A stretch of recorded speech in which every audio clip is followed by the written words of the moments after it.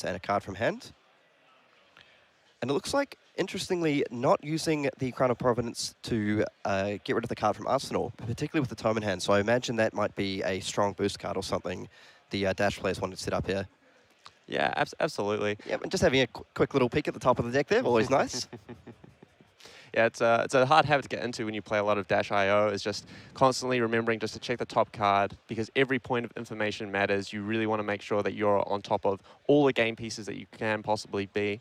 But let's see what Dash has got cooking here. We see a couple of boost cards and a Tome of Fjendal. Hopefully an item off the top, using that Techno Core resource to gain the extra point and really hit the ground running with a nice Tome. Hopefully lay down some boost cards and really get back to pushing some damage. Oh, here we go. We got the red Hadron Collider off the top. We're probably going to see this be cranked. Yep, down to 3 we see. He's absolutely cranking it. And we're going to see that Tome of Fjendal being popped down shortly, I feel. Yeah, I mean, because that's the option, right? You can play it from hand and just, you won't necessarily get the life gain from it, but it still just enables you to have quite a big turn. So, with apologies if the life totals aren't quite correct. We'll just have to try get back to you on those ones, but we'll just continue on as best we can for now. Yeah, unfortunately, the gremlins are still in the system as much as we're trying to purge them, but hopefully we'll have them cleared up after this game. Yep, so we see Dash now has 2 action points, a Hadron Collider on 3 counters, 2 resources available. We'll see if we're about to see some fireworks on this turn. Yeah, absolutely. I mean, you just look at that board. A Techno Core, a Hadron Collider with 3 counters on it. He's got the Tome of Fjendal in hand if he's going to run it out. Oh, yep, there we go. Tome of Fjendal, not gaining a life, but he says, all right, let's see another 2 cards.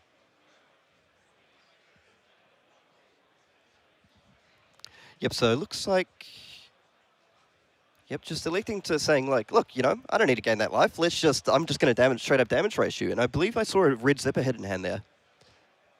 Yep, that's a red zipper hit. Oh, and we've got a red dive through data from Arsenal, boosting away a blue zipper hit, threatening for a tasty little opt. Now, opt normally isn't much of a threat when you're playing against you. You're like, oh, my opponent gets to see 1 more card. It's not too big of a deal. But in Dash IO, if they haven't played an item off the top, that can actually be a very threatening on-hit. Yeah, absolutely. So in this case, because Dash IO has already used the hero ability this turn, not as powerful as it maybe otherwise would be, but still just coming in for 7 damage. That's a pretty good, healthy chunk of damage.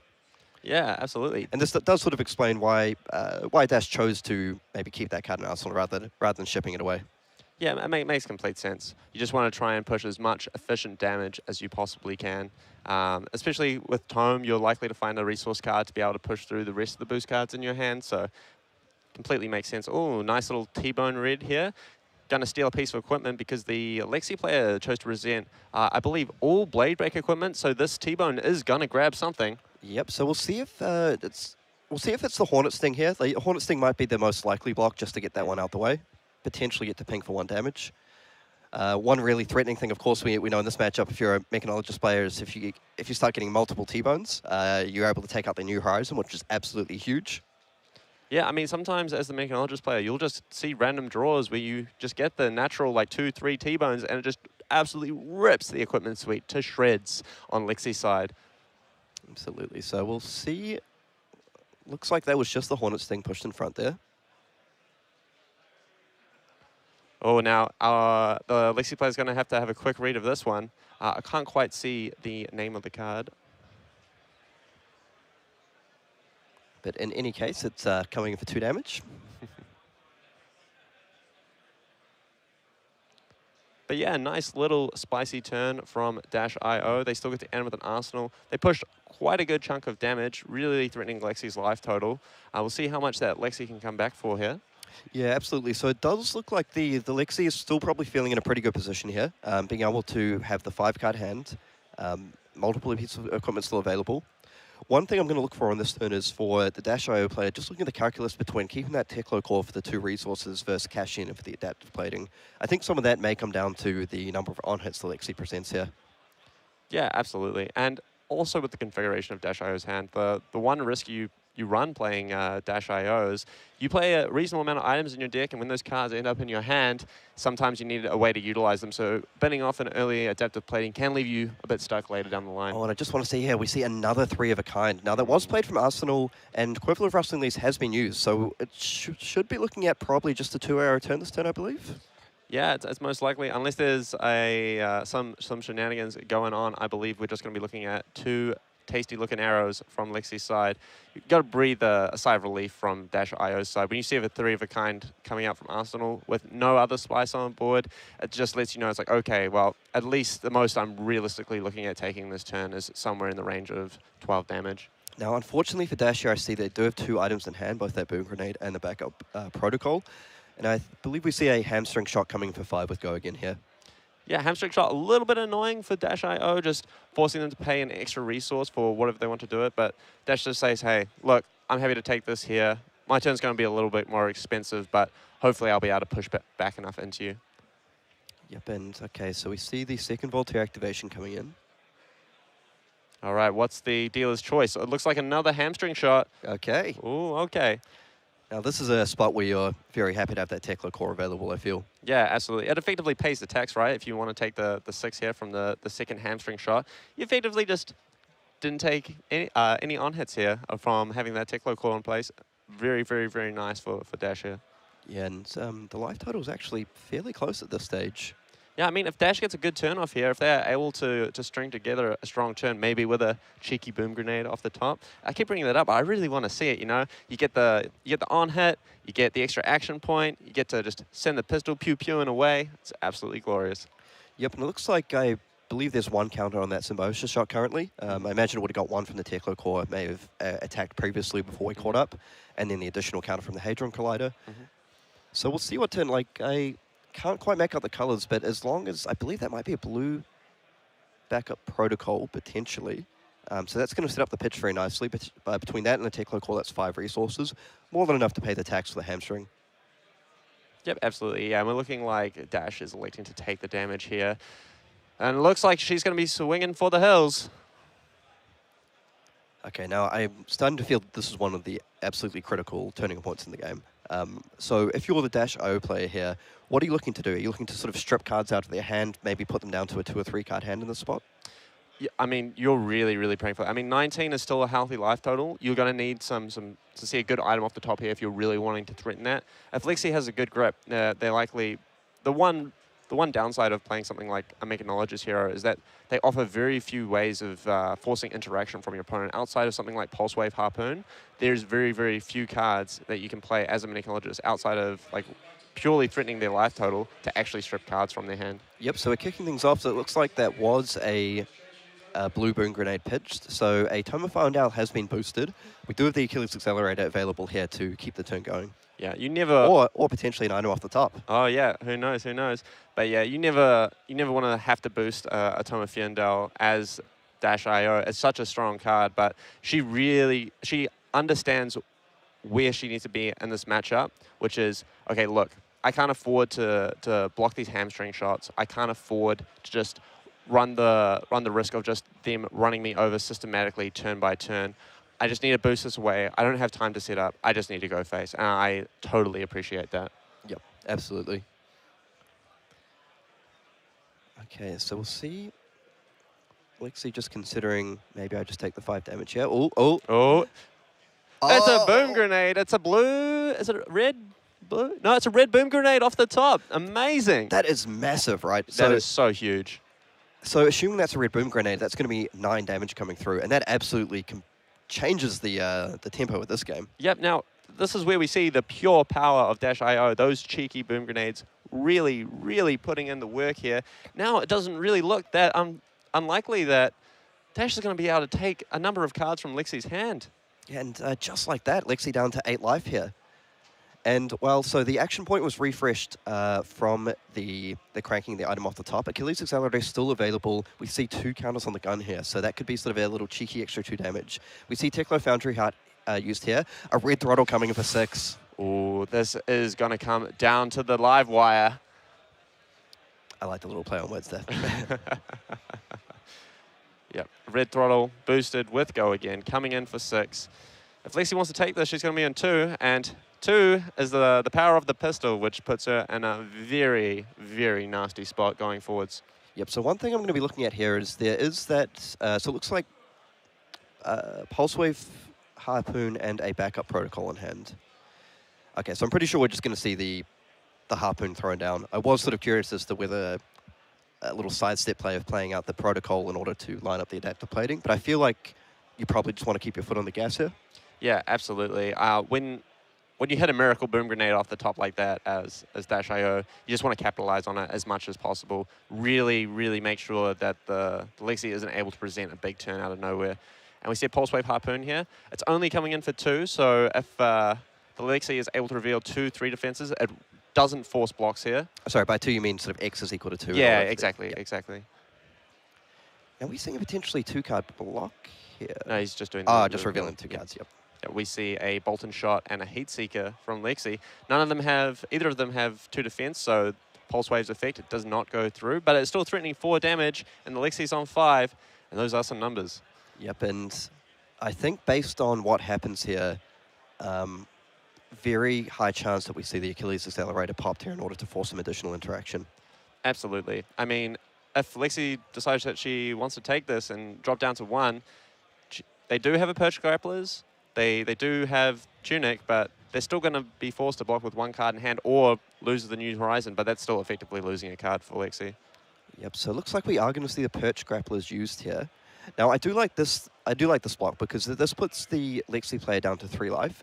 It means that you have the option of just taking the first Symbiosis shot hit, going down to 1, and then forcing your opponent to be proactive and crack the Achilles.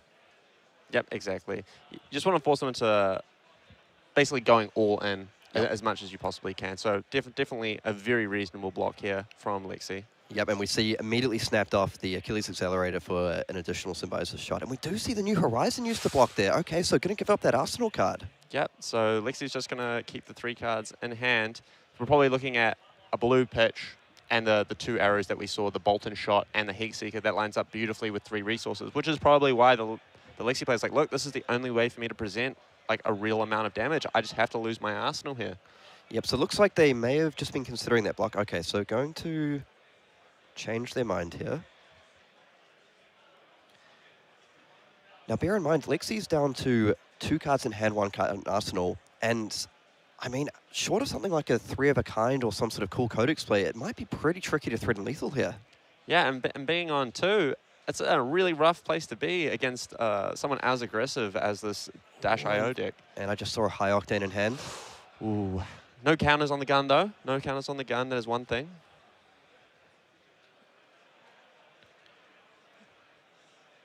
Okay, so it looks like, unless there's anything I'm missing, we're going to be looking at a Heat Seeker going in for 5 into an Endless Arrow for 4. I mean, if your hand is anywhere near reasonable as Dash here, I feel like you really just have to put your foot on the gas. Jacob, you know me. Keep it real, no blocks. No blocks, just send them the bill.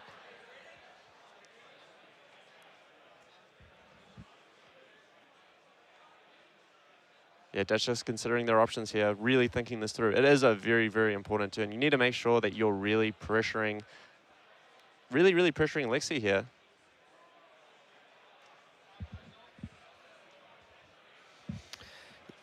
Yeah, so I feel based on, I'm pretty sure I can see at least a blue and a High Octane. And do we have a boost card? Yeah, I believe I saw a 0 to 60. I'm not sure what color. Because we say about keeping the foot on the gas, but I mean, there is still the option, right? If you're the Dash player here, you could elect to potentially put 2 cards in, or 1 card plus your 2 pieces of equipment, defend out the arrow for 5. The issue is you still do then have the Endless Arrow coming in for 4 and probably bouncing back to Arsenal. But, okay, yep, no, just going to take the 5 damage. Yeah, makes total sense. Yeah, if you're committing to blocking this Heat Seeker, that means you're probably committing to blocking the Endless Arrow as well. And letting Lexi get back up to a full grip seems like a very risky play. Yep, and choosing to push in the High Octane on the Endless Arrow there. And that's fair enough. I mean, the difference between Dash.io and, you know, sort of OG Dash with that Symbiosis shot, unless you have a lot of counters on that gun already, the additional action points aren't necessarily the best thing for you. Yep, absolutely. All right, we're going to see a Boom Grenade. Going to get cranked. All right, looks like if Lexi wants to take any damage, they're taking lethal. Yep, absolutely. So we see the Zipper hit coming in for 5. For 4. Still a break point. And crucially here, because that boom grenade was played out, we do have a counter on the Symbiosis shot. And also, because Lexi's forced to block this out, that means that that boom grenade can get galvanized, that adaptive plating we were talking about earlier, for some juicy defense. That's really nice here. All right, Lexi just considering their options. So this is going to be 2 cards one way or the other. By that I mean it's either 2 cards from hand, or it's a card plus the New Horizon, which gives up the arsenal, effectively leaving 2 cards either way.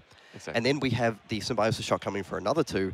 So we're looking at 3 cards being taken away here. Yep, 3 cards being taken away with a very strong defensive piece of equipment turned on Dash's side. It's not looking too hot here for Lexi. Absolutely not. So I feel if you're on the Dash side here, you're just saying, please don't have like blue 3 of a kind. Like that would be the absolute nightmare in this spot. Yep. And we know that's not very likely. The Lexi players already ran out 2 early 3 of a kind plays, so the chance they have a 3rd here, not very high.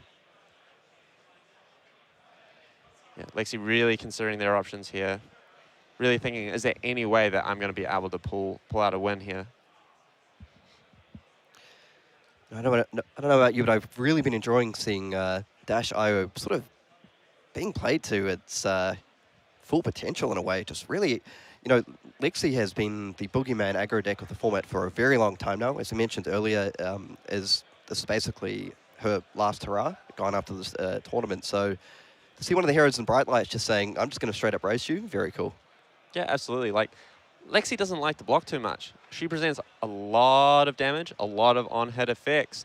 But if you're not respecting those random boost attacks from Dash IO, you can, like we saw earlier, just get eaten up by those boom grenades. It's so much damage.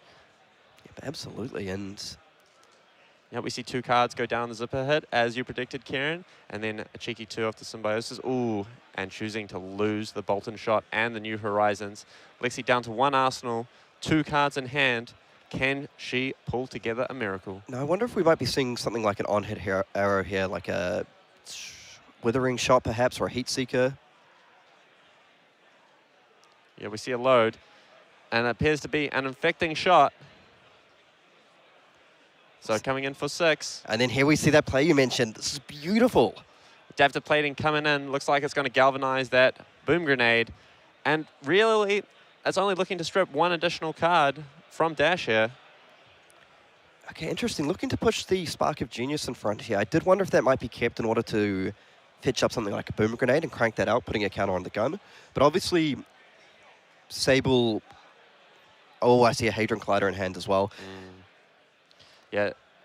Sable doesn't have a lot of defense value in their hand here, so they have to be like really careful, because obviously you need to keep a boost card in order to get maximize Spark of Genius like you'd want to here. And that means that it's a bit tough. If you want to take the 6 here, you're saying, well, I have to kill you this turn, because otherwise the cheeky Blood Rot Pox token that the infecting shot makes will finish the job with the final 2 damage. Absolutely. Yep, Dash really considering their options here. This is the pivotal moment of the game. But thanks to that adaptive plating, they're only going to be taking 3 off the infecting shot, meaning it's not going to push lethal here, even if they want to elect to no blocks it.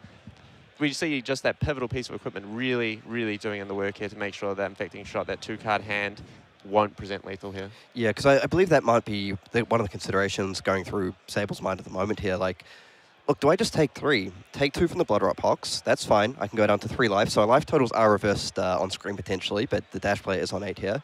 If you're able to strip, say, 3 cards back from your opponent's hand, short of something like a Codex, that's basically going to shut off their entire turn. Yep, exactly. Yeah, and we see that's exactly what Dash elects to do here. Just eat the remainder of the damage, get your 3 points of defense, say, look, I'm just going to probably end up taking 2 from this Blood Rot Pox, but I'm perfectly happy with that. I am going to take some cards from you. Absolutely. So we see the Hadron Collider. That's going to come in cranked. Cranked, get a nice, tasty little morsel of a steam counter onto that Symbiosis shot. Pitching a blue as well, so 2 resources up. Here we go. Boosting a heist. Now, this is a card I love to see in these Dash lists. Heist says, when it hits, you get to play an item from a banish zone. So if you've cheekily boosted away an item or two over the course of a game, that means that you can stick them into play. I think we could be looking at lethal here, because this is going to require a 3-card block. If that Spark of Genius fetches up a Boom Grenade cranked, it's not about the grenade, it's about the fact that you're now on 2 action points, right? Yeah, there we go, just off the top. And you have it, ladies and gentlemen. Dash.io taking down the menace, the last hurrah of Lexi, going down in the first round. You love to see it. And I think we could not have asked for a better start than that for round 1. Getting to see Dash.io, one of the brand new heroes. Sable really demonstrating some mastery of the hero here. Can absolutely see why they made it through to the finals of that ProQuest playing this hero. Yeah, absolutely. Taking down Lexi is no easy feat, as we see over and over again. It has been the deck to beat, and Dash.io has gotten it done. Yep, and we're just looking through, showing the players here, just going through like, oh, you did this, and if I had this card, maybe this would have worked. But yeah, starting things off with a bang in round 1. Yeah, well, as we progress through the tournament, what are some other decks that you're hoping to see moving forwards? Well, I know you and I are both fans of the old Max Nitro. I believe we have a few players in here playing that today, so we'll have a look. Some of the other decks I'd like to see, you know, I'm a Katsu man from way back, so I wouldn't mind seeing a little bit of Katsu pop up on stream. I think we're going to see plenty of probably Dramai and Lexi throughout the event. No, absolutely. Definitely those 2 decks are being main contenders, but I am hyped. I really want to see some Max Nitro this weekend. My new favorite hero coming out of Bright Lights. I know I'm a bit of a Bravo stan. I've got the pin here. The man has a dear place in my heart. I'm in my Showtime suit, but I'm not going to lie, I'm a little bit hyped for Max. He's very much my boy. I love swinging the Banksy. I love amping up the energy, building up my hyperdrivers, and then laying down the beats with that Construct Nitro Mechanoid. Absolutely, and what I might actually do if we have a moment, I'm just going to leave you hanging by yourself for a moment. I'm just going to go have a chat to Sable, our Dash.io player, and see if we can get them on to have a little talk about why they picked up the hero, because I think it's definitely a bit of a puzzle, and it's a difficult one to play. So absolutely, hearing your thoughts about the matchup would be a great idea. Okay, I'm going to leave you by yourself. Don't do anything too crazy. I'll be back shortly. I promise. Well, folks, I'm afraid you're stuck with me, Jacob Pearson, on stream. But yeah, we have so many exciting things happening this weekend at the Calling Melbourne. And, well, since Mr. Classic has ventured away, I'm just going to bring on my fellow game developer, Anthony Barnes. Anthony, would you like to come sit into the booth with me? And just quickly introduce yourself. Hello, hello. My name is Anthony, one of the other game devs, here to be casting more Calling Melbourne. Yeah, absolutely. I will get Anthony on as the rounds progress later on in the day. He'll be sitting down with myself or Karen McKennigat to talk you through all the latest hype plays that have come out of Bright Lights. And what are you hoping to see out there in this weekend, Anthony? I am slightly biased to Fire, so I would love to see like good Fire players make it day 2. Other than that, I think Professor is it's an alright chance. Like we'll see what kind of builds they come up. I'm always interested in like maybe like some like different types of like builds. And, yeah, like, absolutely. Like yeah. There's definitely a few lists I've seen floating around. I think what most people have drifted off towards these days, just because Lexi, being the omnipresent menace that she is so viable, that means that Professor's really had to focus on the fatigue plan with running out the Blue Majestic Evos, really focusing on the high points of defense value just to really grind Lexi into the dust. I agree. But, you know, never know it's a calling, so people come up with the craziest stuff, and that's what I'm hoping to see. Like, any deck, really, but I'm hoping to see something that hasn't really shown up in any of the big tournaments. Also, it looks like Kieran is back with the legendary Dash.io player, and we're just going to vacate the booth, and so we can let them talk you through all the intricate plays that Dash.io can offer. So we'll just get them right in here.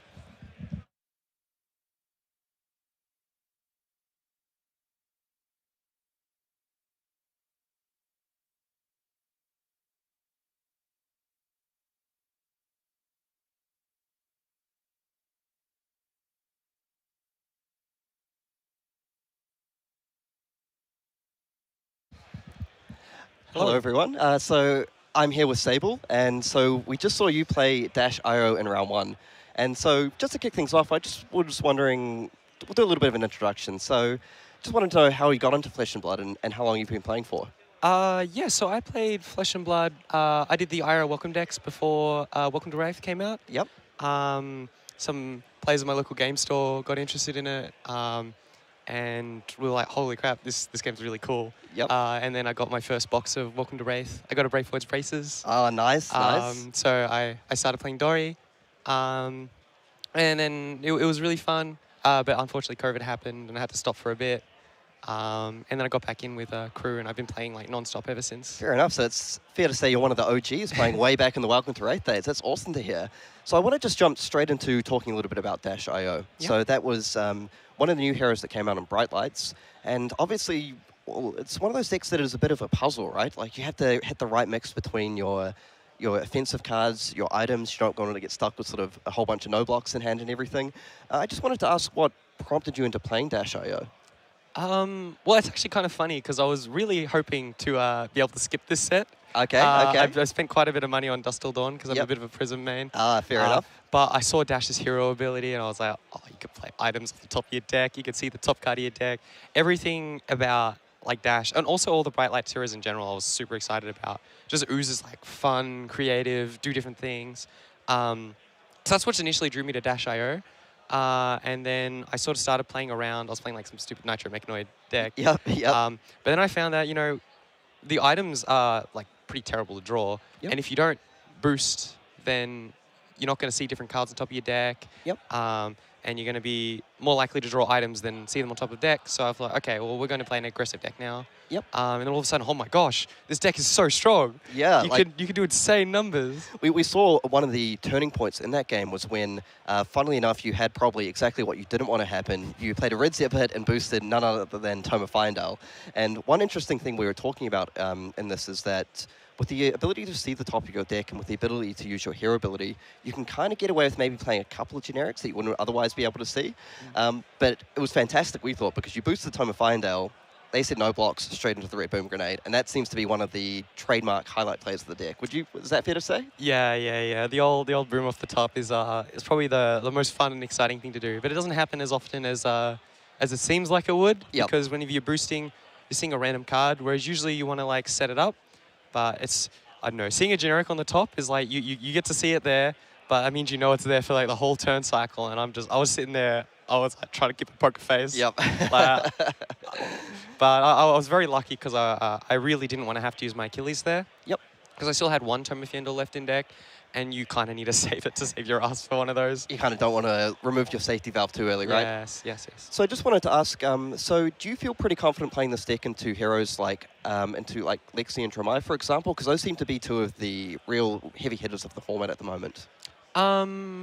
I think I'm pretty even, maybe slightly unfavored into Dramai, just because if Dramai can get started with like a wide board of dragons very quickly using Tome, it's very hard to overtake the value that they do. Yep. But you do present so much damage, and a lot of them are not playing Crown of Providence because Tome's really, really good. Yep.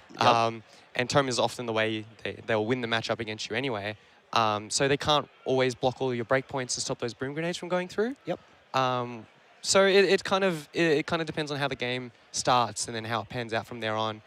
If you can stay on top of the board while also threatening the life total constantly. Absolutely. Whereas Lexi is quite hard, I think. I was a little bit fortunate in that Lexi game. My opponent had a 3 of a kind that he had to stick in Arsenal and could only shoot 2 arrows because he used his quiver the previous turn to survive. And then also he took like nearly 10 damage on the first turn because he had no blocks in hand. I see. And it was just a miserable time all around for him. But I found that, I mean, I did boost a Tome, so that's exactly. And we both kind of had a bit of the low roll there. But And sometimes like you put in the practice, you build your deck, and you just put yourself in a position to get a little bit lucky if you have to. Yes. That's the fun thing about Dash. You can get a little bit lucky, or you can work with the variants. It's so much fun. Absolutely. Now, I think we do have to wind things up because the next round will be starting shortly. Thank you very much for joining us on stream. Thank you very much for demonstrating Dash.io to the world. I absolutely loved watching that first game, and good luck for the rest of the tournament. All right, thank you very much. Thank you.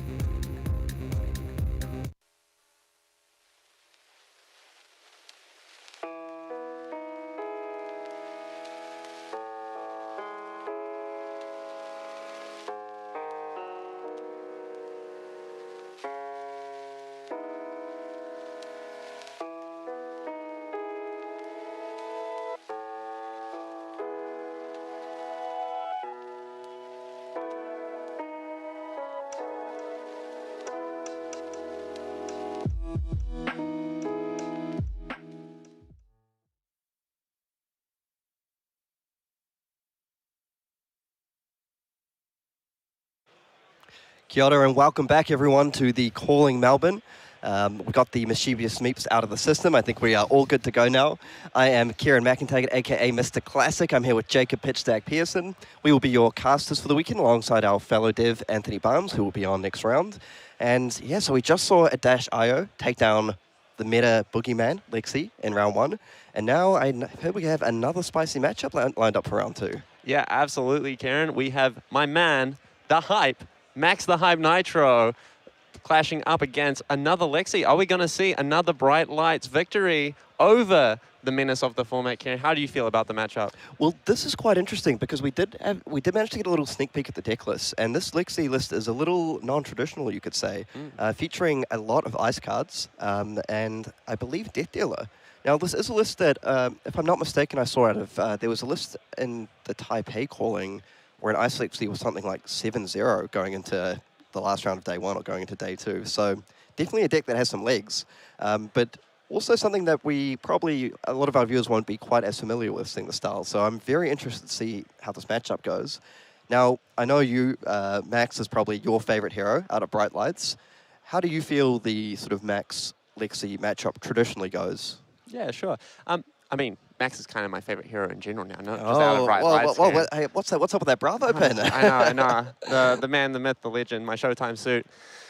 But he does have a special place in my heart, but nothing tickles my fancy like Max the Hype Nitro. And what we can expect to see in this matchup is typically it's just a race to the death. Max just wants to pump out as much damage as possible early, forcing blocks from Lexi, because once they can get down to the realm of trading, Max plays very, very well because of all of its resource manipulation off of all the hyperdrivers. It's able to really efficiently trade into Lexi in the late game and other aggro decks like Phi and your favorite Katsu.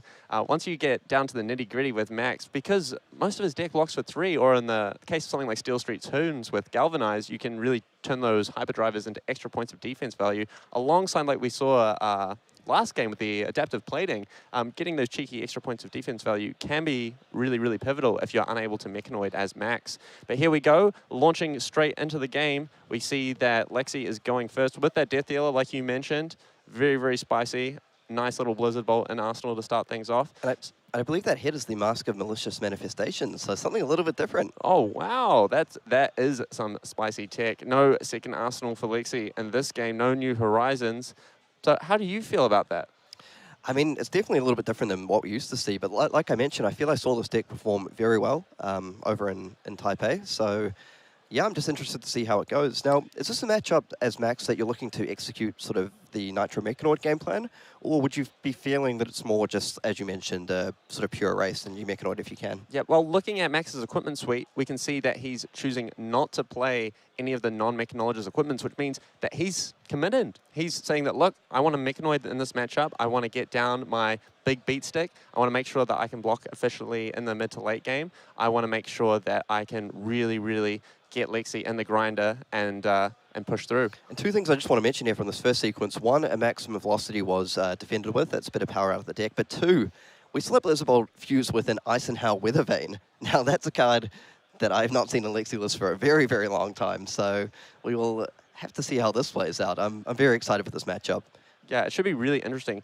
Max is really, really good, like I mentioned earlier, at resource manipulation, which typically means that it has a reasonable matchup into ice decks like this Lexi list that is a bit less aggro-orientated and more focused on disruption. Because Max and his hyperdrivers, he's able to play off of 1, 2, 3, 4, or 5 card hands like pretty reasonably, and gets to play around a lot with the resource mass, which can really, really help when you're facing down frostbites for sure, while you're still able to present reasonable amounts of damage. I feel like Max is, if I had to take a stab in the dark, I feel that Max is reasonably favored here. Yep, and we see that crankshaft coming in for 5, boosted. So just kicking things off with, we'll probably see, as you like to say, a bit of a crank and bank. Yeah, absolutely. He's going to most likely just crank a hyperdriver using Max's hero ability and take him to the bank with a good old whack from Banksy. Now, Banksy's a really interesting weapon because it seems a very innocuous on-hit effect where it's just like, oh, you just get like 1 counter on a hyperdriver. But the thing is, if you let Banksy tick along, if you let that Banksy hit turn after turn, Max just begins to snowball. one resource turns into two, two resources turns into three, and when you have all of those resources at your disposal, you can piecemeal together some absolutely wicked turns. Yep, and it looks like we've seen the max hero ability used here. Looks like choosing not to crank that here. Okay. He's just really, really valuing the setup. I mean, it makes sense. Like, if you feel like you really have to Mechanoid in this matchup, you're facing down like a very ice-heavy Lexi list. He's just saying, look, I need to make sure that I have the resources to make my turns function, which completely reasonable. And I mean, Lexi's, without the access to Voltaire, can only realistically like pump one good arrow turn unless they've got something like a Bolton shot. Yep, and we see, yep, the Ice now with a Vein revealed. That's going to make a Frostbite. And I believe that was a yellow. So if this is, if the Lexi player is able to fuse an Ice card here, that's going to be an additional 3 Frostbites. So definitely looking to slow down that max player a bit here. Yeah, absolutely. And we're seeing that decision from Aaron there on the max side, just probably going to pay dividends here, just making sure he's keeping that hyperdriver around for more than the one use. Yep. Yeah, we see a Blizzard Bolt come in for Lexi, threatening an on-hit of yet another Frostbite. So if this is successfully fused, oh, it looks like a Weave Ice is coming through. That's going to be +3 and Dominate if he gets the fuse.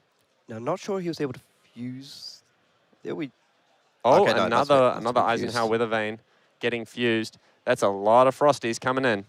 Yep, and one thing we need to mention as well is the Shock Charmers here. That interacts very nicely with things like Blizzard Bolt, because it's whenever these things deal damage. So if he's able to trigger it multiple times, we could see multiple Frostbites coming down. Yeah, absolutely. I mean, he's already got 4. What's it's another couple, right? Yep. So coming in for 8 Dominate, 4 Frostbites already, another Frostbite for threatened on hit, and potentially additional Frostbites from the Shock Charmer. Yes, we could be looking at seeing as many as 6 Frostbites, which means that Aaron's going to need at least 2 blues to even play a 0 cost. Yeah, we'll see if Aaron... We'll see how conservative he is with his equipment here. I feel, in my mind, he may wish to save that equipment for maybe that critical pivot turn where he's looking at the board saying, look, if I can... I've already got 4 Frostbites this turn, like you mentioned, what's another couple? Maybe he's waiting for a turn where there's only, say, 1 Frostbite presented, and he's able to think, if I push everything in here, I get to have a full turn. Yeah, exactly. I mean, you're not really going to be able to do a whole lot with Max, even if this was fully blocked. 4 Frostbites is quite a significant number. We see a red recharge being blocked with. A very key card in Max that might look a little knocked on the surface. It's a 1-cost action card that says the next attack you boost gains +4 power, and you get to put a steam counter on a hyperdrive you control, really helping with that Max game plan of trying to snowball resources together. But unfortunately, he's not going to be able to get it off in the face of this many Frostbites. So one interesting thing here is he chose to defend for 2 only against Dominate attack, keeping a full hand. So I wonder if he's potentially got something like 2 blues and a zipper hit, which would allow him to sort of fully pitch in, get rid of those Frostbites. Yep. I'm a genius. Yeah, absolutely correct, Karen. He comes in for a nice 5 boost, gets a jump start, gets a resource from the hyperdriver, and that 1 resource with Foundry Heart can turn into 2, and 2 resources can turn into another hyperdriver. Yep. So looks like Aaron's sequence has turned very nicely here. We're probably going to just be looking at the Foundry Heart into another hyperdriver. Yep, absolutely. Yeah, now we're seeing the resource manipulation of Max coming in really, really key here. Like I was saying before, like those Frostbites, yeah, they're annoying, but when you have alternative ways of generating resources like these hyperdrivers, they really don't seem that bad a lot of the time. Yep, and a bit of a heads-up play there, maybe just choosing not to crank that hyperdriver on turn 1, like you mentioned. I can see there a Big Bertha in the banish line, a new boost card from Bright Lights, very nice for keeping those hyperdrivers live. Yep, not a card you want to see banished off the Tekla Foundry card, but definitely one you want to boost. Like I keep whirling on about, keeping those hyperdrivers tanked up with lots of steam counters is really key to Max's ability to snowball the game into like really, really big damage turns. And Big Berthas, Crankshafts, all those cards are really, really key for that, which is why we see Max playing these slightly undercurved cards when you compare that. Like if you look at a Red Throttle, for instance, Red Throttle is a 2-cost 6 power boost card. And then he's playing things like Red Crankshaft, which are 2-cost 5 power boost cards. So I'm just going to jump in here. We see the Mask of Malicious Manifestations being used here immediately. So it looks like he's going to dig for that arrow. Okay, there we go. got the Chilling Ice Vein. So I believe there was a red Eisenhower Weather Vane played here. Now, the other decision about choosing not to crank that Hyperdriver on Aaron's first turn is maybe he could look to cash in that one counter Hyperdriver on the adaptive plating here. Maybe a little bit early, but he does have that option available to him. Yep, absolutely available. Not really something you want to be doing as Max, though. Like I said at the start of the game, because he presented the full suite of Mechanoid equipment, that means he's most likely trying to construct a Nitro Mechanoid here, and that means that that is truly a emergency reset button, basically, on the game. It's saying, look, I'm in a bad enough spot where I think I have to rely on my boost attacks to get me over the line. So that's sort of a break-in case of emergency style card here. Yeah, exactly. Okay, so we see a Chilling Ice Vane coming in for 8. It has been fused, revealing yet another Eisenhower Weather Vane. 2 resources available for the Shock Charmers here. Yep, so Aaron's going to have to lose a card from hand as well and be locked down by a bunch of Frostbites. Very, very nice sequences here from the Lexi, managing to line up 2 red Weave Ice with Eisenhower Weather Vanes with a Ice Fuse Arrow. Very, very nice for Lexi here. Yep, cool to see the power of this deck coming through. So it looks like a blue Throttle's going to be pitched to pay the tax for the Chilling Ice Vane. Yep, and he's starting his turn with 5 Frostbites. So Aaron has to have 2 blues in hand and have a 1 cost or less card in arsenal if he wants to make a play here. Let's see if he can recreate what he did last turn or if he's simply just going to have to pass back. Yep, yeah, it looks like he doesn't have enough resources. He's saying, look, I don't have enough blues to make this turn happen, so here you go. Respin.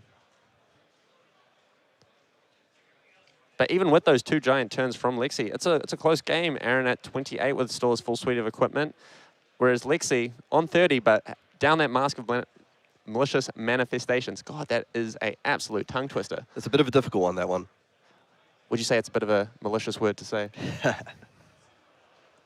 All right, we see another Eisenhower Weather Vane for Lexi. Do they have the Ice Fuse Arrow to keep the Frostbite army ticking along? Oh, and we see a Rain Razor's pitch, saving that one for later, possibly. Yep, throwing down the Eisenhower Weather Vane. All right, what arrow's coming after? So I believe Aaron will be hoping not to run into another Weave Ice here, because I feel he's not too worried about just sort of placing his whole hand in front of it. It's more when the Dominate damage comes over and he doesn't get a turn back. And just as I say that, the Caster Curse. The Caster Curse. He's 3 for 3, this Lexi player. Golly, he is doing well to line up all of these Weather Vanes with these Weave Ice, with the Fuse cards. Okay, so into the 3 of a kind here. So I believe what... so one thing is here, he's going to be able to most likely fuse that Chilling Ice Vane and have a lot of resources available for the Shock Charmers. Yep. So, and it's going to have Dominate, so it looks like Aaron's not going to have a turn yet again. Truly seeing the power of the more icy style Lexi coming to play here. Okay, so I'm feeling a bit of deja vu. Another 5 Frostbites, another Chilling Ice Vane coming in. Yep, but this time he's got a lot of resources to pump into that Shock Charmers. So this one's coming in for 6, so it does open up the option of something like a Teklo Foundry Heart plus Arms plus Card Block. We'll see if he wants to go with that. I think his hand would have to line up nicely with enough blues to get around the Frostbites to go with that line. Yeah, exactly. He's still staring down 5 Frostbites, which is a substantial amount. Oh, we also have a Steel Street Hoons in hand for Aaron, which means that he could potentially only lose the block value on the Teklo Foundry Heart if he wants to give up his Hyperdriver with 1 counter. Yep. And the other part to this, we did see an Icequake revealed off the fuse there. Yep, and we see Aaron defending with a red Rev-Up, deciding not to throw in the equipment. We'll see how many cards that are going to get pitched to Shock Charmers here. Yep, we see that Icequake that you just mentioned, Kieran, being pitched away. Yep, so it looks like we have 2 triggers, or 2 or 3 triggers. I'm just trying to see how he's representing that fully here. Yep, looks like it's going to be 3 triggers. 1 from the on-hit. And 2 additional. Yeah, That's 2 how he's, okay. Yeah, exactly. So he's forcing Aaron to lose a blue from hand here. Now, it looks like Aaron might have the blues in hand to be able to make a play with 5 Frostbites here if he wants to. But again, he just might not want to lose the counters on the Hyperdrive. Yep, we're just seeing him say, look, that's fine. Can you do it again? Yep. Now, it can be very frustrating playing with the Ice deck, saying, like, come on, just give me 1 turn, please. Oh, and there's the red Icequake. He must have had 2 because we're starting out with a nice flip up in Arsenal. Give your opponent a Frostbite. But can he line it up with Dominate? like we keep saying, Kieran, if Lexi doesn't line these up with a way to give the arrows dominate, they can really, really struggle to push through. Okay, so that's the Blizzard Bolt coming down. So we're going to be looking at, I believe, and another Weave Ice. And a Pulse of Volthaven. That is a big arrow. So we're looking at, what, 8, 12 plus the Weave Ice, 13? Yep. If that's a blue. It's really demonstrating the power of the ice cards here. Yep. Yeah, when it lines up well and is very, very, very hard to play into. The one nice thing about playing maxes is even with a big life deficit, you can really, really come back in the late game if you're able to stick a Mechanoid. Just such a huge amount of block value. It can really, really play around Dominate very nicely. Yeah, we see Aaron committing 1 card from hand here against the Dominated Arrow. It's a red Pulse Wave Harpoon. So that should just be 2 Frostbites on hit here, I believe. Correct, yeah. 1 from the Icequake, 1 from the fused Blizzard Bolt itself. So yep, we see 3 Frostbites on Max's side of the table. 14 plays 30. Yep, so we'll see. Aaron should be able to... Wait, did he just pass back there? No, it looks like...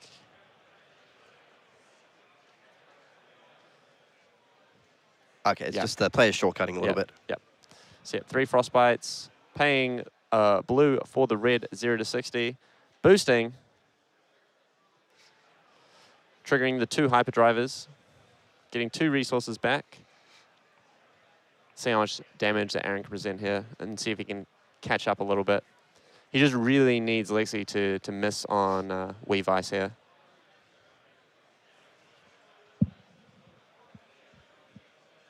Yeah, so we're seeing the 0 to 60 coming for 4, so we've cleared away the Frostbites, 2 resources available now. Oh, and is that a Blizzard? Yeah. Looks like Aaron has the yellow in hand to pay for the Blizzard. So it looks like that may have been done in response to the Hyperdriver trigger. Yeah, exactly.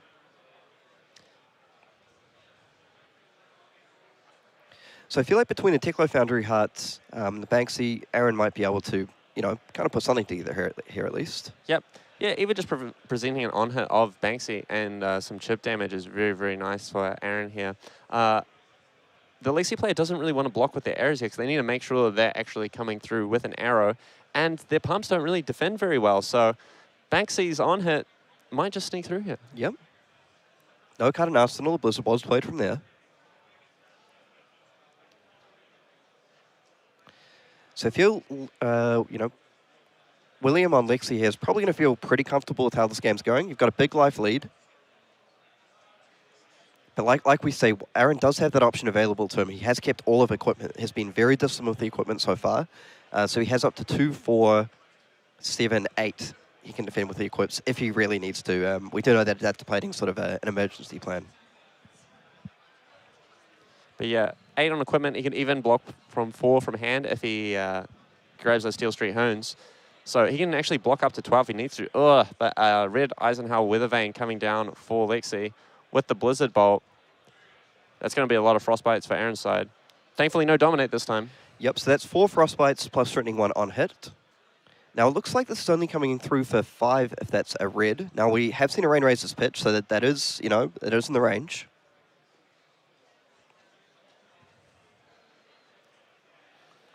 But that's the thing here. If Aaron Hands lines up a 1-card block plus equipment, does open up a very nice turn for him if he has the blues. Yep, if he has the blues, exactly. That's really what it comes down to here. Maybe very nice is being a bit too generous, but a turn. Yeah. He gets to present some damage. That's the thing. This Lexi player, in order to be able to present these turns, really needs to keep all of their cards in order to be able to present these kinds of turn-off turns to Max.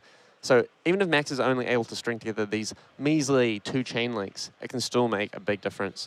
Now, I do believe that's 2 red Blizzard Bolts and perhaps all 3 red Eisenhower Weathervanes played now. Mm-hmm. Yep, that's correct.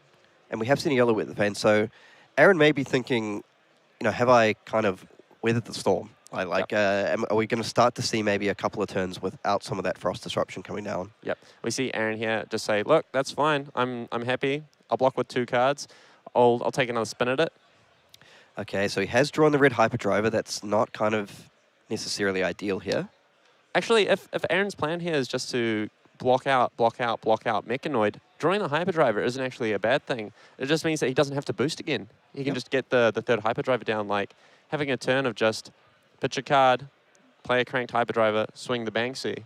More than reasonable. Okay, so it looks like the Cold Snap has been played down. Yep, absolutely. I imagine that will freeze the Arsenal, unless I don't think Aaron's going to try pay for that here. No. I'm really curious to see what Aaron has in Arsenal here, because if he has a Construct Nitro Mechanoid in Arsenal, because that Arsenal's been sat there for a while, that could really, really shake up the game if the Lexi player isn't able to pump enough disruption. Yep. Okay, so we see a Chilling Ice Fan come down.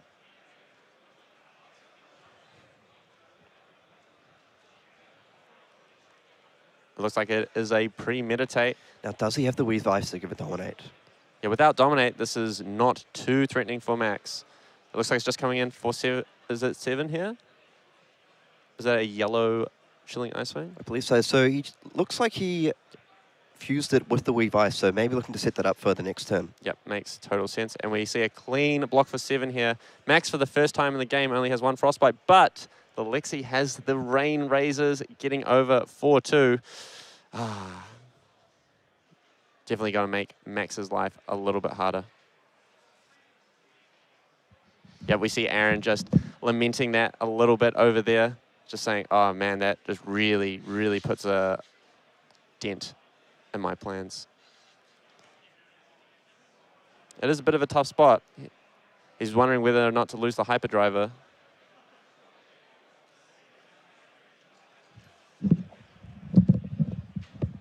This is a really pivotal decision here for Aaron.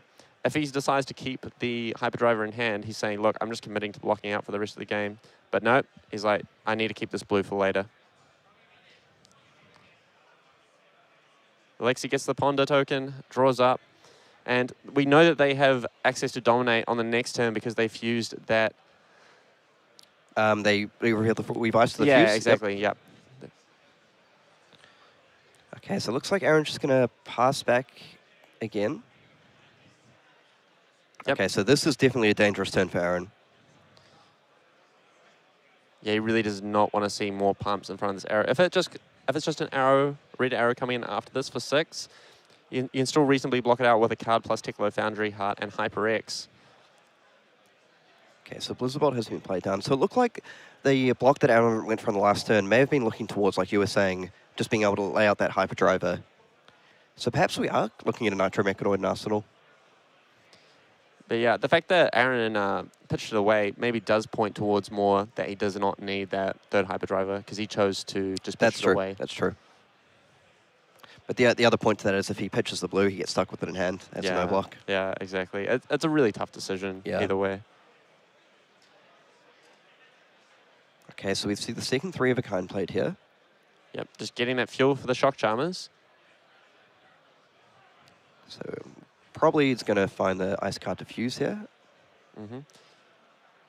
Only coming for 5, though. That is a very blockable number for Max. Oh, wait, no, it's... Is it a blue Weave Ice? Yep. It is a blue Weave Ice, so it is 5. We see the Teklo Foundry Heart coming in. Yep, Max blocking with another card from hand. Okay, so I feel like this, in my mind, is going to be the turn that Aaron may look to pivot slightly. How do you feel about that? I mean, he's choosing to block with the big block on the chest plus 1 card from hand. I mean, I guess he already has pitched 1 card, so... Yeah, it's not like he's going to have a massive turn here. But like we mentioned previously, just being able to even up the life totals here and hope that Lexi isn't able to present another source of Dominate to him will put him in a reasonable spot, I feel. I believe we did see the red Icequake revealed for this fuse, so he's going to be aware that there is going to be a fair bit of damage coming through next turn. I think from Aaron's side, what are we looking for him to do here? Do we want something just like a, like a red Zipper hit or a red Throttle, utilize some of those resources in the Hyperdrive as just into a Crankenbank, maybe just try present 8-ish damage? Yeah, exactly. I mean, Lexi really can't respect Max's damage at this point. They just need to make sure that he is nailed down and unable to string together the big turns. And part of that is just taking the damage. So we're really just wanting to see Max present as wide a turn as possible. I mean, looking at a 3-card hand with 2 hyperdrivers, the most he can realistically push here is maybe like 2 zipper hits and a crank and bank. Yep. Now, one thing here is because the 3 of a kind was played, there's no opportunity to play something like a Rain Razors, so maybe Aaron felt pretty comfortable pushing in the chest here. Yeah, exactly. It's a very, very safe block. Oh, and heading off the quiver of Rustling Leaves, finding that arrow, that's very nice for William here. I'm actually slightly surprised to see Lexi do this, because being able to give the max player a free Frostbite from turning up a face-down ice card in Arsenal is quite nice, but maybe he just didn't see an arrow off the 3 of a kind. He's like, look, I need another chance of seeing this. I just caught a glimpse of the hand there. It saw it was, I believe, a Icequake plus a pump plus a non-arrow card. So probably just really wanted to maximize the chance of being able to hit it. And here we see, okay, that's basically what we were talking about, the red zipper hit being played here. So going to have plenty of resources left over. Yep, he's going to have exactly 3, which is enough for a crank and bank, if that's what he desires.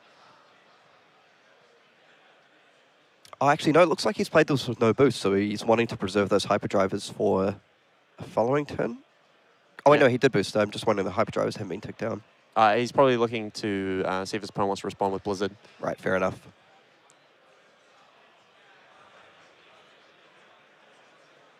Yep, we see Aaron with 3 resources there. Down to 1 hyperdriver, coming in for 5.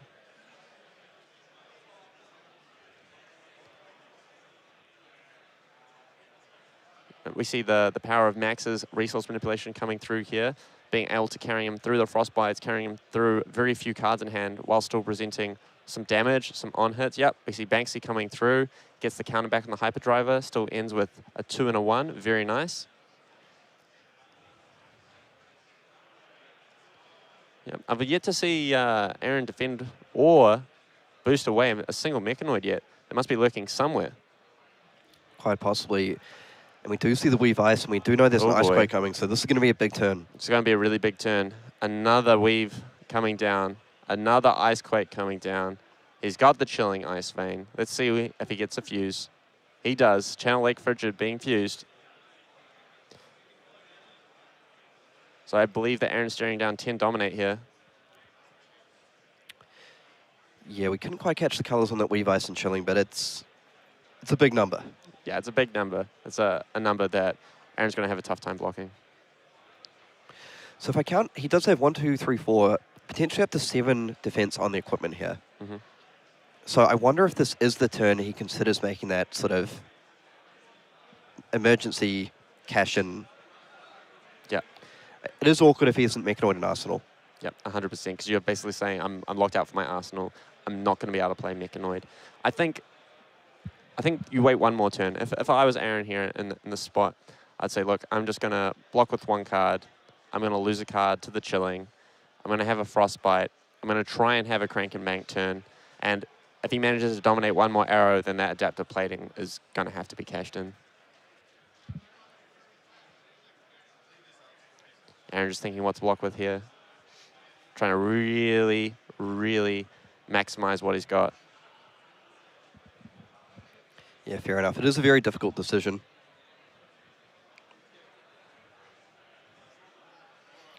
Yep, we see him. Ooh, a red 0 to 60 going down. Well, that's one of your premium boost cards as max. Must mean Aaron has quite a good hand here.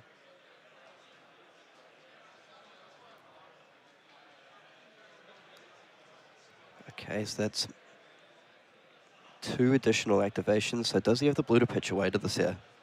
Yep, He see does. a blue zipper hit. He's also going to get a Frostbite. He's taking Alright. 7 damage here, down to 5 life. Yep. But that's a lot of Weave Ice has gone from Lexi's side. We've seen turn after turn after turn of them come through, and they don't really have many more ways to dominate, so...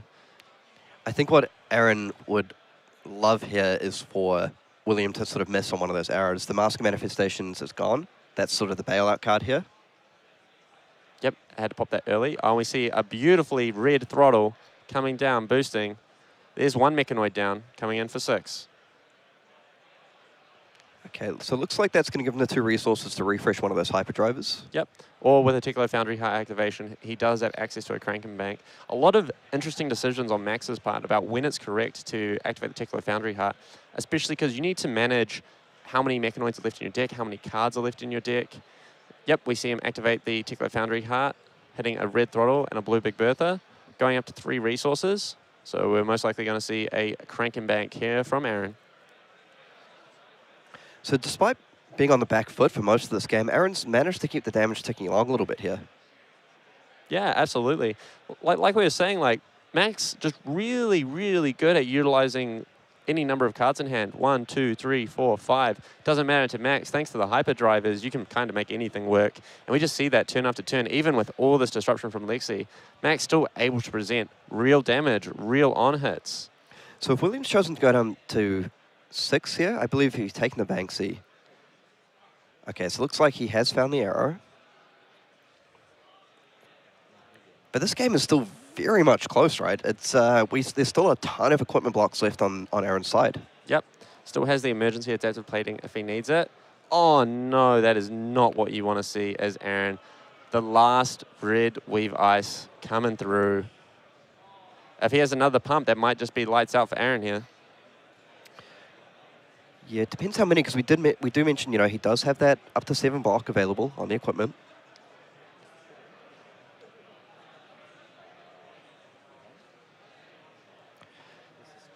Okay, so that's going to be coming in, presumably fused. So this will be 7 Dominate. Now, interestingly enough, 7 is not 8. So Aaron, if he wants to, can still choose to keep the adaptive plating.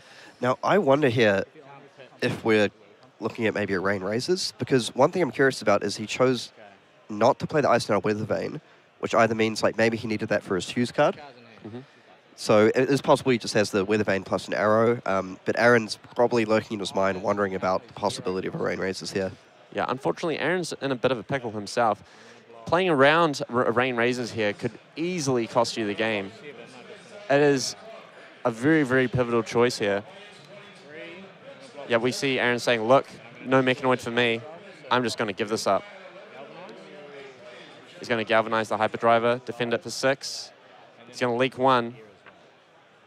Oh, he's also choosing to throw in the Tickly Foundry Heart, fully defending this Frostlock. Oh, he is choosing to play around the Rain Razors here. Okay. Yep, he sends in the full fridge. He's saying, look, I'm going to overlock this by 1. Rain Razors is not going to do it, mate. Rain Razors is only going to put me to 1.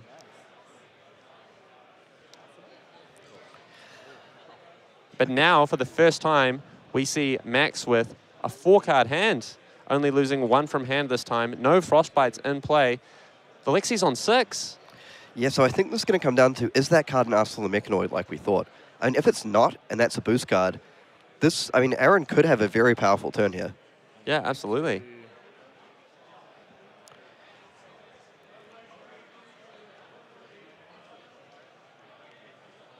Obviously, we're hoping not to get blown out by something like a blizzard, like we've already seen. Yep, red crankshaft coming down, pushing 5, boosting a 0 to 60. Coming in for 5 go again, so this triggers goes to. Well, there's I only don't one. think I saw an arrow in Lexi's hand. Interesting. We see a Pulse Wave Harpoon in hand for Max. So assuming that's a Nitro Mechanoid Arsenal, maybe the Max's plan here is just Crankshaft boost, Pulse Wave boost, Teklo, make a hyperdriver for my follow-through. Yeah, we see the Lexi throwing in the Tunic here, just cashing it in for that 1 point of defense value. Max pushing 4, boosting a Steel Street Hoons. He's going to see what's up. The Lexi player has to reveal 2 cards. So you got to reveal both cards. Yep, so Aaron just saying you do need to reveal 2 so I can choose. Yep. Yeah, and I think he... Yeah, he definitely wants to choose that Weave Ice. So that blocks, Yep, also throwing in the Purchase. Yeah, we see, like I said just before, Teklo Foundry Heart coming in, going up to 2 resources. And there is another hyperdriver for Aaron. Does not have access to Mechanoid now, having blocked with the adaptive plating. However, I'm pretty sure there was no arrow. That's why Lexi chose to commit the cards that way. But are they able to flip up something to make a frostbite? They are. Yep. Taxing Aaron for 1 resource. But all of a sudden, this is incredibly max favored if this is just past turn here. Yeah, absolutely. Max really turning the corner here, threatening cards from Lexi's hand. We do see a 3 of a kind from Lexi, but that means that they need to keep 2 cards here. If Aaron's able to push 12 damage on this turn, then I think we might see him pull away with the game. Yep, so this is a critical turn. Aaron's really got to think through this one. This is his opportunity to push through. So obviously the one Frostbite in play. He does have 2 Hyperdrivers, has access to the Teklo Foundry Heart. Yeah, and the longer that card stays in Arsenal, the more I think it's a Construct Nitro Mechanoid, which is Yeah. really not what you want in your Arsenal here as Max, having pushed in Adaptive Plating.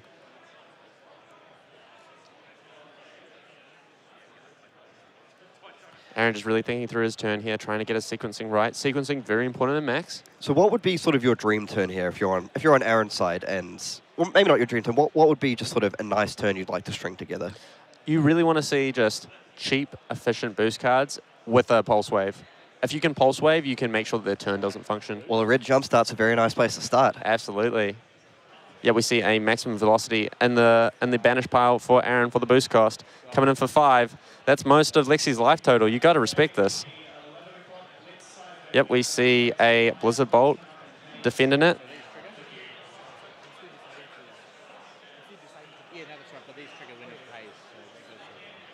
Yep, we see the players just making sure that no shortcuts being given. Unfortunately for Aaron, I do see a Hyperdriver in hand, I believe. Probably not what you want to see on this turn. No.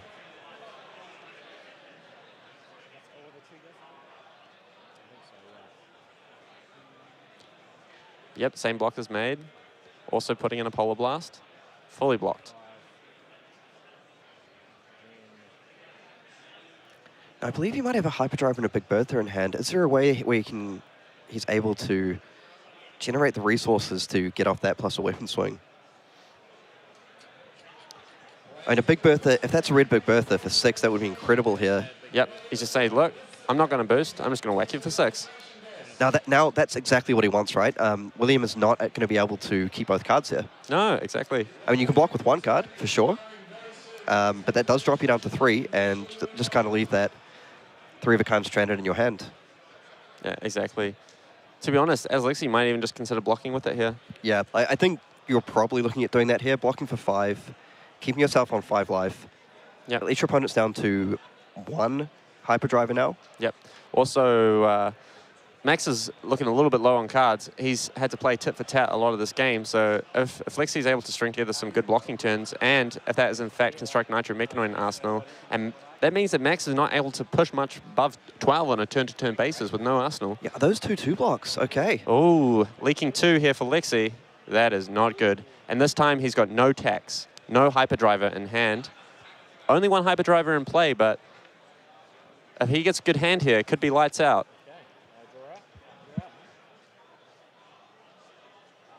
All right, let's see what Aaron's got. Oh, nice. A red rev up for Aaron. That'll be coming in for 6. As when he plays it, he still controls the Hyperdriver. So even though this Hyperdriver will be getting destroyed from this boost, the rev up will still get the discount. And I believe I saw a 0 to 60 in hand. That's very nice as well here. Yep. Might have been a blue. Obviously, Aaron would love it to be a red. But even as a blue here, being able to string together another couple of boost attacks. Yep. Yeah, we see Lexi saying, look, I'm going to take 3 here. Maybe just considering what the play is here. So it looks like a T-bone and a 0 to 60 in hand. Can't quite make out the colors. It's red. And wait, if the life totals are updated, is he on 1? Yeah, he should be on 1 here. Followed by 4, it's 2 cards. T-bone boost, that's another card. And then Teklo Crank Bank. This could be it, as Aaron pulled it off. I'm amazed that Max is being able to pull it back here. After those first couple of turns, I thought it was absolutely hopeless.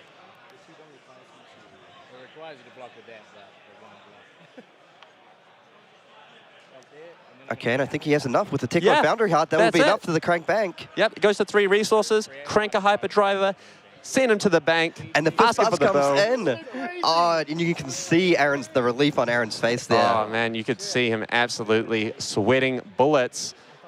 But hey, that's it. What a fantastic game of Max versus Lexi. Wow, two absolute bangers to start the day, Kieran. What a fantastic day for Flesh and Bloods, and really, really showcasing the power of these bright light heroes, really getting the job done. Absolutely, and we'll see if we can maybe get Aaron over here to have a quick chat. Maybe we'll let you do this one as I believe you're the Max specialist. But one thing that really struck me throughout that game is you continue to talk about the resilience of Max, how he was able to play off minimal resources at times, using those hyperdrivers to get around the tax effects like the frostbites.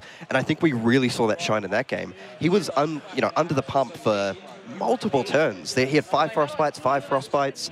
He was just sort of hitting like multiple turns where he just had to pass with 1 or 2 cards in hand, getting dominated for a lot of damage.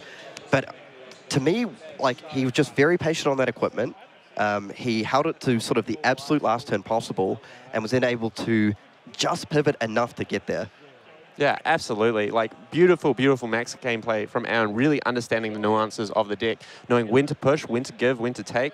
A lot of Max's situational awareness, doing what your deck tells you to do. Oftentimes, your game plan will have to change game to game. Even one matchup can be played 6 different ways depending on what you boost, what cards you see in hand, how early you see your hyperdrivers, whether you boost those Big Berthas or those crankshafts to begin snowballs. Yep. All these little things will add up to an amazing game. And like we saw, the Ice Lexi getting taken down by Max Nitro. We're going to try and get our friend Aaron in the booth to have a quick chat about his deck. So we'll leave you there as we cut away. Yep, I believe we have him coming over in just 1 second. One final thing I just want to talk about very quickly before we move over is I think one of the critical turning points in that game is when Lexi got stuck with that no arrow hand. And that can be one of the gambles you play with this type of deck, which runs a lower arrow count. But it just felt that was the turn they were required to block out, not present damage back. And then Max is just very consistent. It's very good at doing what it does well and just continually putting the pressure on, and stringing together that Big Bertha turn just to shut down the 3 of a kind. But with that being said, I believe we have Aaron coming over here. We will just get him over in about, looks like 10, 15 seconds.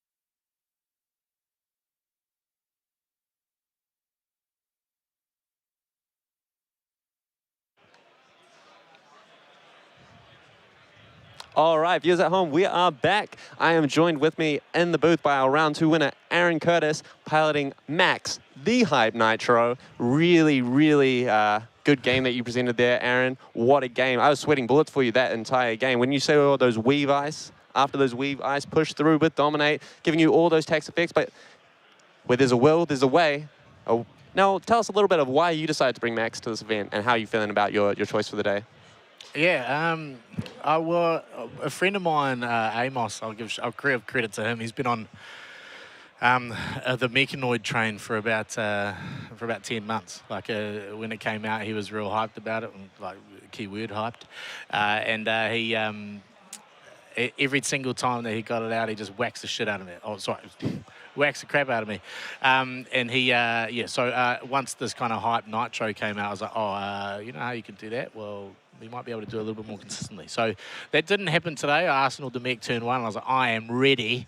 And then I just got iced the house down. So I actually don't understand how I got out of that, which was cool. But no, Max was came from Amos, so I appreciate you, Amos. And then, yeah, that game was wild. I hope you enjoyed it. That was that was an absolutely beautiful game. We were actually talking about the Nitro Mechanoid being stuck in your Arsenal. We didn't see it in your opener, but after turn by turn went by and that card in Arsenal didn't change, I had a sneaking suspicion of what it was. But how do you feel about Max's place in the metagame at the moment? How do you think he fares into things like Dromai and an Icelander? How do you feel about him as a hero moving forwards?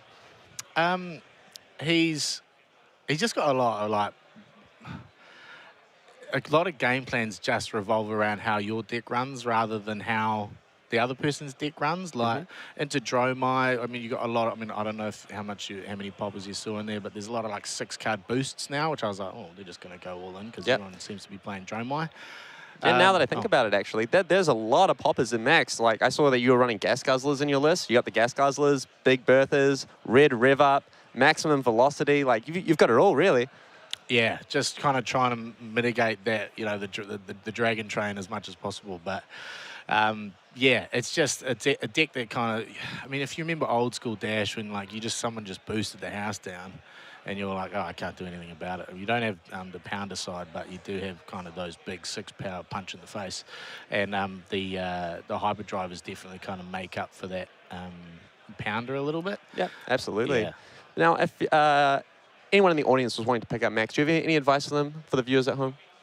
Play it heaps, man. Oh, my goodness. I've moved from Banksy to not Banksy to Banksy to not Banksy, and just like the deck just seems to either, the more you play it, the more it seems to just kind of figure itself out. Like, oh, Mechanoid is great, like if it works, but at the moment, I haven't Mechanoided once, and we're 2-0, so...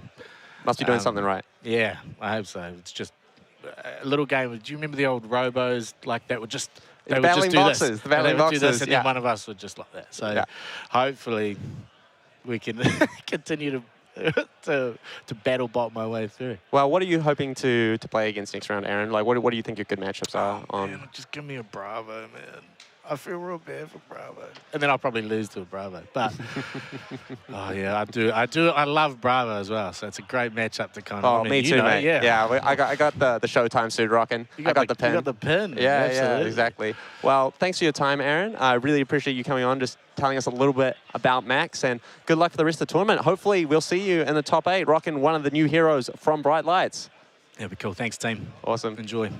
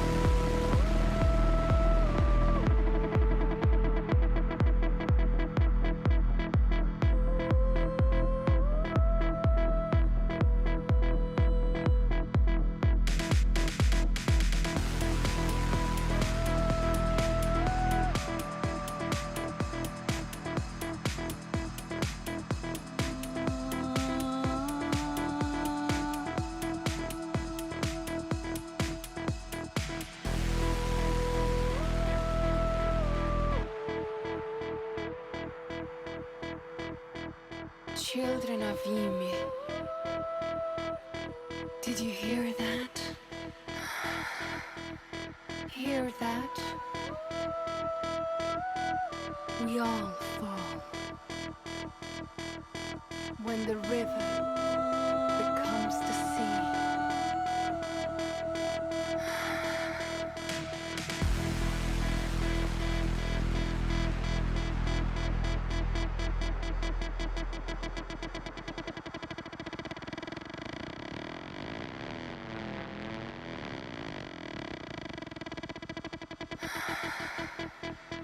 We all fall.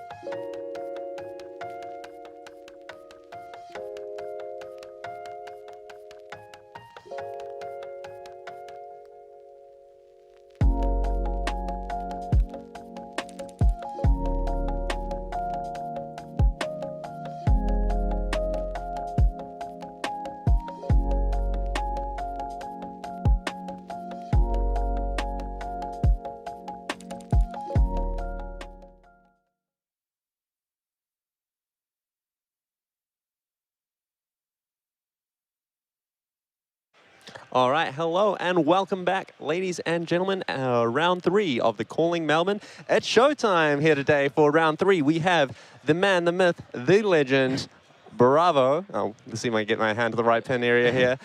Versus Levia, Shadowborn Abomination. Absolute hell of a matchup. Really, really interesting. Both big beaters of decks.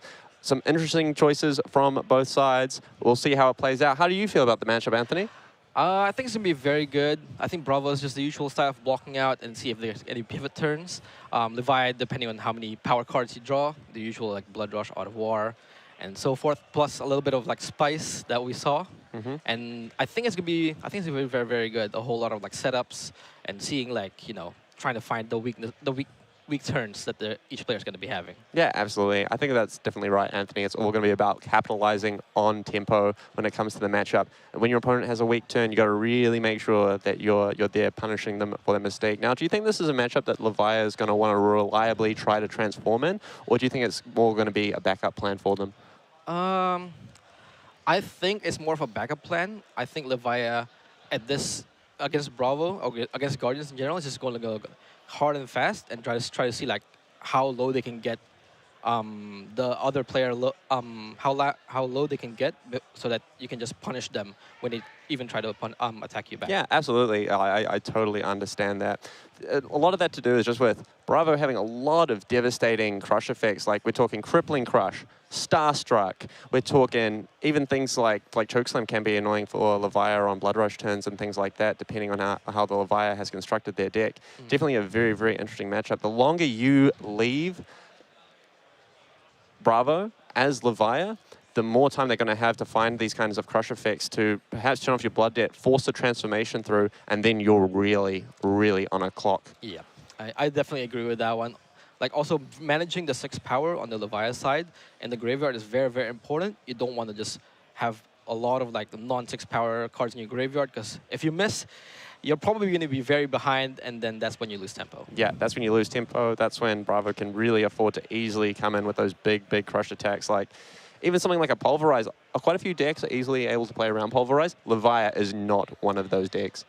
That's very, very true. But they do have the one saving grace of Carrion Husk, but after that, it's... Yeah, they get one freebie. They get one freebie. They get one free golden ticket to say, look, I don't care about your crush effect, but that's generally it. I agree. So I think the dice roll here matters a lot as well to see like whether like the Bravo can set up like a good showtime turn 0 or not. Yeah, I love me a good showtime, mate. The red suit is definitely evident of that. But yeah, like a turn 1 showtime heave Pulverize can definitely set Bravo swinging for the fences. And if they're looking at running the imposing Visage as well, they're actually pretty likely to find it on turn 1. Even with 1 Pulverize in deck, that's still effectively 7 copies of Pulverize given that they draw enough blues. So definitely not an unlikely thing for Bravo to have on turn 1.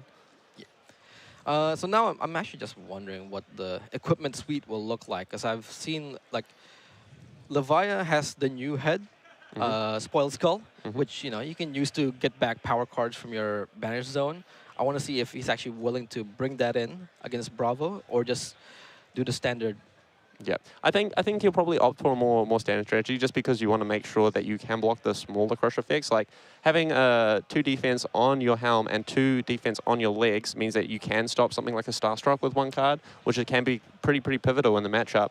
But talking about equipment, Guardian, more specifically Bravo, got something out of this new box set from the TCC.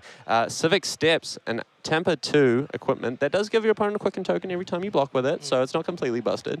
But it can be absolutely pivotal when you know that your opponent is already going to come through with another go-again attack. If you read the room right when you defend with it, you can really, really negate the downside of it. And it's just another piece of equipment with a high defense value for Bravo, effectively giving him even more defense value to work with, effectively even more life to work with, which can be really, really important versus Levia, making sure you're stocked up and ready for those Shadowborn apocalypses, really. Yeah,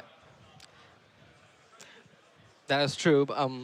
But also, like, I think the Quicken token against Levia is one of the better, like, the worst, like, donation effects. Yeah. Because Levia is very, very starved in Go Again. Besides Dread Screamer and maybe Rolling Scabbies, like, you generally don't have Go Again and maybe Art of War. Yeah. So having the Quicken is actually a very, very, like, important to see, like, Exactly. Bravo really needs to read the room on what they're doing when they block that Civic Steps.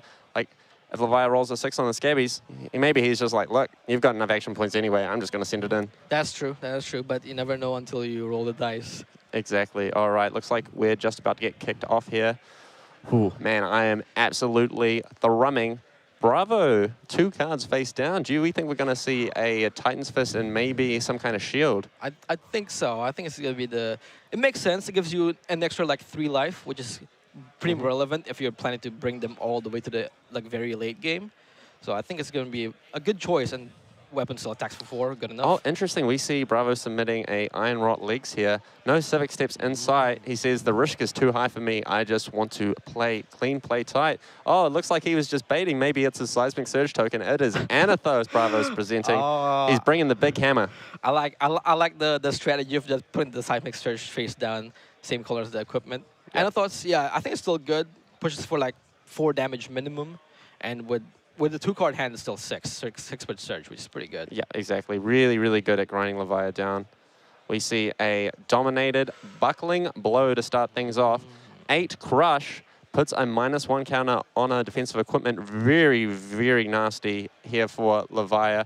Being able to tick down that Scabskins if they want, make Carrion House block for 5, or tick down the Crown of Providence. Here you probably want the Scabskins just because it's the most efficient use of it. But yeah, it's definitely going to pull something here from Leviah, push some damage through. Notably, though, he didn't have the second blue, so he was forced to pitch away that sync blow. He does not get an Arsenal here. I think I'm all right with trading the Arsenal for putting a counter in one of his equipments. Yeah, absolutely. 100%. Ooh, Ardivore here. He's saying, look, I really don't want this crush to go through. That's interesting. So Art of War banished that. So it blocks 4. He is banishing a Blood Debt card, though. Oh, I like it. I did not see that creeping around in Leviah's hand. Because he's banished a 6 power this turn, that thing has a meaty 7 points of defense value, because I'm assuming he chose the +1 on the Art of War as well. That is a big block. That one's pretty good. It definitely stops the dominate turn 1. That's how you do it. Yeah, that is definitely how you do it. And a big setback for Bravo here, not getting the Arsenal, not getting the crush effect through, not taking down the equipment. Oh man, you hate to see it as Bravo, but Leviah also playing with a little bit of risk. Banishing an early Blood Debt card on turn 1 can mean an extra couple of ticks of damage over the course of the game if they're not satisfying their Blood Debt condition. That's true. I think turn 1, like Blood Debt is all right. One point at a time is like very, like, you know, manageable. It becomes really bad in the mid game where you're just like, then you're trading cards, and then at that point it'll be really bad. Yep. Oh, we just see a measly little claw coming from Leviah here. All right, seeing if they're able to do anything here, but it just looks like a cheeky little 3. Not really what you want to be seeing as Leviah. Not really, but I think this is one of the unfortunate setup turns. Yep.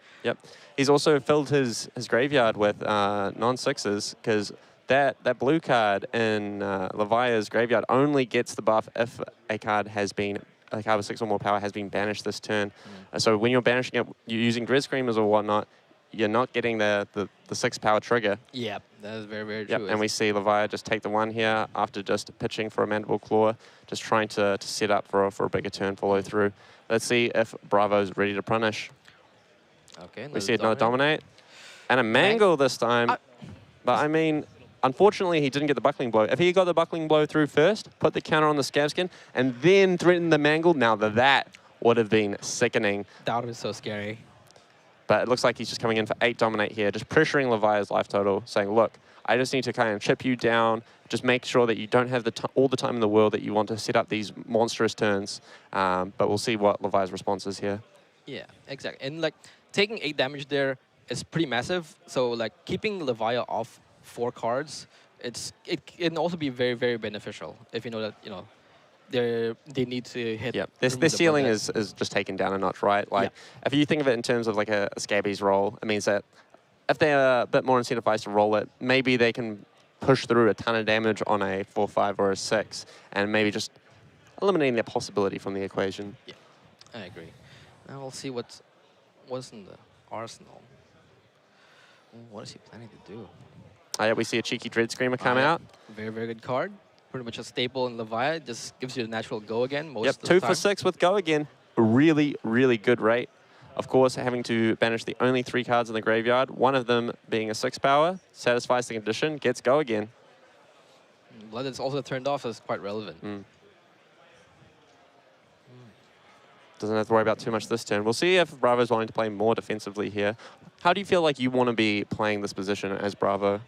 I think you generally just want to be able to just block out, keep 2 cards, hammer and surge, and just wait for like the opportune moment to just be able to take the damage and hit them back with a big dominate like effect. Yeah, something like a Star Strike or a Crippling. Yeah, pretty much.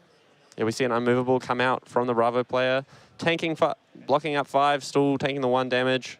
And here we see another card in a Fateful Scene cleaning up the other 7 power attack. Levia only able to push through 1 damage here with the Dread Screamer line. Bravo just content to say, look, I'm just going to block with 4 cards. I'm going to set you swinging for the hills again. If you miss, well, hey, there's something coming back for you. We see a Scabby's roll. It's a 2. 1 action point for Levia. Nothing too crazy here. We're probably just going to see a Mark of the Beast come down.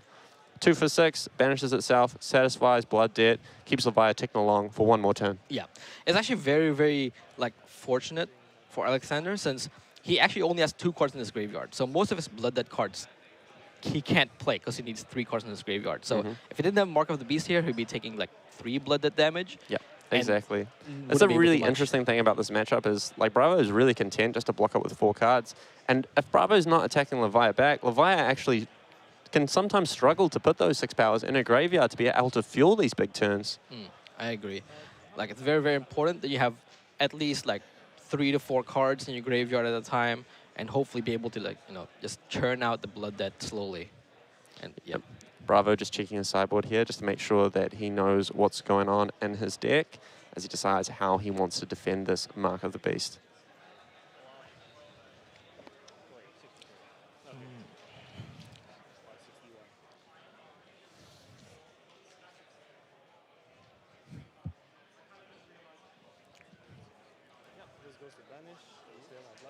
Yep. Oh.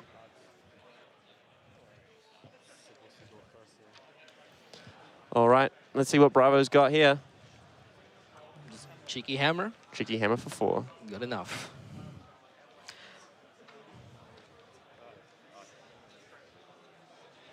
It's actually quite interesting that he decided to, like, the other card must be a red card because unmovable in the arsenal is actually not bad against Levia.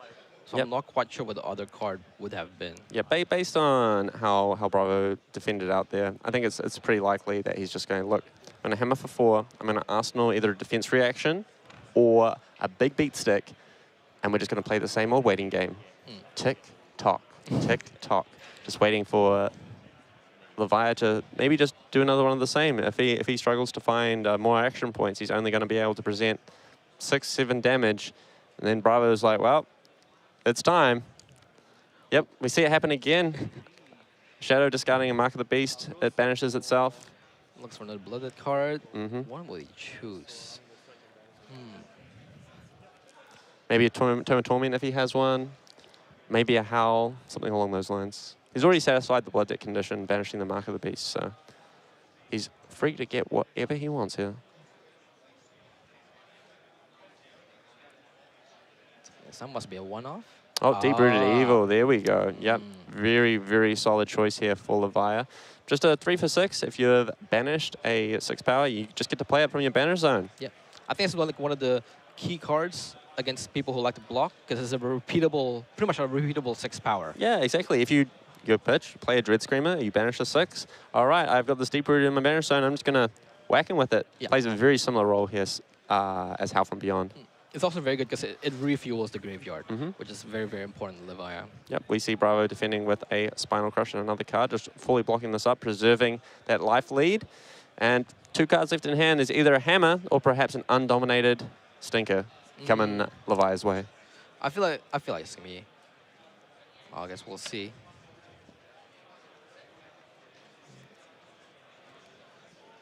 Yep, Surge 6 it looks like. Yep, Surge Hammer. Just a big donker for it, 6. Yeah, Levia has to use cards to attack for 6. Well, Bravo, he's just got a big old hammer to do it for him. Yeah, very, very efficient in what it does. Let's see what blocks. would Yeah, do. very, very slow game here to start things off. Levi not really finding the big combo turns that it needs to push through Bravo's defenses. So we just see 2 cards on this hammer. Levi says, yep, still going to be a ways off. No big turn here. Looking at his graveyard, there's a couple of like non-sixes there, so it gets a little bit scary when you try to play. Yeah, it's a Hungering Slaughter Beast coming down, banishing some cards. Now he really wants to banish that Howl here to try and make sure he can have those big pivot turns. The more fuel that Levi has in their banish zone, the less cards they have to use from hand, the more damage that they're able to pump out. It's as simple as that. Yeah, so pretty much, ideally, Howl 6 power and probably another non-6 power. Oh, there we go. There we go. Fulfilled. Oh, in a spicy, violent position. Yeah, Violent is an interesting tech here from Levi. I guess it's a good way to end games when you get them down to that like 2-3 life threshold.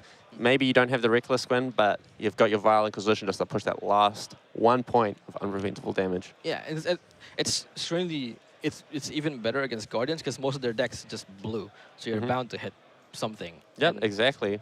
Definitely a good card here for this matchup. Good thinking ahead from this Levi. Very, very, very, very good tech. I like it. All right, Bravo just contemplating blocking with just a buckling blow. Oh, Bravo's going to take some damage. I think we're going to see something big here. I have a feeling it's something dominated. Yeah. It's like a pretty good nerf. Something big, something bad, something with crush. Yep, Seismic Surge pops. Get a nice little discount. Oh. No, we're seeing a Tear Asunder Anathos for 7, threatening 2 cards from hand if Levi doesn't defend this fully. Yeah, Tear Asunder is very, very good because being able to take like 1 card for Levi is fine, but two can be pretty backbreaking. So we'll see what his response will be for this one. Oh, he's got an Art of War from hand. He could do, if he has an attack in Arsenal, he could do the cheeky pitch Art of War +1 defend from Arsenal and reset the game. But that would mean that he's not able to satisfy Blood Debt. That means that he would be tanking a lot of damage. But the problem is, if he only keeps 2 cards, it means he can't Blood Rush from hand. He can't Art of War from hand. It's a really rough spot here as Levi facing down this Tear Asunder. He's got the turn to really, really pump out a ton of damage, both Blood Rush and Art of War being very, very explosive cards. But facing down double discard, it can be rough. Maybe he's even contemplating throwing the Husk here just because of how good his hand is. But oh my god, would that be a beating? That means he is completely naked to any kind of big on-hit later in the game. Yeah, it's. I feel like it's still pretty early on to throw in the Husk, like for a discard 2. Like I would consider discard 2 if like taking 7, discard 2, and being able to just play a random Blood Debt card, just not take too much damage. But maybe that's probably not within the game plan of Alexander. Yeah, it's definitely a rough question to be asking yourself here. There's a lot of moving parts to this hammer for 7. Can really, really influence a lot of Levi's decision trees here.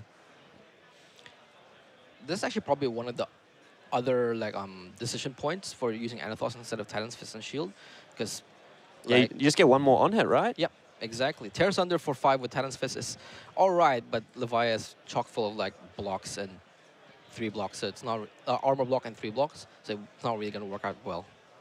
Yeah, exactly. Now, Levi finally making up their mind. Oh, they just took it. Just going to take it. The school of no blocks. School of no blocks coming here to the Melbourne Calling. Discarding a Howl from Beyond and what I believe was a blue Graveling Growl under that as well. Yep, we just see... Oh, Bravo drawing up the hand for turn. Yep, Levi coming in with a Boneyard Marauder, pitching the Art of War, setting the Blood Rush and Arsenal for next turn. Very fair line here. Yeah, Thankfully, so. he did have the attack with the Banish Clause in his arsenal. Otherwise, he would not be able to satisfy Blood Debt here based on his hand and the hammer coming in. So, very, very clutch arsenal here for Alexander on Levi.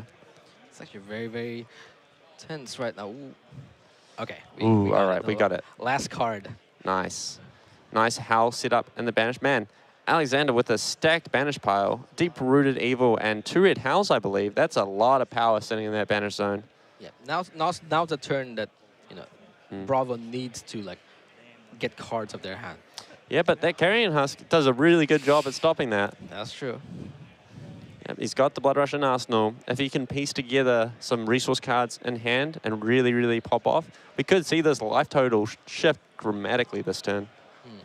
Exactly. There's like, it turns on Claw. Claw for 5 is very, very good, depending on the other cards he gets. Yeah, like even if he's able to go something like Blood Rush, Claw, into something like a Dread Screamer, into a Deep-Rooted Evil, like you're talking 5, 5, 8, 8. That's quite a lot of damage. That's a lot of damage that you're staring down.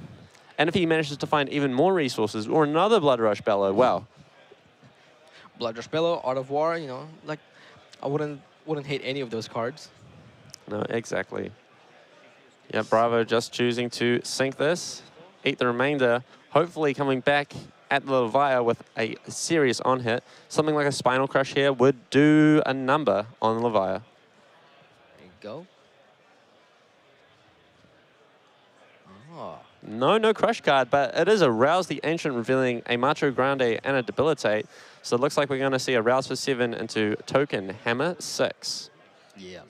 Very, very reasonable line, presenting 13 damage to Levia. She's on 24, so she's got to do something about this. Otherwise, she'll be losing that Husk thanks to the 13 or life less claws. Yeah.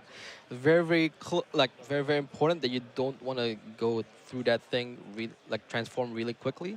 Yep. Because you need to make sure that your exactly. banish very stacked. But yeah, like Carrion Husk, while being a really, really strong piece of defensive equipment, doesn't do you much good as soon as you go below that threshold number of 13 because it just destroys itself. Yeah, exactly. So unfortunately, Alexander's not going to be able to use it to stop an on-hit here because it looks like he wants to keep his hand, so it might just get thrown down on that Amethyst for 6 here. Very, very standard. Alternatively, he can defend this with Scabskins and the Hat to only take 2, settling at a reasonable 15 if he wants it. Very, very tough choice. Yeah, Levi's really going to have to maneuver through this game. They've really struggled to find the big plays this game into Bravo. Yep. Which is Oh, and they're defending with a card too. Leaking 3, going to 14, right on the cusp of that 13 life threshold. Alexander wants to be, you know, the one who controls when he transforms or not. Absolutely, absolutely. Well, we're going to see this Bellow come out. Here we go. All right. It's time. See if Levi can do it. Big turn, big turn. Really needs a big turn to get back into this game here. Bravo still got the full suite of equipment. Still on a very healthy 34 life. Got the Surge, 4 cards in hand, facing down Blood Rush Bellow. Looks like we've seen some blues. Blues are sometimes good. Yep, and a Soul Harvest. If he has enough Blood Debt in his graveyard, that thing can get big, real big. Like, having multiple blues means at least 10 damage from the Claw. Yep. So that's a good start. Yep. And a couple of Howls from beyond from the Banish Zone. Yep, just coming in for 5 here. Pretty standard. See what the Guardian player does first. Yeah, it looks like the Guardian player here is just really happy. He's like, look, yep, I'm just going to put some cards in front. I'm going to leak a little bit of damage here. But really, he only has to keep 1 card, present a hammer for 4, and then he's threatening the Husk, right? Because Levi can't afford to leak a single point of damage to the hammer anymore. Yep, I agree. And hopefully he does have some way of banishing a card. Oh, rolling Scabskins here. Oh, it's a 6. 3 okay. action points. Okay, not a bad start. No Tome of Torments in the Banish to utilize that many action points, I think, but definitely what Levia wants to see here. Let's see what his options are. Playing the Violent Position. Oh, that is interesting. It targets himself to get rid of the Blood Debt. Interesting. Yeah, that's a cheeky little play from Alexander. Very, very nice work. Making sure that he's able just to say, look, I don't have to do anything else. I just get to claw, and then I get to come in with Diabolic Offering because he banished that card with the Violent Inquisition. Beautiful play from Alexander. What a line. That's pretty good. Like, I didn't even consider targeting myself with Violent Inquisition. That's a kind of innovation that we like to see, like, players from outside, like, the team, like, bring out. Yeah, absolutely. Like, Alexander really showing he knows his stuff on Levia, showing that he really has a lot of reps on this deck and knows exactly what he needs to try and get the job done here into this Bravo. I mean, it's still looking like an uphill battle, but at least he gets to go 5, 5, 8 here, which is still a great turn. Yeah, I think step 1 is getting rid of the cards in their hand. Yeah, exactly. Yeah. 18 damage is nothing to shake a stick at. No, or in this case, not. a claw. One more action point. All right. Bravo just saying, look, I really don't want to be taking damage here. Yep, Deep-Rooted Evil coming in because the extra action point. Rolling the 6 here was super clutch, just allowing him to satisfy Blood Debt, satisfy Condition on Deep-Rooted, had enough resources for the world, really. Yep. What a turn. This is what he really, really needed. I think if that Vile Inquisition missed, he might have just lost the game here. I think so. It would have been way too much damage. Like, he would have lost Husk immediately. Yep. No Diabolic Offering, no Deep-Rooted Evil. Like, that is just effectively dealt, what, 16 damage off of that Vile Inquisition hitting. It's quite a lot. I mean, that's generally what Blood Rush does. It try to bring back the tempo to your side. Exactly. Now we see a much more even position. Both players with full sets of equipment. Levia on 14, Bravo on 20. Levia in charge of the tempo, though. That is true. Like now it really depends on what he draws. His hand here could dictate how much tempo he can keep. Yep, it's showtime here, Levia. Come on.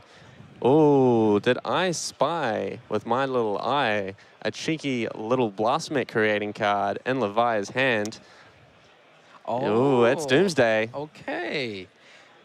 Now that is a problem for Bravo. Yeah, we'll see how that one gets. Oh, rolling this. Oh, another 6. Man, this guy really knows how to roll some dice. Back-to-back 6s. Yep. We see the Doomsday come down. He gets the Blastmet token. A great way to utilize that extra action points off the Scab Skin. Just beat for 6 for 0. Can't beat that. And then this means that Bravo is probably going to have to keep 2 cards in hand to swing the hammer back at it. You can't leave that thing in play. It just deals too much damage over time. But if he's keeping 2 cards in his hand, he's going to be taking a lot of damage here. He's going to be in some serious trouble. Bravo was doing so well at the beginning of this game, being able to navigate Levia's attacks, be able to maintain that high loaf total, be able to maintain that equipment sweep. But Levia really, really pushing. Yep, we see a big Endless Maw here. Endless Maw for maybe 9, maybe 6. We'll see. We'll see what the graveyard dictates. Yep, he's definitely big. So we're looking at least, how much damage are we looking? If this comes in for 9, 15. Yeah, so you got 15 plus the claw, I believe, because he's overpitched for the Endless Maw. I believe that's a yellow under the blue Graveling Growl. Deep-Rooted Evil. Probably better than a claw, eh? Ooh. I don't think he has quite enough resources for that. Oh, actually, no, that's a red Graveling Growl, I believe. So, no, it'll just be the Endless Maw here. Unfortunate, but still 15. Turn. Very respectable, has the Blastmet in play. Bravo's probably going to have to block 6 on this and kill the Blastmet. Oh, I see. I think he's thinking of blocking with 3 cards. Ooh. 3 cards would not That's work. a risky proposition, leaving that Blastmet token in play, because he's just going to get whacked over and over. The Levia player still has the Gamblers up. They're very happy to roll the Scab Skins and turn those extra action points into whacks for 6. Yeah, and you still got like the protection from the Carrion Husk, which is still alive. Yeah. So like any kind of big attack towards not Blasphemate is actually probably like block with Husk because it's probably time. Yeah, exactly. 14 is not 13, my friends.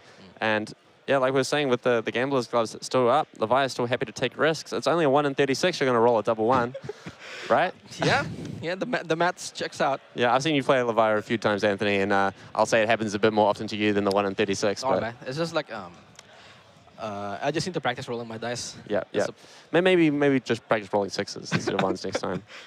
Yeah, preferably, yes. Yeah, maybe you should ask Alexander for some lessons after this match. That is true. He definitely knows how to roll the dice. All right, we see a block for 9 coming down in front of the Endless Maw, and the Blastmet coming in for 6. Bravo's going to leak 3 here, leaving the Blastmet token alive. If Levia is able to get a good roll, or maybe a Blood Rush Bellow going claw, come in with the Blastmet, then Bravo's looking like he's in a lot of trouble here. Still maintaining a little bit of a life lead, but that Blastmet token is definitely going to do some work. And we see a Dread Screamer in hand. That one is, That one's going to be a bit of a spicy number right here. Yep. Dread Screamer banishes a 6 power. He has the Howls in his banish zone. He's got the Deep-Rooted Evil in his banish zone. He's got all the tools here to really, really pump Bravo for a lot of damage. Yeah, I was about to say, like, I've only really seen one Dread Screamer that he's drawn, so he's probably due to draw more of the other Dread Screamers, which is exactly what's happening right now. Yep. Yep. Absolutely stunning work here from the Levia player. Alexander Dobler doing very, very, very well here. Really taking on this decision here, how he wants to manage this turn. There's a lot of moving parts here for Levia. He's got so many relevant things in his banish zone, so many relevant things in his graveyard, so many relevant things on board he has to think about. Like, I feel like it's always correct to just start with Dread Screamer and see what you get. Maybe he's just worried that, like, there's not enough, like, there's a couple of, like, too many bricks for his comfort zone. But I think it should be fine. Yep, we see the Dread Screamer just come down, pitching a Beast Within. All right, let's see some action for Alexander Dobler. Really doing a good job at bringing back this game. Oh, we see, yep. I think we're good, we're good. He satisfied the blood debt. He got a Howl into banished, and now it's even more stacked than it was last time. Yeah, I believe he's got 2 blues in hand, so if he wants to, he can just go Howl into playing a Deep-Rooted Evil for 9.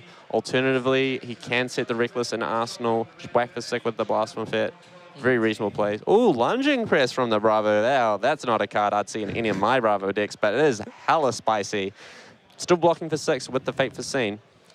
It's pretty good against people who decide to just block enough to not prevent the, the crush effect. Yeah, exactly. You draw a hand of 4 blues. One of them is a Lunging Press. You got the Crippling Crush in Arsenal. You say, I'm going to dominate this Crippling. They're going to be like, okay, no worries. I'm going to block for 8, take 3. And it's like, no, you're going to take 4, sir. Lunging Press. And Alexander just rolled the Scabbies, rolled 4, 2 action points. So he's able to attack with the Blasphemous for free. Ooh. And still play Deep-Rooted Evil from the graveyard, from the banish zone. Very, very nice here. Really being able to keep Bravo under the pump. You can see the look in all of his eyes here as he's staring down all of these action points from Levia. His head's in his hands. It's a tough spot for sure. It's like running out of cards. He won't be able, like, Blasphemous, I feel like it's just going to stay for a lot longer than it should have been. Yep, yep. He's really paying the price for not taking the damage earlier and not whacking down the Blasphemous token. Oh.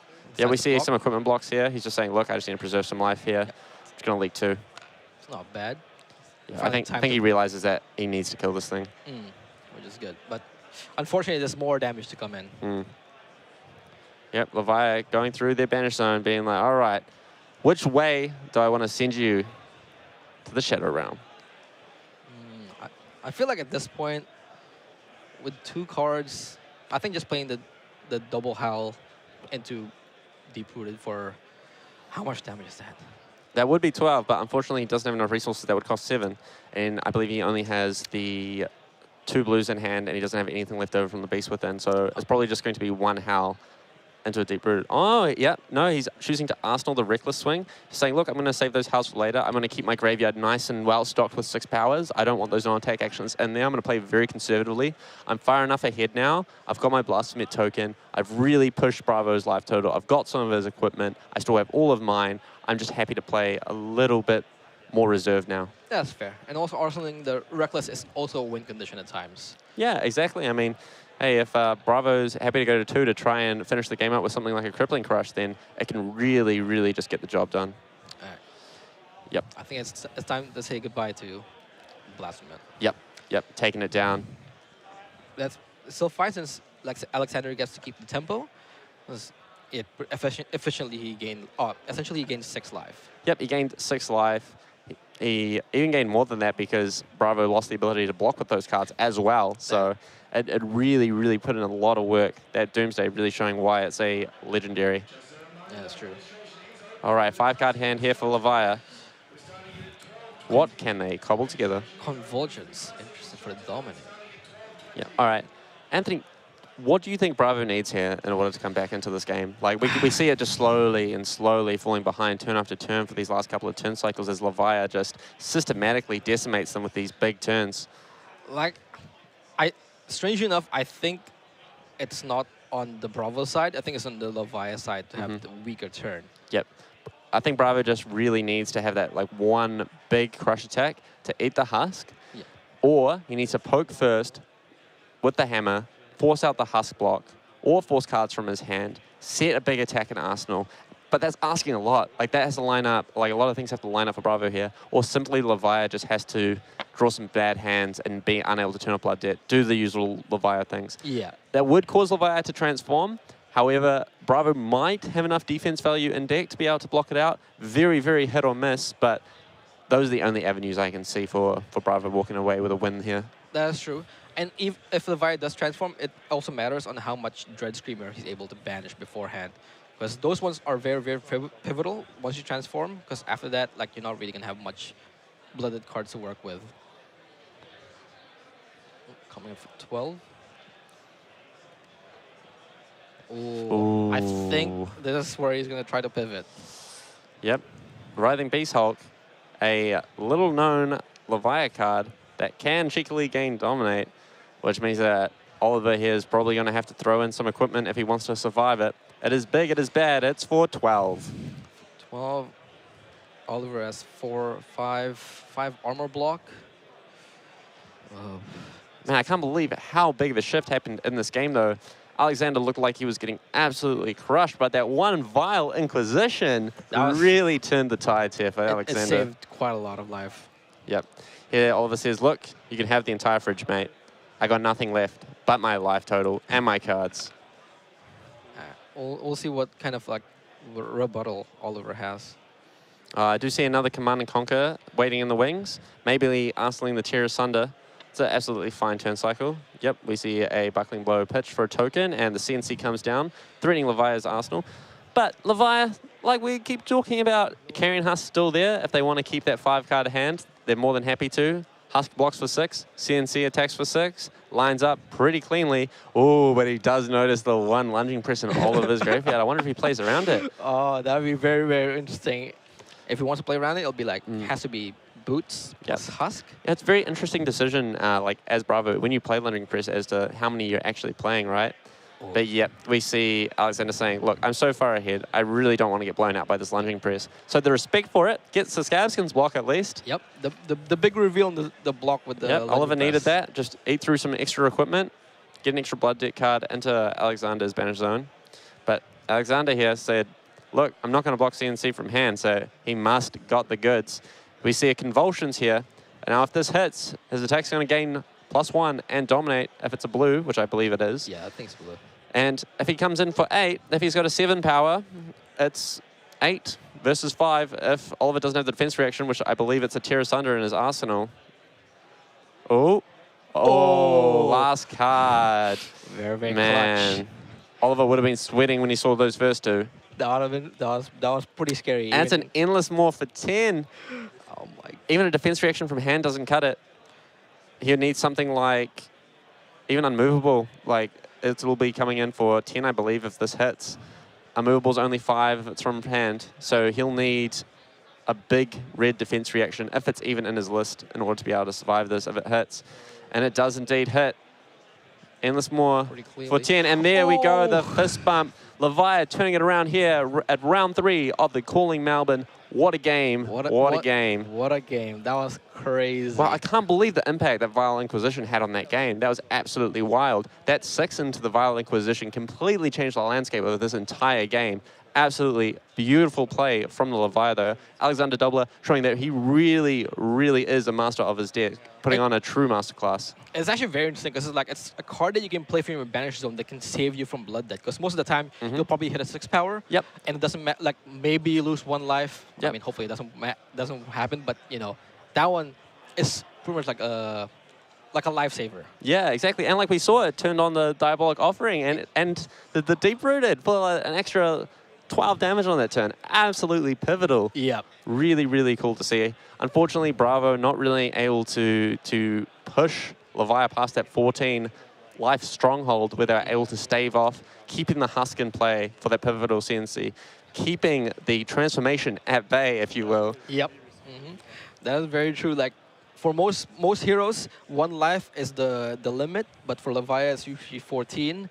And yeah, unfortunately, the pressure was just too much. He would be taking too much damage to Yep, even come back. the clutch 6 on the turn that he had the Doomsday as well, just really, really punishing Bravo, just forcing through crazy, crazy high amounts of damage.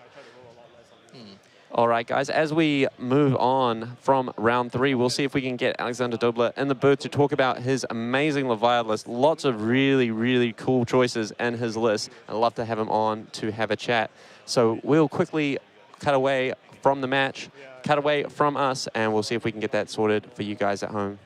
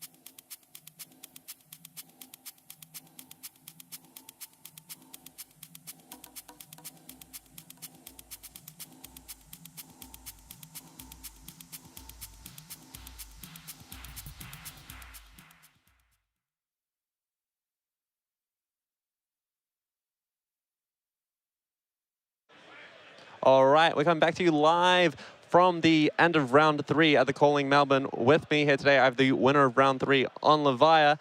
Would you like to introduce yourself? Yes, I'm Alexander, and I'm here playing Calling. I came from Singapore to play, actually. Yeah. Awesome, that's absolutely amazing. And I see that you must be an avid Levia player, a lot of interesting tech choices. So walk us through your decision to play Levia and what you enjoy about the deck. Well, I started playing Levia because after Dusk Till Dawn, we got a lot of new toys, right? So I was interested. And before that, I was a Rhinar player. But I'm not comfortable playing Rhinar in this meta with Lexi around. So I thought, if you want to beat a deck that can do broken things like Lexi, you got to play a deck that can do broken things like Levia. Yeah, like we saw during that game, like that was an absolutely wild, wild turn. The 6 on the Scavskin with the Violent Inquisition to get the Bandage card to turn on the Diabolic and the Deep-Rooted Evil. Oh my god. I was sweating for you at the start of that game. It was looking like you're falling behind, but what a clutch turn.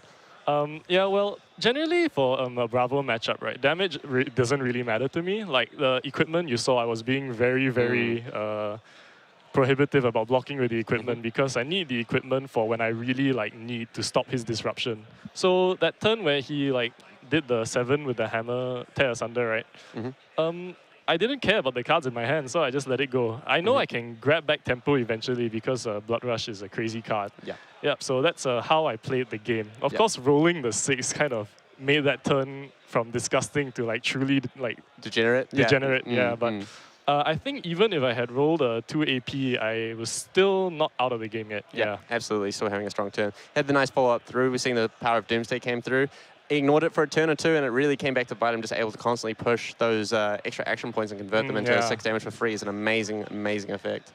Yeah, unfortunately, I don't think he recognized the threat of Blasphemophet, right? Because, I mean, it's not even something that people play against very often. It's a legendary card. You can only have one. Exactly. And, of course, the condition is not that difficult, but of course, I mean... If you see it early, it's still a bit hit or miss to whether you can actually get it off or not. Yeah. So, I mean... I pitched it away like turn 1, but of course I shuffled my deck like at some point because of the Shadow of Blasphemophet. So yeah.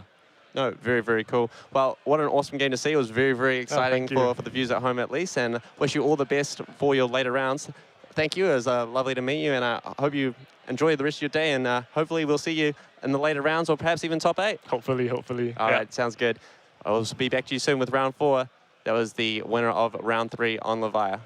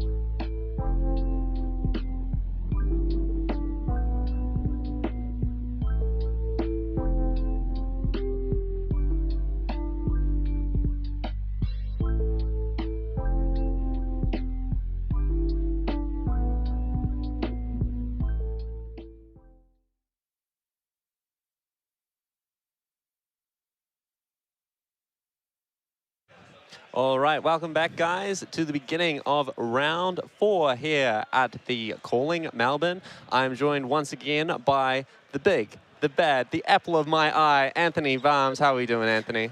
Well, doing good. Like I think we've been seeing some decks that are doing very very well. That's kind of under the radar, and I'm very excited for that one to see like which one still makes day 2. Absolutely. Now, we have a particularly sinisterly spicy matchup coming at you for round 4. We have the Arachne Huntsman, the spider himself, the epitome of sneak, the first assassin, the alpha, versus Icelander Stormbind. What a wild matchup. Yeah, it's gonna be very very cool. We don't really see a lot of Arachne. People preferred Azuri to like as an assassin, but I think Arachne has some stuff. Absolutely. Just being able to check the top card whenever you play a contract card means that you can really efficiently know that your contract card's going to hit. You're going to get a bit better silver generation than Azuri will typically get. So yeah, we have Damien Moss versus Darren Ying here. Darren playing Icelander, Damien on the very, very spicy Arachne Huntsman deck.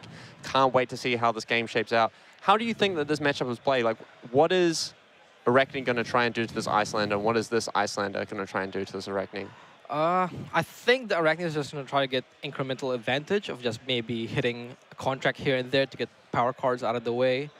I have a feeling that he's going to want to keep power cards on top and bait like the Icelander into like under blocking and see if like he can get like like the contracts to go off. Yeah, absolutely. Like I can totally see that being a strategy. I think it's going to be a lot more of, if you'll excuse me the term, of a mill strategy where Arachne's trying to keep those key cards away from Icelander, really grind the game down to a halt. I think if he's playing the correct amount of Arcane Barrier, that he should be able to efficiently defend out Icelander's Arcane Onslaught and be in a really, really good position.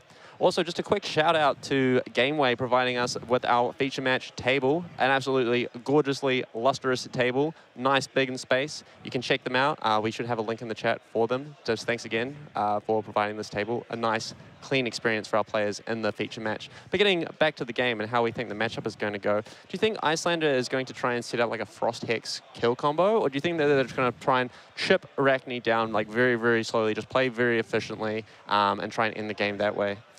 I feel like this match is just gonna be like a numbers game of like trying to dish out the enough damage that like you won't be able that you won't be taking that much damage in return, because Arachne is not really known for doing like big amounts of damage. So I feel like they're gonna be keeping 2-card hand, Spider's Bite, or like Dagger plus a contract, and seeing how it goes. Yep. And depending also on like how much Arcane Barrier, like what you said, it definitely shapes on how the Arachne player will play. Yep, it definitely can dictate the pace of the game. If they play enough Arcane Barrier, they can definitely keep the game low, provided that they're playing enough blues to really be able to trade efficiently with what Icelander threatens. Arachne can also play like very, very reasonable like 1 or 2 card hands. Like, plays like Tunic, contract, like a 5-power contract card, or simply a 0-4 contract card. All these nice little break points are very, very good against Icelander, especially if Icelander is playing something more akin to the traditional Michael Hamilton Bull-lander list, where they're running the 3-for-7s and just trying to like really efficiently present like break points and keeping their deck count reasonably high, which is very, very important versus Arachne. It's a very, very good trade-off as well. Like those 3-7s usually only have 2 block, which is very, very relevant in the matchup of like being able to stop contract cards, depending on what they are. Absolutely. All right, looks like we're just about to get swinging into things. Arachne making sure that he's got the right tools in his little arsenal to take down this Icelander here. Yeah, this is going to be a very, very good reveal to see how he wants to play the matchup. Yep, absolutely.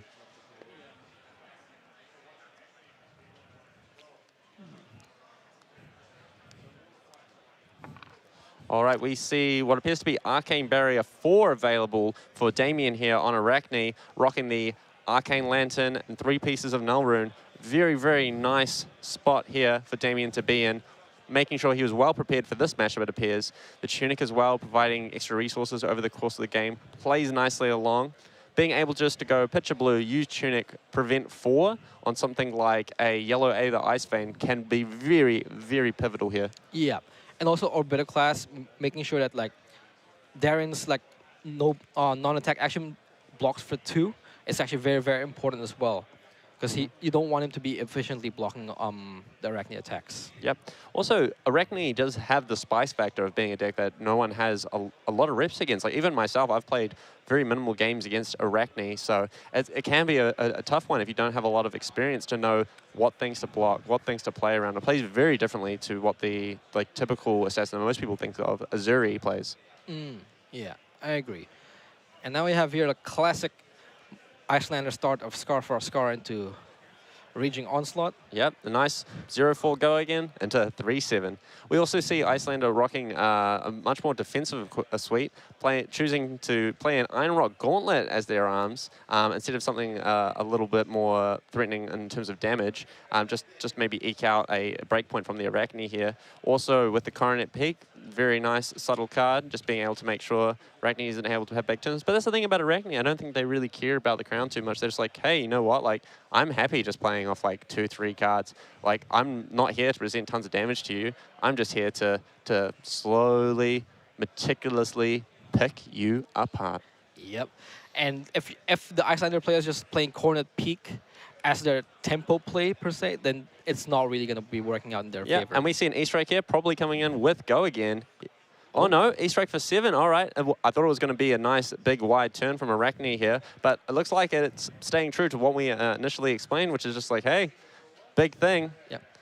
Just a numbers game. Yep, just a numbers game. 2 very numbers-orientated decks, I believe, so strap yourselves in, folks. I think we're going to be here for a long one. Yep, and we see either Ice Vein defending for 3, followed by Sink Below, cleaning up that 7 power very nicely from Icelander. It was actually very interesting to note as well that I think last turn, the Icelander player didn't arsenal anything, so they couldn't do any like off-tempo plays. Yep, exactly. Yeah, and we see a red Ayla Ice Vein. Arcane Barrier 4 can't stop that one, I'm afraid, Damien. So he's going to most likely have to eat the on-hit effect here because it is fused with a blue Ice Bolt that's going to get stuck in Darren's arsenal, threatening another Frostbite as well that Arachne will have to deal with.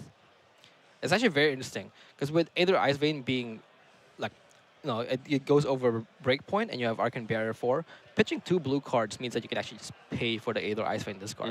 So you don't get punished as much. Yeah, exactly. That is very, very true. Nice little subtle upside to having the AB4 here.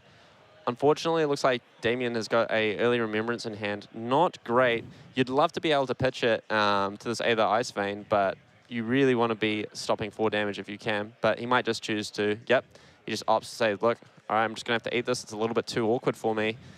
Yep, and then we see that Remembrance being pitched to the on-hit effect of that Aether Ice Vein. Yep. That card is going to be very, very relevant later once they're started running the power cards and just bring back whatever you need from your graveyard. Yep, could be E-Strike, could be CNC, could be a contract card to threaten banishes off the top. Like, from Arachne, we typically see things like Eradicate, which can end up banishing a lot of cards when they're paired with pumps. So, yeah, we see an Eradicate pitch there. And he's going to try and annihilate the Armed. Very, very, like, weird inclusion against the Icelander if it was the traditional spells. But now that they've started bringing in attack actions, it's actually much more relevant. Yeah. Also, I think Damien just wants a lot of cards in his deck here. He knows that his weapon doesn't produce a lot of damage, so he has to play a large density of these attacks that just deal reasonable amounts just to make sure that he's constantly taking cards away from Icelander here. That's very, very true. Oh, Icelander having a bit of a spicy hand. We see a Frox Hex in hand alongside a Channel Lake Frigid. So very, very nice turn lining up for Darren Yang, whether he wants to set up for an in-game combo or whether he wants to set up for a Channel Lake here. I think being this early into the game, I think having Frost Hex, like being able to land that early is going to be very crucial because later on you're probably not going to have any chance to do so. Yep, we see Damien here cutting right to the chase, cutting right to the core of the issue. He's saying, yep, I'm going to leave that card on top, it looks like. So it's either a key piece or an attack here. Oh, yeah, either Ice Vein, a very, very good blue, getting banished here for Darren Yang. So Damien can't be too unhappy about that one. No silver here, but that's all right. Damien's just happy taking the card away from Darren's deck. And from what it seems like, it's also 8 damage, which is quite a lot, Yep. given that you're already 4 life Oh, behind. and then we have the Scar for a Scar. Darren saying, I'm happy taking that damage. I get to swing back for the fences. Yeah, Scar for Scar, very, very Yep. Interesting. tech. Damien chose to keep the defense reactions at Defend for 4 in deck, perhaps assuming that Darren was going to be on more of a Bullander list, proving to be very pivotal here versus things like Scar for a Scar. It's just able to cleanly defend it all up. And we see a Frost Hex on Damien, followed up with a Waning Moon, just coming in for a cheeky 2. Yeah, we see a line like the Unblue pitch for Damien, preventing that damage. Very nice. Step 1 of the Icelander combo setup. Frost Hex, number 1, on board. Yep. Onus is on you, Damien. Like I think now it's gonna be like Darren's gonna try to make Damien's turn very clunky by giving him Frostbite and making him think like, oh, do I want to take 1 damage later? When should I play the ice cards? Yep, and now we see Slay the Scholars come down, a 0 for 4 contract card that cares about the non-attack actions. He's really trying to slay the Wizard here. Maybe finally get some silvers online now.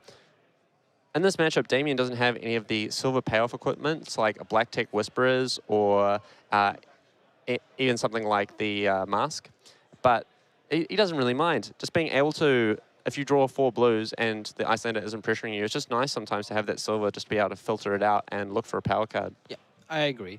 I think it's very, very, like it's not that useful at times, but it definitely has places in the game where you can take advantage of it. Yeah, absolutely. Now we see a Warmonger's Diplomacy, an absolutely pivotal card in some matchups, but not too strong against Damien here. He's happy, yep, just to cut to the chase. This is how these assassins work. They like just presenting like 1 attack, maybe with some reaction back up, forcing on hits, really, really just punishing Darren's deck here, really hoping to hit a key piece here or there to stop Darren from being able to assemble a big, bad combo. But we see a Scar for the Scar there. That's not something a Scholar would normally play, so he does not get the silver. Still a good card to banish because it could be very relevant. Yep. And we see a blue Ice Bolt coming in from Darren's arsenal at instant speed, giving Damien a Frostbite. Damien says, you know what, I don't mind too much. And then he comes through with the Waning Moon for an additional source of 3 damage. Not too bad. 2 card 6 on your opponent's turn. Yep, that's what Icelander does best. Now it's very interesting. Like, technically, Darren could have played like the Ice Bolt at any point in time to give him the Frostbite to slow him down, but he chose to do it at end of turn because he has Frost Hex. Perhaps he was playing around something like Razor Reflex, where he's just like, look, if Damien has the Razor Reflex here, he reflexes the Slay, he wants to come in with a 2/6. I get to really punish him here by just giving him the Frostbite after and forcing him to go for the line. Because maybe he doesn't go for it otherwise. Very true.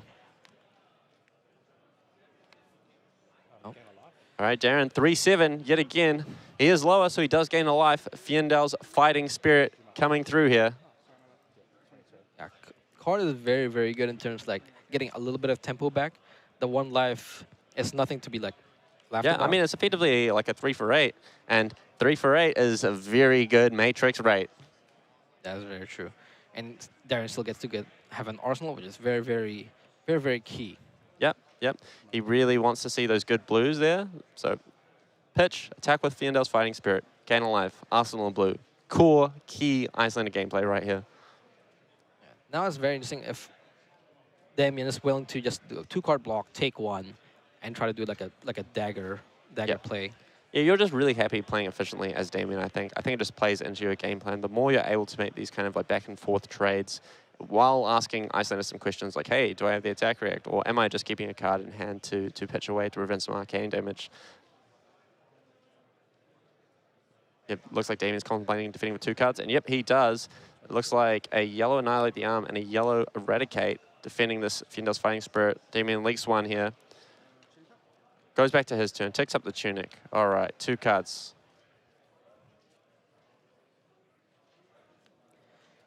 I wonder what the play is. Like, okay. Oh, Leave No Witness, very, very good card. Yep, threatening Darren's arsenal here. Darren's already seen 2 cut to the chase, though. So maybe he doesn't put Damien on having the 3rd, but imagine if he does. So strong here. It'd be very, very good. Especially if Darren didn't arsenal an ice card. Or like a blue card rather, then it would be very, very like good. Yeah, exactly. Yeah, that's the risk of playing these Arsenal Disruption cards versus Icelander. If they just have a random blue card in Arsenal, then the effect really is not threatening that much. I mean, Leave No Witnesses still threatens the top card of the deck. It's still a effective contract attack. All right. I wonder. Yeah, I wonder if Icelander here is just thinking like, right, what do I need here in order to progress the game state? He really wants to see maybe another Frost Hex, maybe a Channel Lake Frigid down to be able to just make the game go for as long as possible. It's very, very interesting spot here. You really don't want to have to respect this Leave No Witnesses. Like, ideally, you're just defending this with one card. You pitch, you play out your arsenal. You get the ping off the Frostbite at the end of the turn with Frost Hex, or they have to pitch a card in order to prevent the damage. So it's not a terrible spot. Yeah, I agree. Being able to play your Arsenal instant speed, makes Leave No Witness slightly worse. Yep. But it's not like a completely dead card. Yeah, it's not as bad as CNC, right? Like, Yes. if you CNC and they play the card from Arsenal and they don't have to care about the on-hit, that's a lot more devastating for you than Leave No. Leave No still does the job of, hey, I'm digging one card deeper, I'm looking to banish one of your combo pieces. Like, if you hit, like, any of the ICU's combo stuff, imagine if he hits a Frost Hex, like, oof. That sends shivers down your spine if you're Icelander. I think that's exactly what Darren's looking for. He's just trying to dig as fast as he can to get this Frost Hex so he can start setting up like the late game as early as possible. And now, yeah, he played his Arsenal, so Leave No Witnesses not that threatening anymore. Yep. But yeah, he still gets to get the top card of Darren Yang's deck. Oh. Hey, the Ice Vein looks like. Oh, that's a good one to hit for Damien. It's not a red, but hey, it's getting rid of a good blue. Ain't nothing to shake a stick at. Yeah. At this point, he just wants cards out of the deck. Doesn't matter what color it is or like what kind of card it is. Yep, exactly. I mean, obviously, it ain't no Frost Hex, but still something. Actually, that would be a devastating card to banish, Frost Hex. Yeah, absolutely. Yeah, the difference between having 2 and 3 Frost Hex in play when you go for something like an Ice Eternal combo can be huge. Can be absolutely huge. All right, just a cheeky little Easter egg coming in for Darren here. Tuck away a card, probably get another blue, snuck away into that arsenal of his, just saying, hey, we're just playing a game of whack-a-mole here. I whack you, you whack me, rinse, repeat. How much time do you think Darren has to set up his whole combo turn? I think once we get down to the sub-10 life totals, Iceland is going to be getting pushed around a little bit. Just because at that point, playing around attack reactions can be really, really, really rough. So he's really wanting to try and like set that combo up in the next like 3-4 turns. He can probably afford to play this back and forth for a while, especially if he draws defense reactions like we see he has one in hand now. But yeah, it'll really depend on how much pressure Arachne's able to line up here. Yeah, that's fair. Yep, Orbiter Class coming in. Just a cheeky poke for one. Says if you want to not block this, your non-attacks are not going to block very well, but Darren might just be happy to take this here. The Sink Below does a lot of work in the face of a Orbiter Class. Yeah. It pretty much negates whatever Orbiter Class tries to do, especially since Arachne's attacks are mostly 4 power. So if you have the soul read of like they don't have the attack reaction, then Sink Below is a clean block. Yep, exactly. Yep. Takes the one. Orbiter Class effect is live here. Oh, that's a good one to have from Arsenal. The Death's Touch. Inertia, as we know from some of the ranges, can be very, very devastating for Icelander if it is left alone. Or perhaps Arachne's just like, you know what? Hey, maybe I want to force through an extra 2 damage with a Blood Rot Pox token. But Darren luckily has the Sink Below to be able to cleanly block this. If he didn't, he could be in a really tough spot. If he had to force 3 cards to fully defend the Death Touch, he could end up being far, far behind on tempo. Yeah. But no, just a Wounded Bull, just behind enough in life to be able to fulfill the clause of Wounded Bull. So, like Icelander is so famous for, 3 for 8. So Jacob, how much maneuvering do you think the Icelander player has to do to keep their life slightly low for these attacks? Yeah, it's really, really interesting, especially versus something like Arachne, where you know that the game's going to go long. You know it's going to be this like tit for tat, like back and forth. So you really just want to line up your play so you stay slightly behind, but maintain tempo, and you just present these attacks over and over and over again to get them into that sweet kill zone that Wizards love so much. Storm Striders is a hell of a card. Being able to play blue spells from Arsenal is very powerful alongside Waning Moon. You're able to present a lot of arcane damage. But what we've seen so far from Damien's deck is he doesn't have a crazy amount of blue cards. We see, a Regicide being defended with. Now, I suppose that's one reason to play Arachne here at Melbourne. There's a lot of Dromai floating around the tables, so maybe you get a cheeky win, you know? You Regicide, raise a reflex, cut to the chase. You don't have the defense reaction? Well, I guess you lose the game. I've just murdered you. I've taken your crown, and that's it. It's also strangely good when they have Burn Them All just ticking away and giving you more cards in their advantage zone. So they have more cards they can't block with. Absolutely. Plunder the Paw here, coming in for 4 from Arachne. But the Icelander firing back with a blue Murder Scolding. They'll be coming in 4-4, played on the opponent's turn. It is a fearsome spell. I hit you for 4, you hit me for 4. It's all the same, baby. All right, Waning Moon coming in.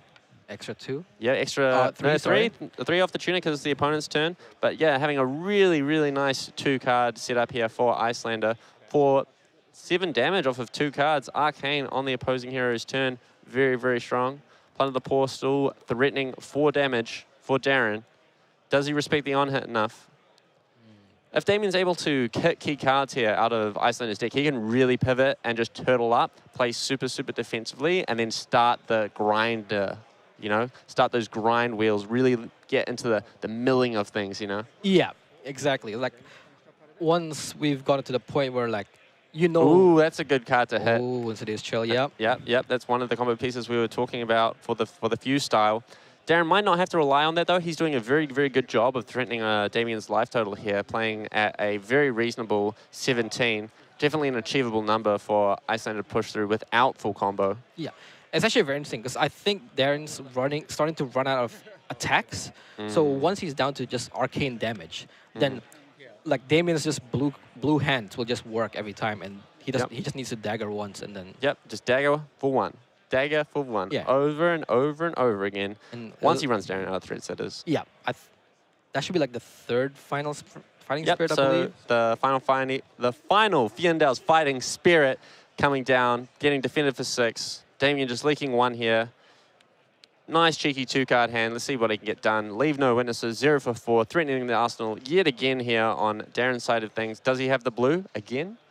To not worry too much about this leave no. Alternatively, he's still got the Iron Rock Gauntlet, you know. He can be happy just saying like, look, I'm just going to block for 3 at my Iron Rock Gauntlet. Be very, very happy about it. Arachne putting the card to the bone and saying, hey, that card's not good enough to manage. I'm just shipping it away. Now it makes Darren think, like, oh, what card could he have put at the bottom? Yep, and we're doing this in the attacking window, I believe, to try and get around any zero-cost attack reactions that Damien might have. Very, very nice little play here. Cold Snap for Darren Yang, being able to play it from Arsenal, give him a Frostbite, make sure he doesn't have to worry about any attack reactions.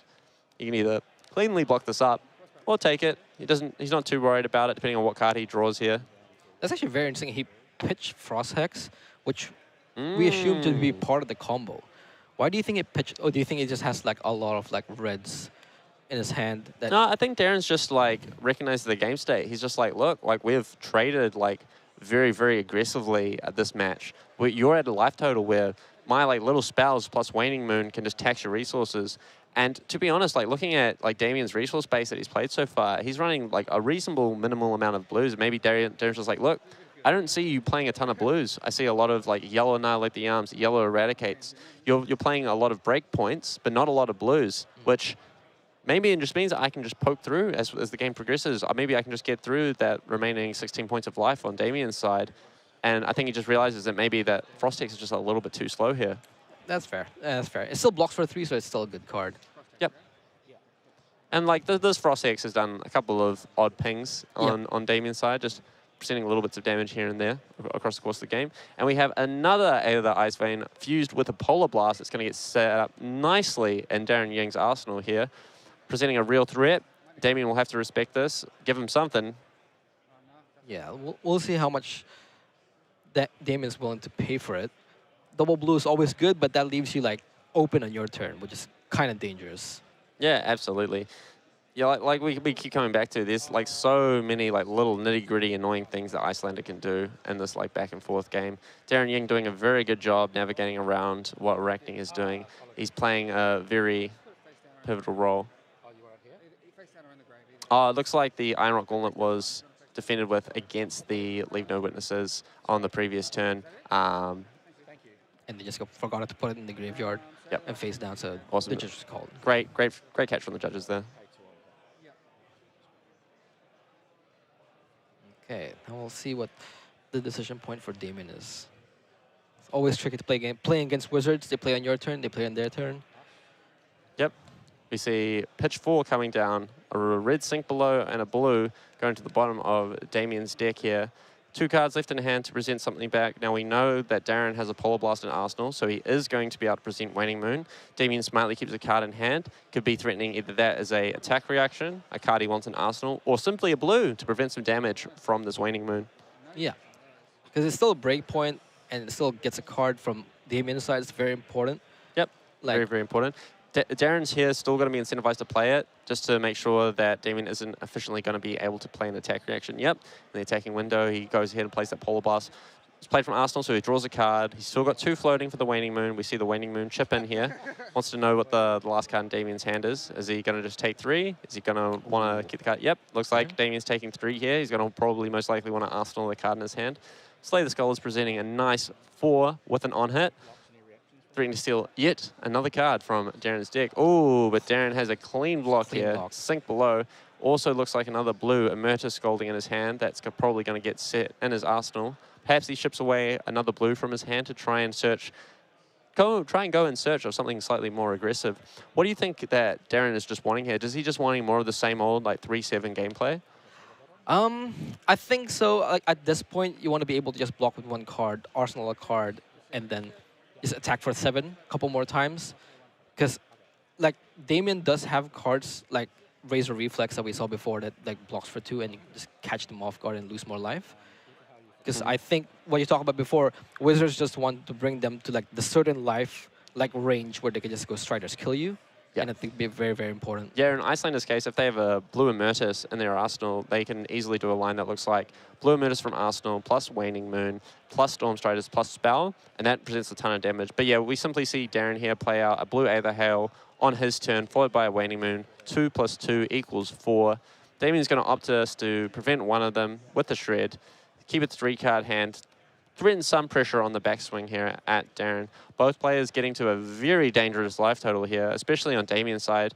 Being at 10 versus a Wizard is a very scary proposition, especially with a Frostex in play. But he's doing a good job. Darren's at a reasonable life total, 14. All it takes is like an E-Strike and an attack here, or something along those lines, to be able to really put Darren in a hit or miss spot where he's like, look, you're going to have to try and kill me, otherwise you're just going to get absolutely burnt up by my remaining attack reactions. Yeah. Like, Darren does still have the Coronet Peak and the Tunic, so it's like +3 life, essentially. Like, preferably not blocking with the Tunic when it has, like, 3 counters. But I think it's going to be, like, it helps a lot in terms of, like, these, like, random breakpoints that maybe when Damien decides to keep a card on top, like, he wants to prevent, and play around, like those kind of, like, attacks, those contracts. Yeah, absolutely. Like, the contracts are always threatening from Arachne's side, right? Like we keep talking about, the more power he can take out of Darren's deck, the less he's going to be able to present over time. Like, we just see either Ice Vein Red coming in here, fused with an Insidious Chill. That's a lot of damage that he's presenting. It's half of Damien's life total. Damien's not going to be able to stop it all. He's only got Arcane Barrier 4. He's going to have to play the Honor. But like you mentioned earlier, Anthony, still pitching 2 blues, preventing 4, paying for the tax. Still a reasonable place to be as Damien.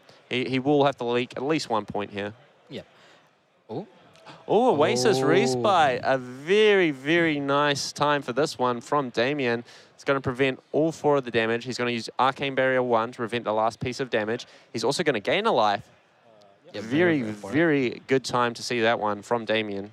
Yeah, we didn't really see any Oasis Respite early on. Yeah, so I would assume that Damien wasn't playing them. Oh, yeah, that's actually fair. But now that Darren knows that he has Oasis Respite, he has to respect it.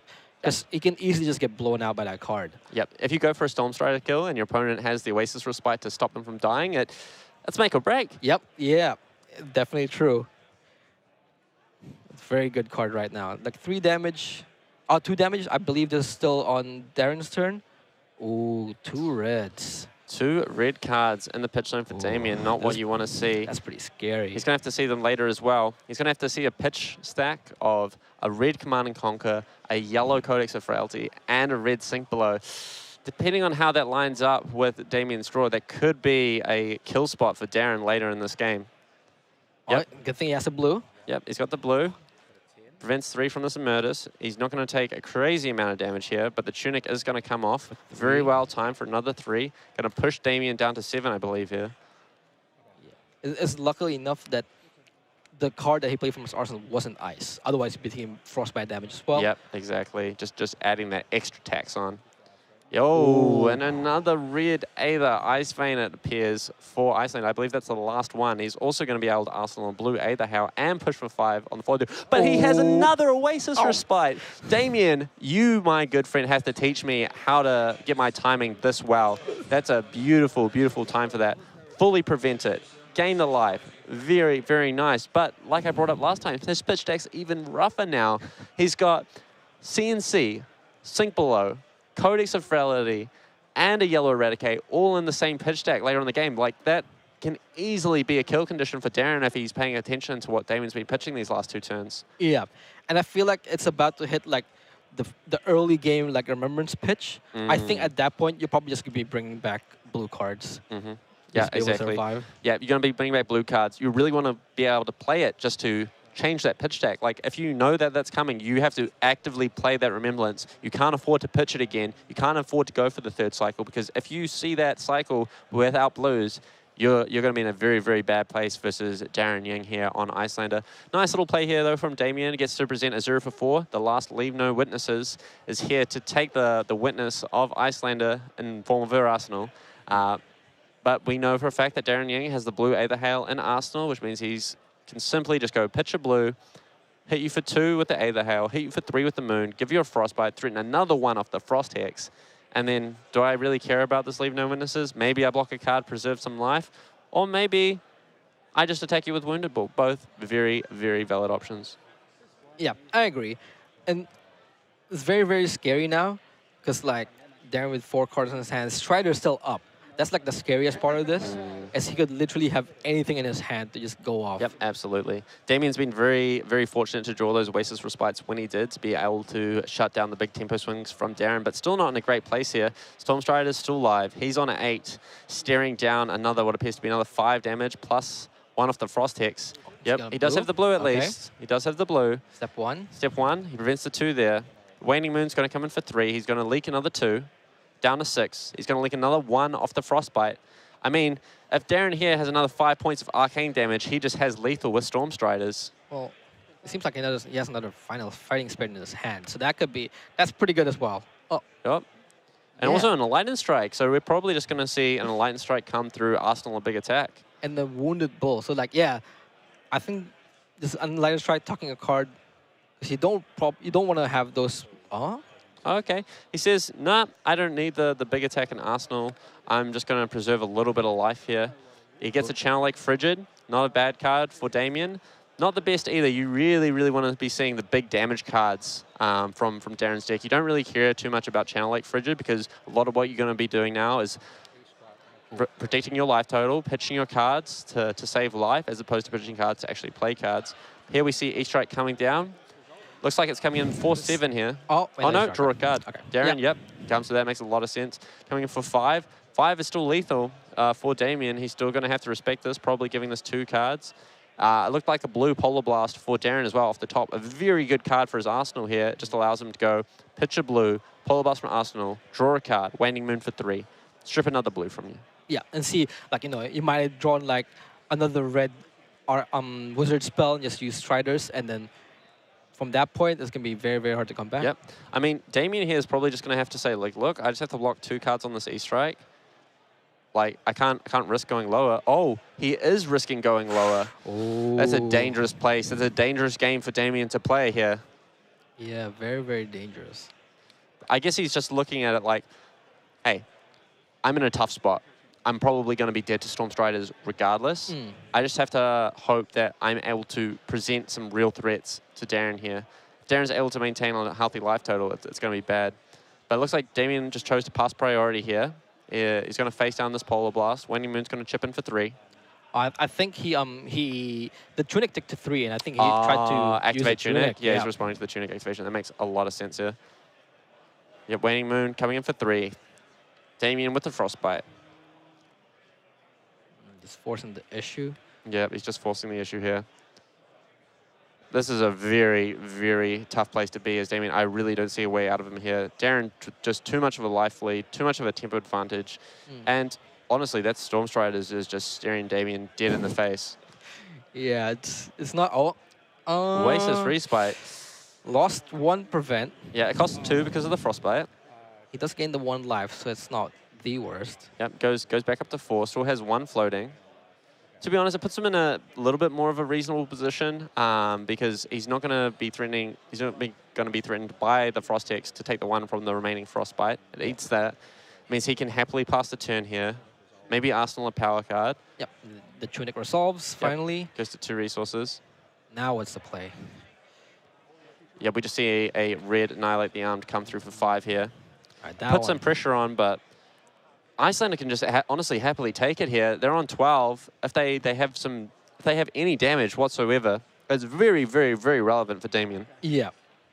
Especially looks like he has some power still in his head. Oh, man. Poor Damien.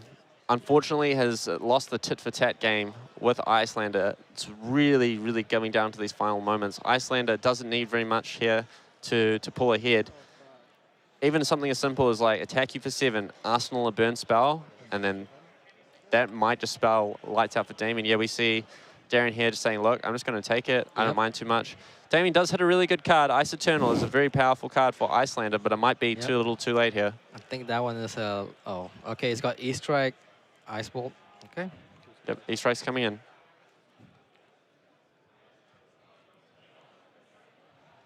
Yep, he's going to say 5, go again. And then Darren's probably going to present a burn spell and a Waning Moon activation. Yep, we see Damien defending for 5. Yep. Is that a red Aether Hail? Ooh, that is not good for Damien. If he has 2 blues, he's fine. If he has 2 blues, he's fine. But 1 blue, and it's very bad. Ooh, it looks like it's only 1 blue and a red. Yep, so he's going to have to eat the 2, go to 2. And he has no cards in hand. Darren has full tempo, has Storm Striders. His opponent's on 2. Yep. Let's see. We see a Channel Lake Frigid, a Blizzard, a Frosting. He's got everything. Oh, Storm Strider's coming down. Yep. Oh, there go GG. And there we go. That is the game. That is the game. Well played. Good. Well played on Damien's half. It's a very, very tough matchup. Icelander versus Arachne. A lot of back and forth, a lot of trading 3 for 7 for 3 for 7. But Icelander just getting a little bit of an advantage just from having the awkward points where Damien didn't have the resources to be able to defend efficiently and was just forced to take damage and forced to really play like Icelander's gameplay. Very, very cool deck though from Damien. I can see why it's made some progress here at the Calling Melbourne. Got some very, very interesting tech cards like Regicide being very strong against the Royal Dromeyes, wanting to play the Tome of the Imperial Flame. A key card that coming out of Bright Lights that a lot of people have been super, super excited about, and for good reason. The card does very powerful things. But really, really good showcase on how resilient an Icelander deck can be from Darren Yang here. Very well played to our 2 players here at the Calling Round 4. And I believe that we'll be getting some breakdown of what the metagame looks like here before we end up passing it over. So it looks like number 1 most represented, at no surprise, the final ride for the hero, Lexi Livewire with 39 players, followed closely by Dromai with 36. A very even representation. The Dromai really showing that she's got what it takes, or at least people believe her to, here for day 1 of the Calling Melbourne. Moving down the list, another couple of interesting pickups. Dash Inventor Extraordinaire. Now, that is an interesting thing. Bright Lights, new set recently dropped a bunch of Mechanologist support. Dash coming in at number 4 in popularity. Why do you think that is? Why do you think people are really liking the look of OG Dash here, Anthony? I think being able to just get new items from Bright Lights can be very key to having like a toolbox that Dash can start with. Also, like the extra boost cards of 0 to 50 and like big berthas and stuff like that. Like being able to just like have more good More options, boost cards. right? Yeah. yeah. Just more options in general. A few interesting tech choices that I've seen, especially on the OG Dash control list that I've seen, is playing the blue Majestic Evo Soul Steel Evo equipments, because the arms and the legs for typical OG Dash decks have not been like very, very strong options, either going for like Battle 1-1, perhaps even a Goliath Gauntlet, and Achilles Accelerator. Now, these cards don't really do a lot, so you're not giving up too much by playing some base molds, and if you randomly spike early any of those blue Majestic Evo equipments, that's effectively 6 life on a stick. And it's not only 6 life, it's 3 different on-hits that you get to defend, which can be very, very powerful in the right circumstances. But moving onwards to some of the middling heroes, we have a reasonable showing from Katsu and Azuri. Katsu can be very, very strong into Dromai, as we know. The Mask of Momentum plus Kadachis into like Ashwings and Dragons can be very, very devastating for Dromai. So definitely a reasonable choice given the representation of Dromai. Lexi matchup can be a bit rough. They do go very hard very quickly. If you don't see good combo lines early as Katsu, it can be a little bit rough. But yeah, Katsu not a terrible pick. Azuri, 16, not bad. We see Azalea Ace in the Hole being the dregs of the Rangers, only coming in at 13, a third of Lexi's representation. But a fine hero, some solid matchups. Now, Dromai can be a little bit rough at times for Azalea, same with Bravo, which is probably why we don't see as much representation for Azalea as we do for something like Lexi.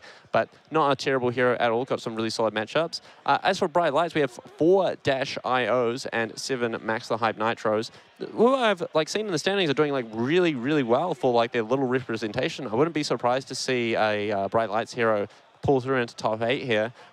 Both decks doing very, very well situated. They're very well built. We've got some good pilots on them. So I look forward to seeing maybe some more of them as the day progresses. Cheeky 6 Kanos, though, floating in the bottom of the bracket. Someone's hoping that someone didn't bring some AB today. Yeah, I mean, besides the Arachne with like AB4, yeah, it's me very, very Now that was interesting. a man who was prepared. Yeah, I think it's very like interesting trying to put Kano, because like if people are unprepared, they will just get rinsed by Kano. And something that like really caught my eye here is we have 3 Arachne Huntsmen, a very, very not very like well represented hero elsewhere that I've ever seen. Same with Riptide, and only 1 player playing Viserai Runeblood. Now, why do you think Viserai, who used to be hailed as one of the greats of the game, one of the top tier meta contenders like a year or 2 ago, why do you think he's fallen so vastly in favor, Anthony? I'm honestly not sure. I've always liked Viserai. Like, I think it's cool and the things that he does, very, very powerful. But I think it just doesn't deal enough damage because of like the Skull Eater's not a combo a while back. You can't really do like a full OTK anymore. Yeah, you can't do like the very, very degenerate things with Sonata Arcanics anymore. On top of, you know, you have a rough time into Rangers. You've really got to like line up A plus B plus Z. So things like Bravo can be hard. Things like Azalea and Lexi can be quite hard with all of their like various levels of on-hits. Like we saw a Frost Lexi deck earlier today, and I can't imagine any Viserai deck having a good time there. Like very, very rough. Well, very interesting meta breakdown. I'm really, really excited to see what day 2 will bring us as we close out the day. But that'll be us for this round. Hopefully we'll have an exciting feature match for you very shortly. Talk to you then. See ya.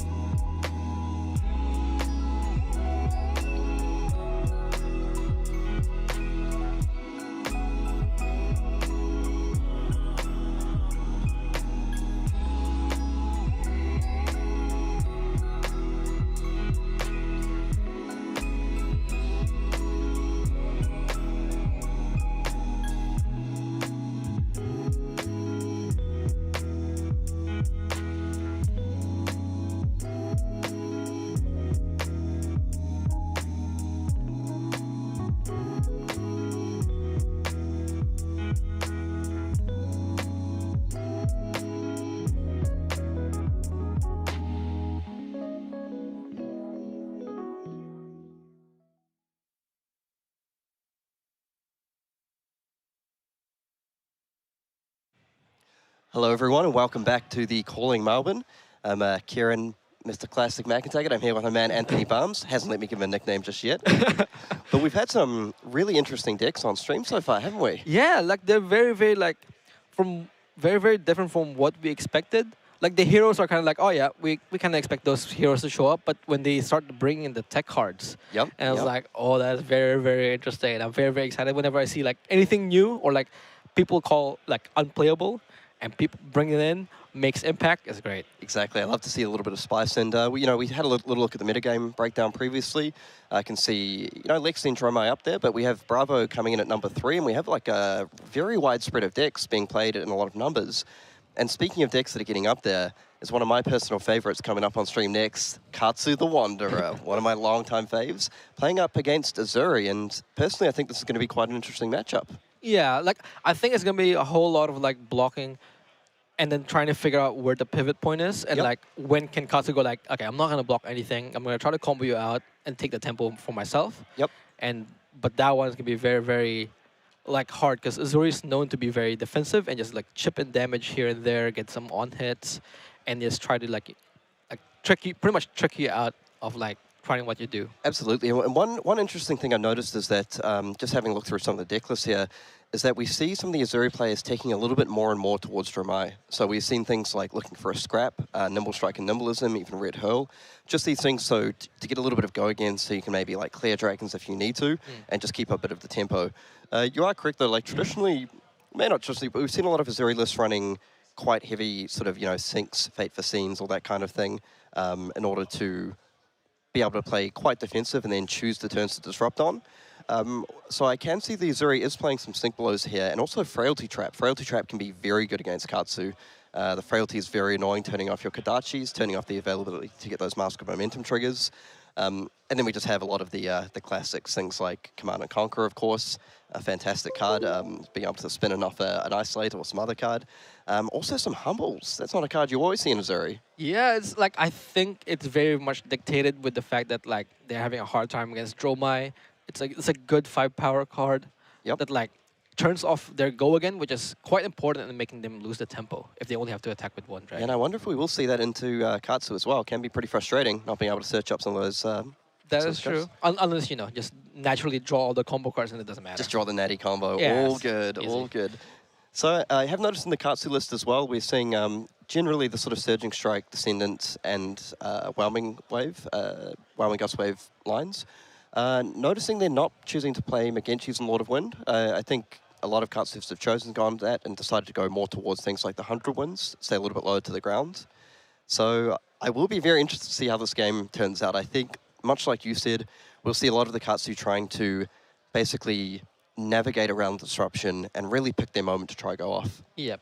I also think that the reason they're not playing Mugenshis anymore is because Bonds of Ancestry is just like very, very powerful. Yep. It allows you to like essentially like draw more cards from your graveyard and just look up more combo cards. Also Dishonor like as a nice like finisher that can definitely just shut off people's game plan if they're not ready for it. Yep, absolutely. And, yeah.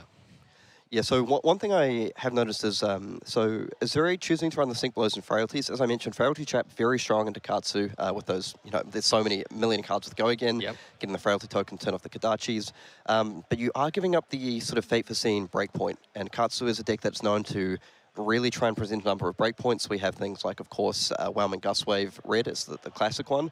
But even just things like, Bonds coming in for 4, potentially threatening Mask, Dishonor, like you mentioned. Dishonor, it's not, I wouldn't say it's absolutely game-breaking, game over if you get off against Azuri, but if you pull it off, it's very, very frustrating to not have the ability to spin. Yeah. It just makes all your stealth cards just way worse, and they just become either pitching for daggers or just blocking. Because most of Azuris would just be playing Isolate, and that one in itself doesn't have any on-hit. Yep. So when you can't spin it off, it just does nothing. It's like 2 vanilla damages. Katsu doesn't care about that one. Yep, I agree. I feel for Azuri looking at the equipment, we're probably going to see a fairly traditional setup. It's not something like, Crown of Providence, Tunic, Flick Knives, and the Black Tech Whisperers, just to give yourself a little bit of defense value, and then the Spider's Bite and the Nerve Scalpel on the offense. Yep. For Katsu, one thing I'm really looking towards is, are they going to play the Hardened Cross Trap or the Tunic in this matchup? Now, I feel in this game, which can tend to go a little bit longer, they may look towards the Tunic. But again, the Hardened Cross Trap really provides you with the ability for that super explosive turn. I'm talking like card in arsenal, 4 cards in hand, go Hardened Cross Trap, Surging Strike, and make your opponent deal with that. So I think there's pros and cons to both of those. So we'll be interested to see what they decide. Ooh, looks like they're getting ready to play, just shuffling up. They're not going to make me wait too long. That's very, very true. Yeah, no, a couple of other tech cards to see. There's we've got a couple of pummels in the Azuri list. So we'll say, of course, very good on things like Shakedown, Already Dead, Command and Conquer.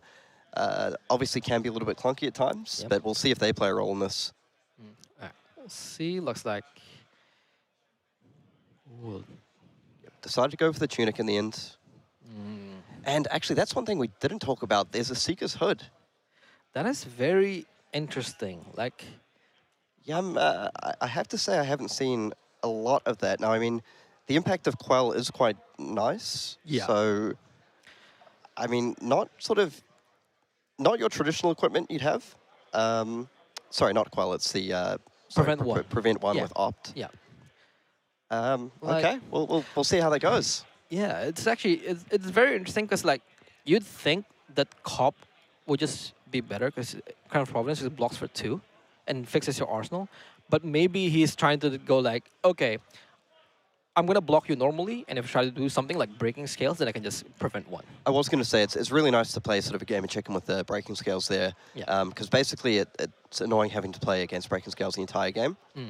Okay, so we're just going to kick things off with a, I believe, Infect Blue? Isolate Blue? I believe it's Stealth Guard anyway. Yeah, I believe it's an Infect Blue. Oh, just respecting it, just double block. I like it. And one thing is here, getting that Dishonor into the graveyard early is quite nice to set up the bonds. I don't think he's going to love having to give up that Red Whelm and Gust Wave necessarily, but giving up the bonds, not the worst thing. That's true. That's very true. To Be Like Waters. I think Be Like Waters has been very, very good in Katsu. It helps kind of start the chain. And people have to respect it because they don't know what else is in your hand. And it's good. It looks like we're coming through with a red Be Like Water to kick things off.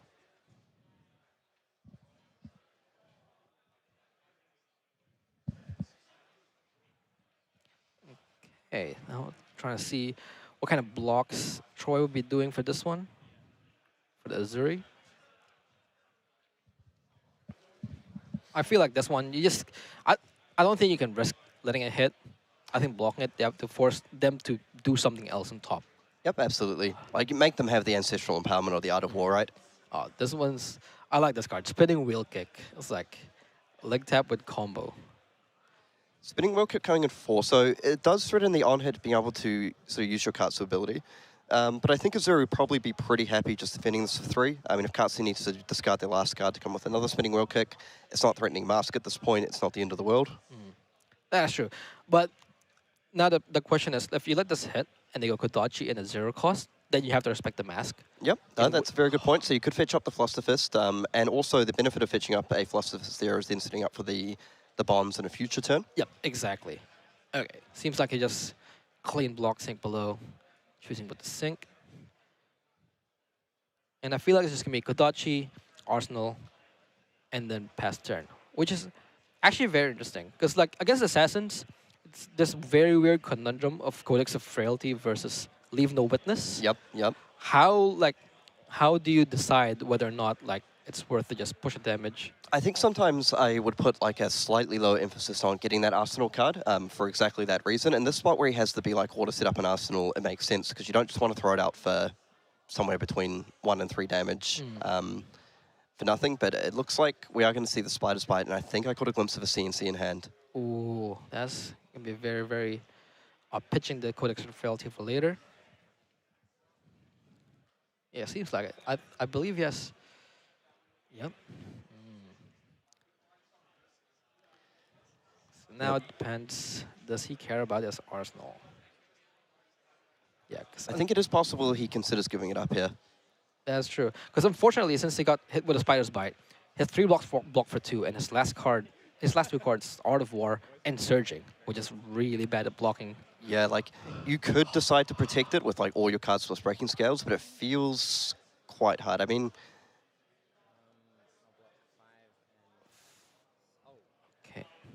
Okay, so I think he maybe had to just double-check the Spider's Bite reduction there. He realized... Yeah, unfortunately, without the Spider's Bite, that one would have been all right, but... This does open up a reasonable line for the Katsu player here. I believe we saw a Surging Strike and a Gust Wave. Yep. Didn't quite catch the color on the Gust Wave. But this does open up the possibility of going Surging Strike, threatening to fetch a red Gust Wave, or just following up with a natural Gust Wave, and then being able to arsenal that Art of War. Yep.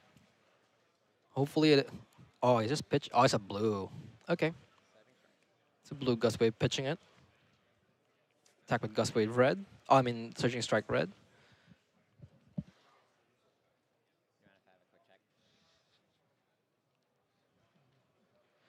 See how the Azuri player responds. Like 2 cards in hand with Katsu, you have no idea if they have like any more 0 cost, which makes it very, very scary. Yep, so we'll see how the Azuri wants to play this here. So Azuri getting off to the early life lead. That's right. The CNC was fairly good. Gets rid of a starter, which could be relevant. Now, it does have resource up, so if Azuri blocks for 5 here, it does have the option to Art of War +1 and banishing the Soul Beat Strike from hand. True. So just saying no blocks, okay. Oh, okay. That is So he actually just needs to find a 0 cost here. yeah. That's actually very interesting because in that spot, I don't even know if I would actually like banish the soul bead because you need to enable. You need to make sure you get that 0 Yeah. cost. So it looks like he did draw the Ancestral, so he... Not the card you necessarily want to be discarding. Okay, so you're just going to go for it in Ancestral this. Second dishonor. Like a little bit risky there just because if you don't draw the 0 cost, you're not able to continue on the chain. Yeah, exactly.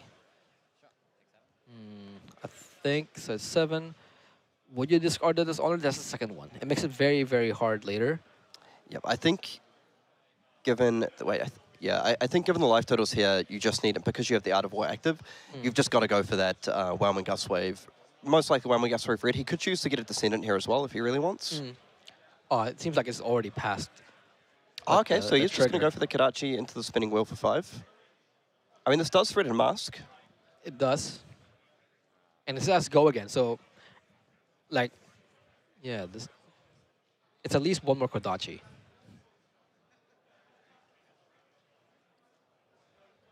That's a fun thing about Katsu. There's a lot of different lines you can go with when you play this deck. Yeah, that's very, very true.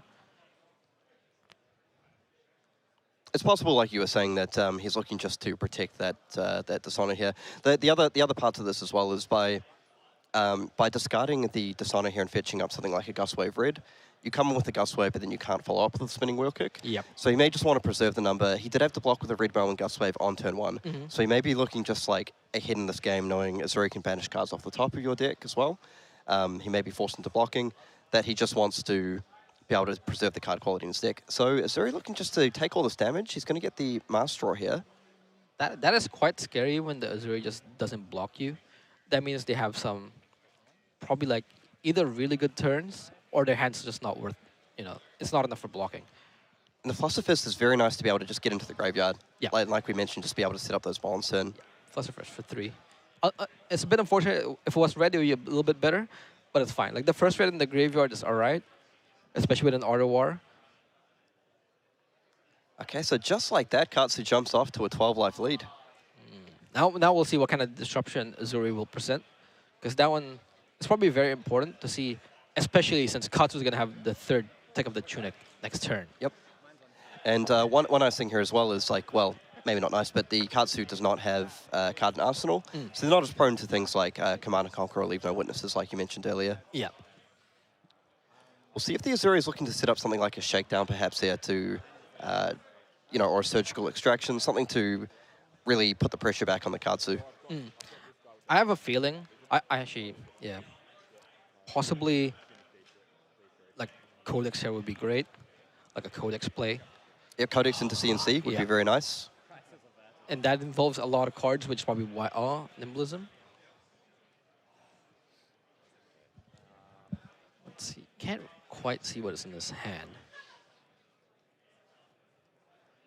But having the Nimblism definitely makes it like a bit more awkward to like block in that with that hand. That's true. It looked like he did have a number of... okay. So Ravenous Star, but it looks like he did have a number of 2 blocks in hand. Yeah, I believe he revealed Shakedown, which means attack for 4. Because he does have Rabble, I believe Nimblism, and I think I might have seen a Snatch in there, potentially. Snatch and Nimblism, pretty good card. Actually, no, sorry, wouldn't be Snatch. That's not in the list. Fair enough. Could have.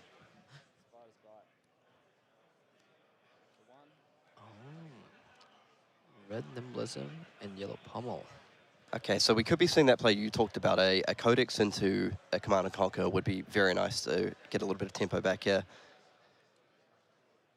But I don't think he has... Let's see. Oh, yeah, Tunic would be in 3, yeah, it would work. Like the dice, A little bit difficult to see for us. very, very, like, well, it builds with a card.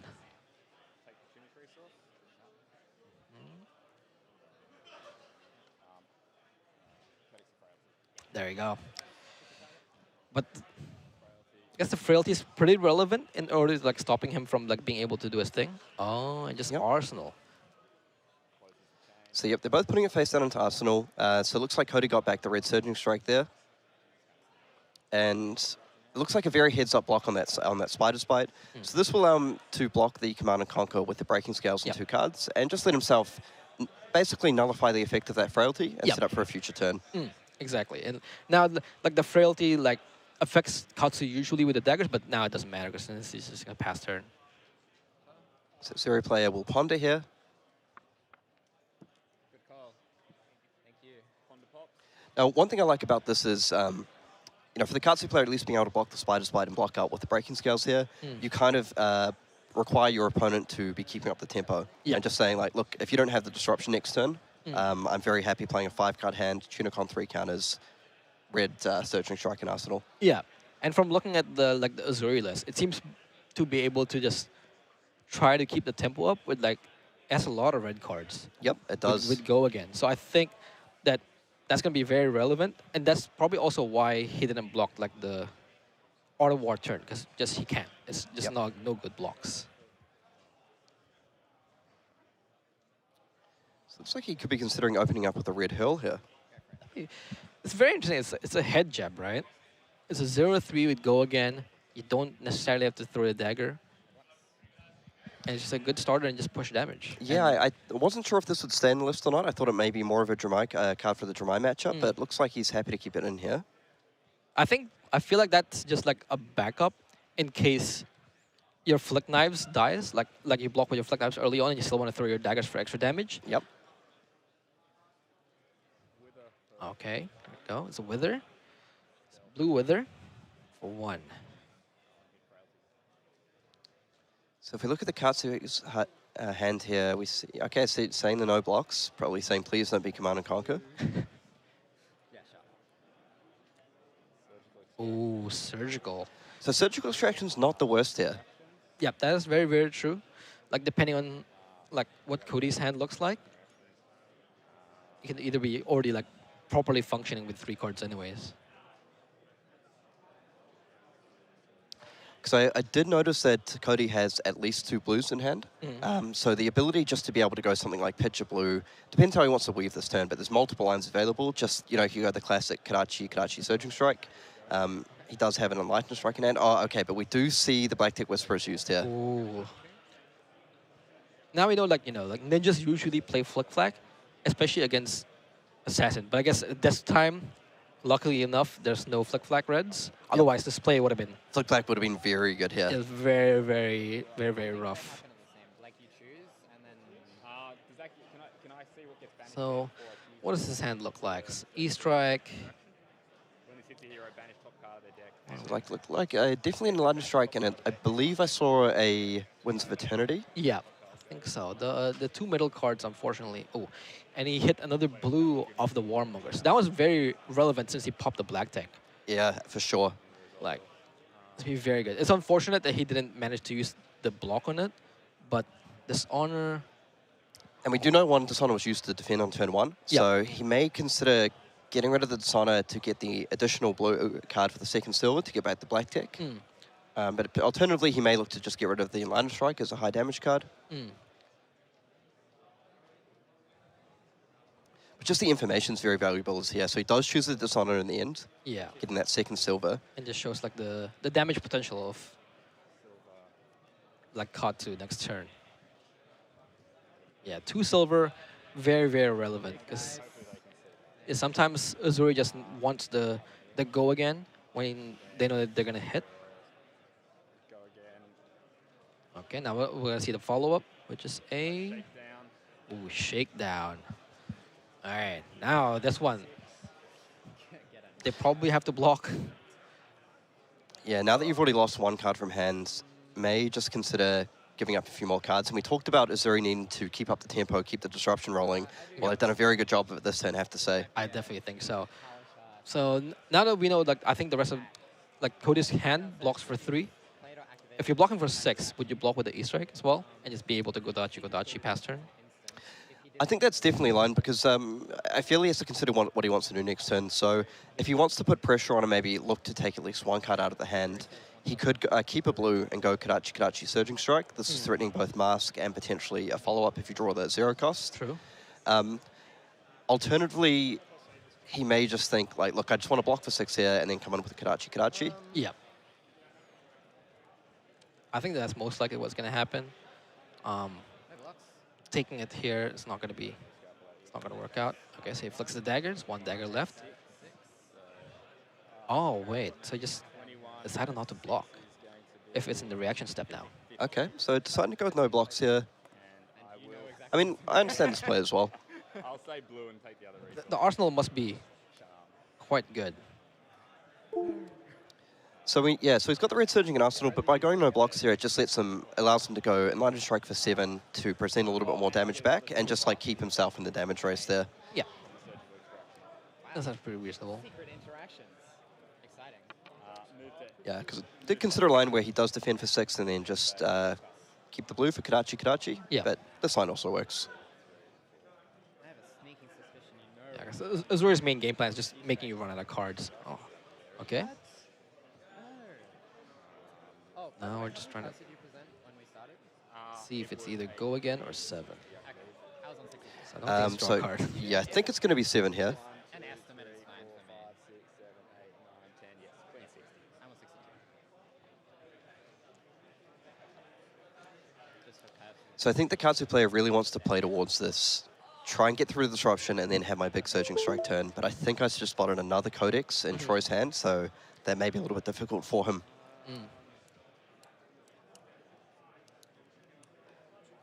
Oh, the dice. Ooh, there you go, putting the dice for 7. It's pretty good. Enlightened Strike, pretty good card.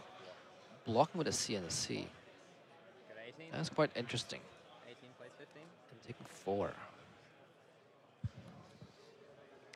Okay, yeah, I guess the Command and Conquer block does make sense, particularly if he has something like 2 blues into Codex, so he can go...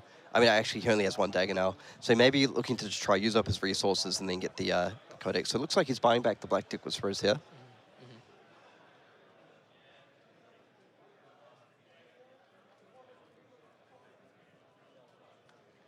Have a look. Isolate for 3 with stealth and dominance. Okay. I don't think I'm blocking that. So it looks like opening up with the Isolate there. Shake down. Yeah, I think just doing a 2-card play with an arsenal, just to set up for the next turn. Okay, so choosing to defend with the Command and Conquer there to come in with the Shakedown. Yeah, I think what the Azuri player is thinking is like it's much more important to hit the Katsu player's hand, since if you can get rid of the 0 cost in their hand, then they can't use the ability. Oh, Yep. not again. Oh, another go again. Okay. So you take 6. Take 6, go to 9. And what color would you like? This time. This black deck's really, really like getting tons of value from surgical and now this. I will. Now, I don't believe we've seen a Leave No Witnesses played so far, so I don't believe he'll be able to Codex back that. I don't think so. So I did spot an Art of War in Cody's hand. Ooh. So Okay. we'll see what he chose. Like, my guess is he probably chose blue here. Yeah. The yellow. I was never going to say yellow. So probably just be Never going to say yellow. Flusterfest blue. High value. Just 100 wins bond and Art of War. So I've taken it down to 9. Yep. Shot. Okay, and we'll see what he wants to get back off the Codex here. Honda. So one really nice thing about this frailty here is he knows about the Surging Strike and Arsenal, and the frailty will apply to that. Yeah. It makes it much, much easier to block.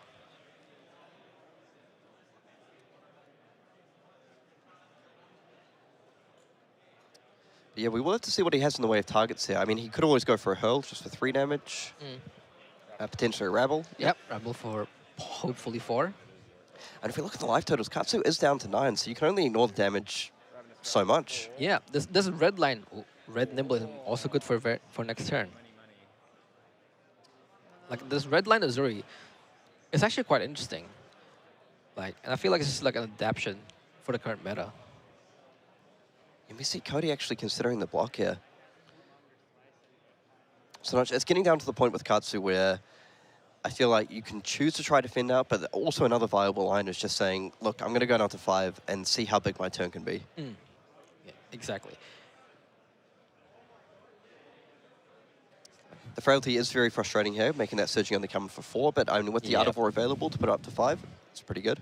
But I think we're really seeing Azuri start to pull ahead in this game. Yeah, it like the frailty negating the Kodachi really like limits how much damage and potential on hits the Katsu player can have, which is quite unfortunate. And we've seen our first Leave No Witness in hand. Okay, there you go. Banish an art. Can he find the blue?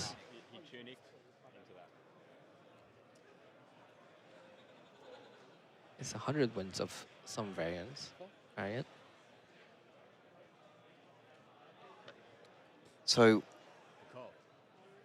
looks like he does have the red 100 wins, but at this stage doesn't have the blue to play the Surging Strike. Did pick up the Ancestral here, which is very nice. I think that one could potentially set things up.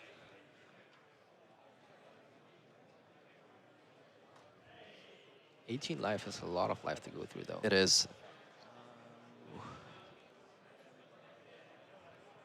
So he does have the bonds in hand critically, so... Yep. This one for the empowerment, see what he draws. So he is able to go pretty wide off this turn. If he fetches up a Descendant, he's able to go Descendant into bonds, into Dishonor. Okay, instead of electing to go for the Be Like Water,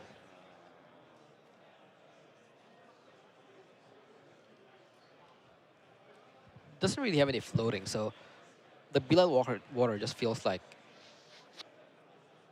an 04. Which is, maybe he's happy to do that. No resources floating. yeah, you're right, because I believe the last card is that red bonds in hand. Yeah, which doesn't really do a lot. You can't even pitch it for Kodachi. It's not great. Yeah, I thought he may have considered getting rid of the Be Like Water there for the Descendant. Think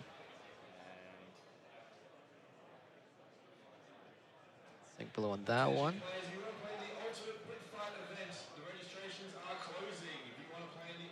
Okay, yeah, so Sync Blow is going to cover that up for 4. Yeah. It's actually interesting because we know that the Azuri player has the nimblism in his arsenal, and he also drew a Leave No Witness, so he can actually just do a 2-card play for 7, which is already pretty devastating because it hits Katsu's like arsenal.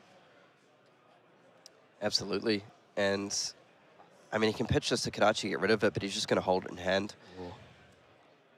Yeah, so I feel like potentially he maybe should have gone for the Descendant there, but we'll see what happens. Picks up another Art of War in hand. Yep. Even not a Descendant. Even if we just picked up like another 100 wins for more damage. Yep. Just thinking on further blocks.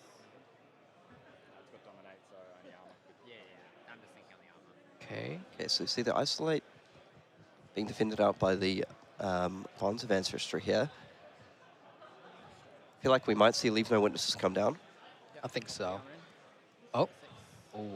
Okay, choosing to push in the Mask. Now, I do like this play here because you're defending out for 6 and you're stopping the Art of War.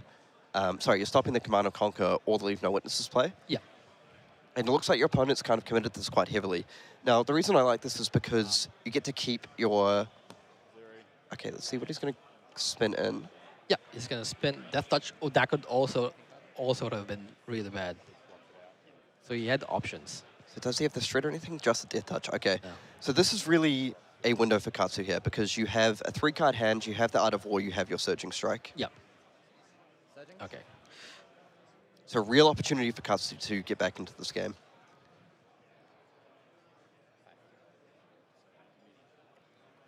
It's just unfortunate that no more masks, so the Kodachis are slightly less threatening, but we'll see like how the Azuri player blocks for this one and what kind of reads he has in the Katsu player's hand.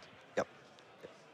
Yeah, I think at this point it's fine blocking with the Mask because you're kind of committed. You're committed to your big play. You're like, I'm probably not connecting with 3 attacks in a row anymore. Yep. So push it in, give myself a chance to actually win this game. I agree. Have a quick peek in the graveyard, the banish zone. See what's happening. I'm just reading a couple of the cards again. Yeah, sure. Like if his hand is actually just like this, like surging strike, this, and then bonds, it's actually a lot of damage. Yep.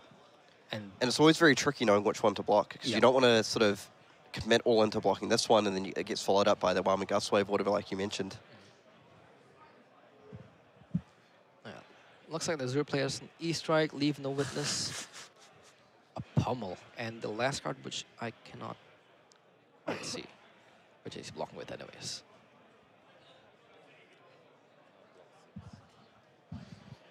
Okay, if he defends for 5 here, I couldn't quite see what... I think it was an isolate, so he's blocking for 6. Okay, so he's going to go for the Art of War. Okay. What can he find?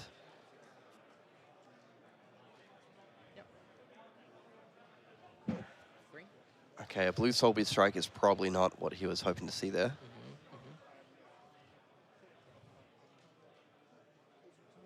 No resources? No resources.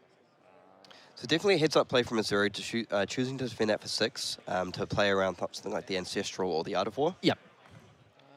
I think taking 3 here from the Soulbeat Strike seems correct, as long as you can make your hand function. I mean, a Line of Strike just for 7 seems pretty good. Yep, I agree.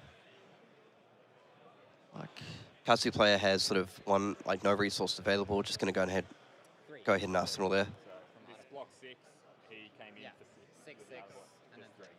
yep. So it's, So I think from this stage it's going to be quite difficult for the Katsu player. I feel like that was the turn they were going to try and use to kind of rip the tempo back in their favor. Maybe a little bit difficult from this position. I think it's time for Nimblism E strike. Maybe draw a card to refill the arsenal, or just for 10. 10 sounds good. Yep. 10 seems pretty good here. Yeah. Particularly you're playing against Katsu, they do have a lot of 2 blocks. This could even be a forced 3-card block. So in this spot, I mean, you do have the option just to block for 6, going down to 1. I mean, you can't really go down to 1 because of the Flick Knives either. So this is really saying, give me 3 cards. Yep. And maybe even 4. Like, but he does have a couple of 3 blocks, which is good to see. And you're pretty safe knowing that, like, the best your opponent's likely to come back with is something like Kadachi into maybe a spinning wheel kick, but you still have multiple equips up able to defend that. Could also come in with if he has a blue, Kadachi Snatch is a good way to try to claw back into it. That would be very nice with the Snapdragon Scalers available as well. Yeah. So he does have some options. Unfortunately, it's not very wide. It's a bit limited at the moment because the attacking for 10 is pretty good.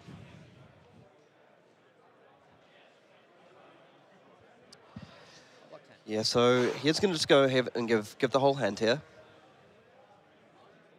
Yep. Blocking. Live to fight another day. Yep. Try to see like what other hands he can. Hoping for like the Azuri to just have like a weaker turn. He'll be able to monopolize. Yep, I think that's fine. I mean, your opponent's down to 1 dagger as well, so maybe you just try and think like, hopefully they just kind of semi-breaking can't present quite enough. Yep.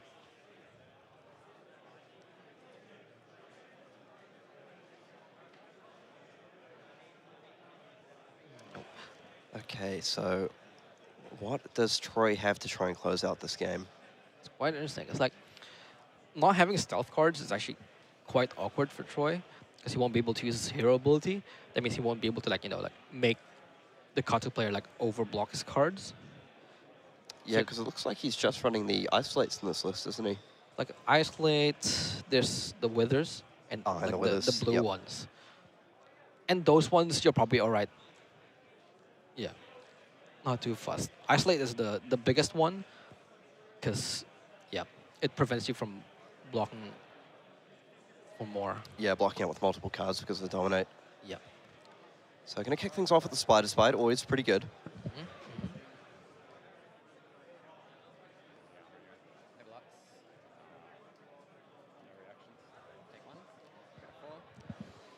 Cody just takes it. All right, now here's the scary part. Ooh, isolate. And he does have that isolate. That's rough. Very threatening here. He does have the Warmonger, so it still blocks for 3. So it's not Shred. Okay. Okay, and what can he follow this up with? Oh, and the preemptive flick flag. Very nice to get around something like Command and Conquer here. E-strike for. So what have we got here? So you're blocking 4, I'm coming for 5. Yeah, I'll take one. Yep. Okay, so just going to get through the 1 damage there. And again, this does give Katsu a 3-card hand to work with. Yep. Living another day. So we'll see. I mean, Katsu has the option here of something like Kadachi, E-strike for 5 or 7, or to just go into the surging line. Like now it's actually very, because I believe that Troy's only played 2 codex. So it's very, very important now to see if you want to put something in your arsenal or not. Yep, so we'll see if he goes with the surging or the enlightened strike here. E-strike for 5. Okay, so it's going to be enlightened strike. Will he draw the card? Yes. Yep. And one thing this does open up is the ability to use the Snapdragon Scalers as well to follow this up if you'd like. I agree. Because he actually chose not to play the second Kadachi, to attack with the second Kadachi as well first, just to leave his options open, I suppose. Yep. Like in case he draws like a red surging strike, then he'll be able to play it. Just the raw damage here is Yeah. kind of what he's wanting to go for. At this point, he's just trying to like limit Troy's options of what he can do. Like blocking with isolate's already like kind of good news for him. Yep, absolutely. Okay, it's an arsenal. It's probably something that he doesn't want to play, but just keeps his options open for next turn.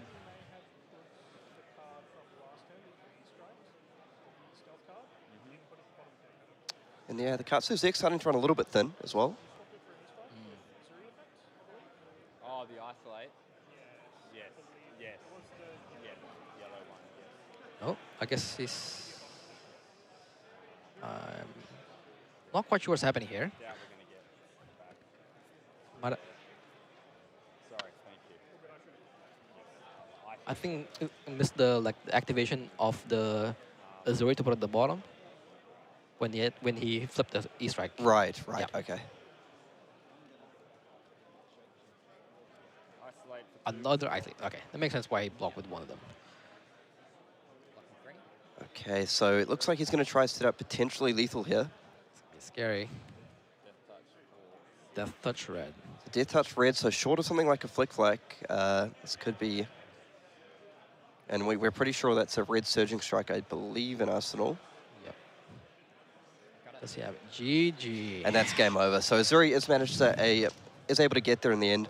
Despite a really strong start from the Katsu, pulling up to that 14 or so, 10 to 14 or so life lead, the Azuri just kind of understanding what their role is in the matchup, just playing a little bit more defensively and realizing that they can sort of grind out a little bit and then come in with the disruption to start closing things off and grab the tempo back at the end. Yeah, I think so. It's very, very tough for Katsu, especially with so much like disruption, and sometimes their hands just doesn't line up.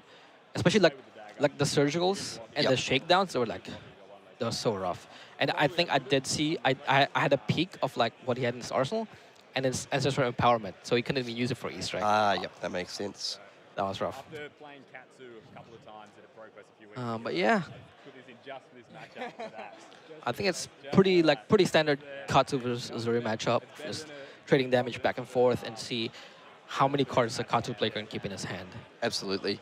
So we might take a short break. We'll see if we may get the Azuri in for a quick one or two in a little bit. But we'll take a short break for now, and we will be back with everyone shortly.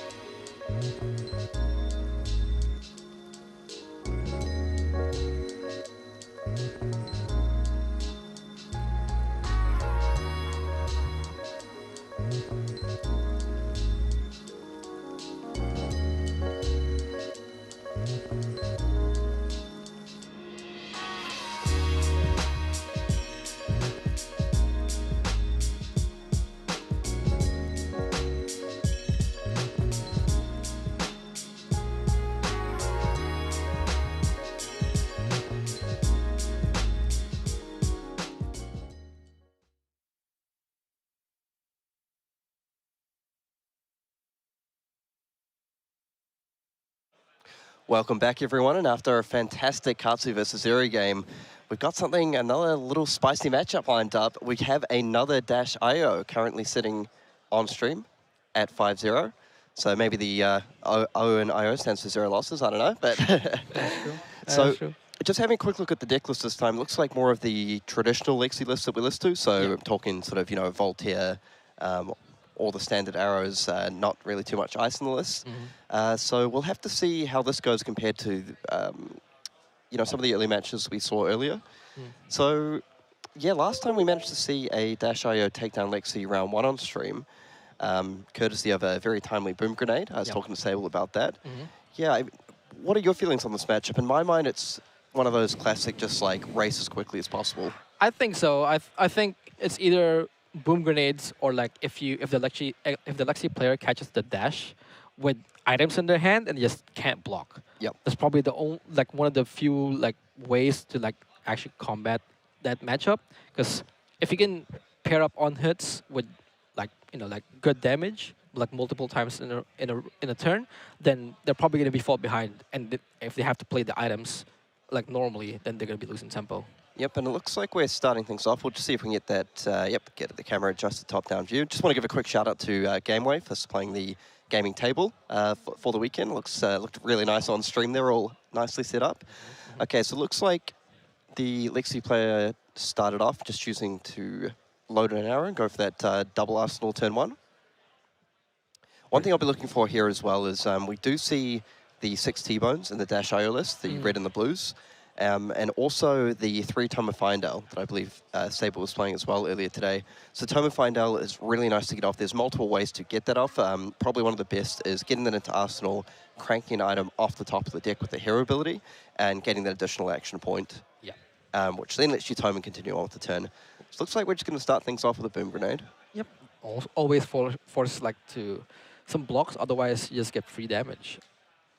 Yep, and we're kicking things off with a T-bone pitch for a red zap hit for 5.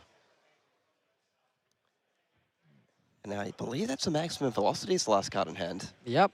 It's going to be a while. I feel like that one's going to be a very, very big setup card. Yeah, those ones can be a little risky sometimes, getting that into Arsenal, as it can get trapped, particularly if you get forced into the defense. But hey, if you say, I'm not defending.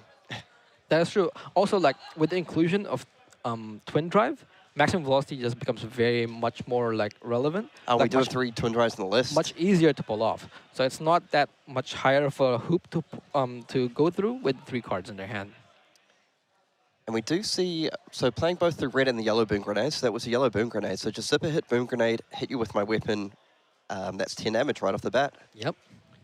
Okay, and we see Lexi here kicking things off with a Rain Rays from Arsenal. Fantastic card to begin with from Arsenal. Followed up by a Winter's Bite, just attacks a few resources here.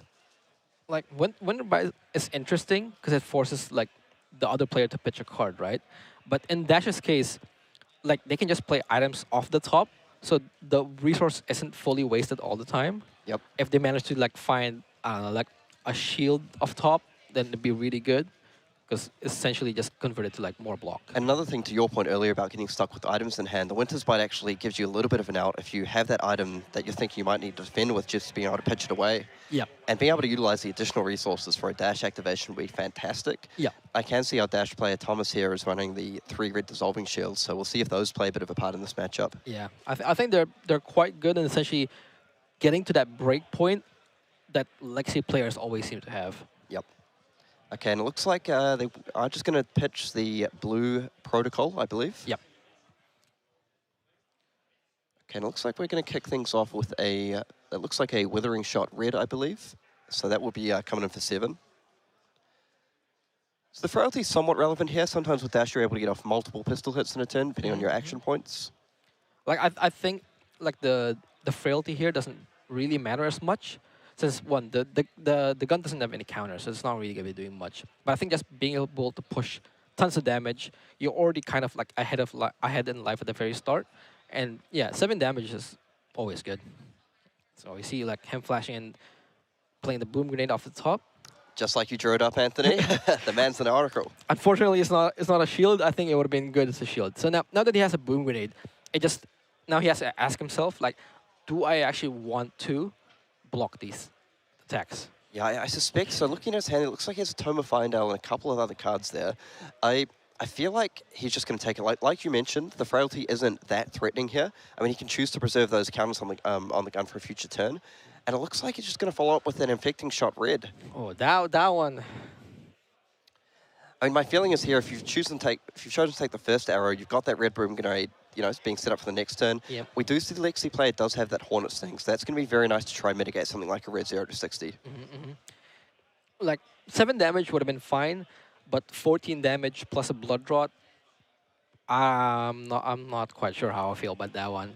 Gets a little more dicey. Might come down to what card he has in Arsenal here. If he's able to present sort of 2 big boost attacks, I think he might consider saying, yeah, look, I'm happy to kind of just take this and race you. Yeah. It does have the option to defend out using something like the Teklo Foundry Heart and that Crown of Providence if he wants to. Yeah. Oh, I believe it's the max velocity that we were talking about before. Absolutely. Yeah. Yep. So that one is a little bit of a dead card unless he keeps his whole hand, and if he can pull off the max velocity, then it's around about evenish damage. So one line here is, for example, defending with 1 card from hand, the Crown of Providence and the chest, getting rid of that max velocity to try get that, I believe it's Tome of Findale into Arsenal, and just trying to throw him back something to make use of that Boom Grenade. Yeah. And it looks like that may be what he's going for here.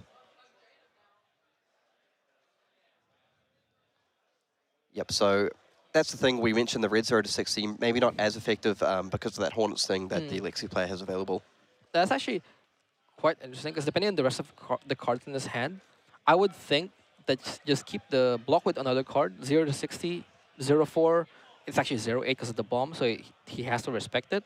So losing a card and then being able to like tome next turn, like it only works here. He has zipper hit, so it's actually not bad. Like, but if he wasn't able to pressure like the Lexi player to block the card so that the bomb doesn't go off, since they know that it's only going to stay there for 1 turn. Yep, so it looks like we're going to kick things off with a Twin Drive. Now, the nice thing about it is this now demands 2 cards almost, whereas the 0 to 60, because the Hornets thing maybe just been 1. Yeah. I feel it's unlikely but possible that that Alexi here decides to defend with both the Tunic and the Hornet Sting. Okay, so choosing to give up 2 cards here. Yeah. Now, the nice thing about this is the Boom Grenade is still available for the adaptive plating if he wishes to sort of cash that in on something. Yeah. The beauties of like adaptive plating with like, items that will die, like get destroyed next turn. And Thomas here just kind of really identifying that this is a full-on race, saying, look, I mean, I'm going to get my damage in while the damage is good, and I'm going to come in for 1, even though like I don't get the full amount because of the frailty. This card's good. Heat Seeker's a 2-card hand is actually really good. It allows you to reload and hopefully get a good card in your arsenal. Now, I feel like here's where the adaptive plating could come in really big. If he wants to choose to defend 1 card, cash in that adaptive plating, and then say, look, we're both at 29 life, but I'm going to have a 3-card hand plus a Tome in Arsenal. Even if I can't crank the item off the top, could be a little bit YOLO with this and crack the Achilles in order to get off that Tome, or just say that for another turn. Yeah. I think it heavily depends on what he has on top of his deck. Yep. If it's an item, that's probably like the 100% play. Otherwise, so we're galvanizing there. Oh, he's only blocking for 3. He wants And to keep just his whole choosing to hand. take the 3, okay. Okay. Also, adaptive plating, like, Codex. Very, very interesting. Not a bad hit, not a bad hit. Yeah. Adaptive plating is such a good card for mech now. It allows you to patch up whatever defensive like holes you have in your equipment. Now, I wonder if we will see an item off the top. So he did check before making that block. Yeah. So, I mean, it'd be a fantastic play to be able to crank an item off the top into that Tome. I guess he just wants to boost it off away. Oh, it's magnetic. So the magnetic shockwave boosted here, that zip hit coming in for 5. And I suppose he's in no rush really to use that Tome. It's not like he has to use it right away. Yeah. And does he have Pulse Wave Harpoon? That one's actually really good for wanting to keep like the 3 cards. Okay, so it's choosing to activate that Tome, so maybe we will see the Achilles Accelerator used here. I feel like it will be an Achilles play, especially with 4 cards in your hand. Yeah, you kind of have to go for it, don't you? Kind of priced into it. But it's good. Just trying to maintain like tempo, T-bone, multiple T-bones would have been good. Yeah, I do think he has the Pulse Wave. Yeah, so being able to line up, say, T-bone into Maybe another boost into Pulse Wave could be very nice here. Mm. T-Bone red here, so he does have the option just to, you know, throw the Snapdragon Scalers in. Mm.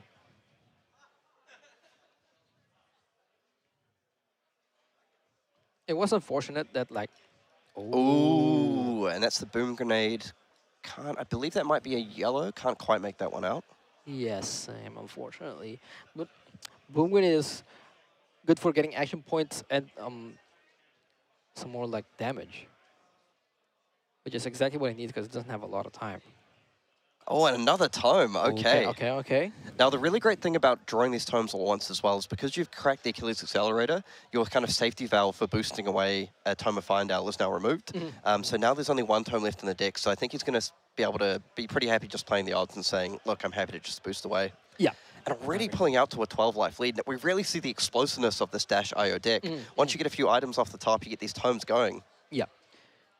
Like being able to get like essentially action points at will is actually really powerful as well. Going up to 3 resources here off the Teklo Foundry Heart.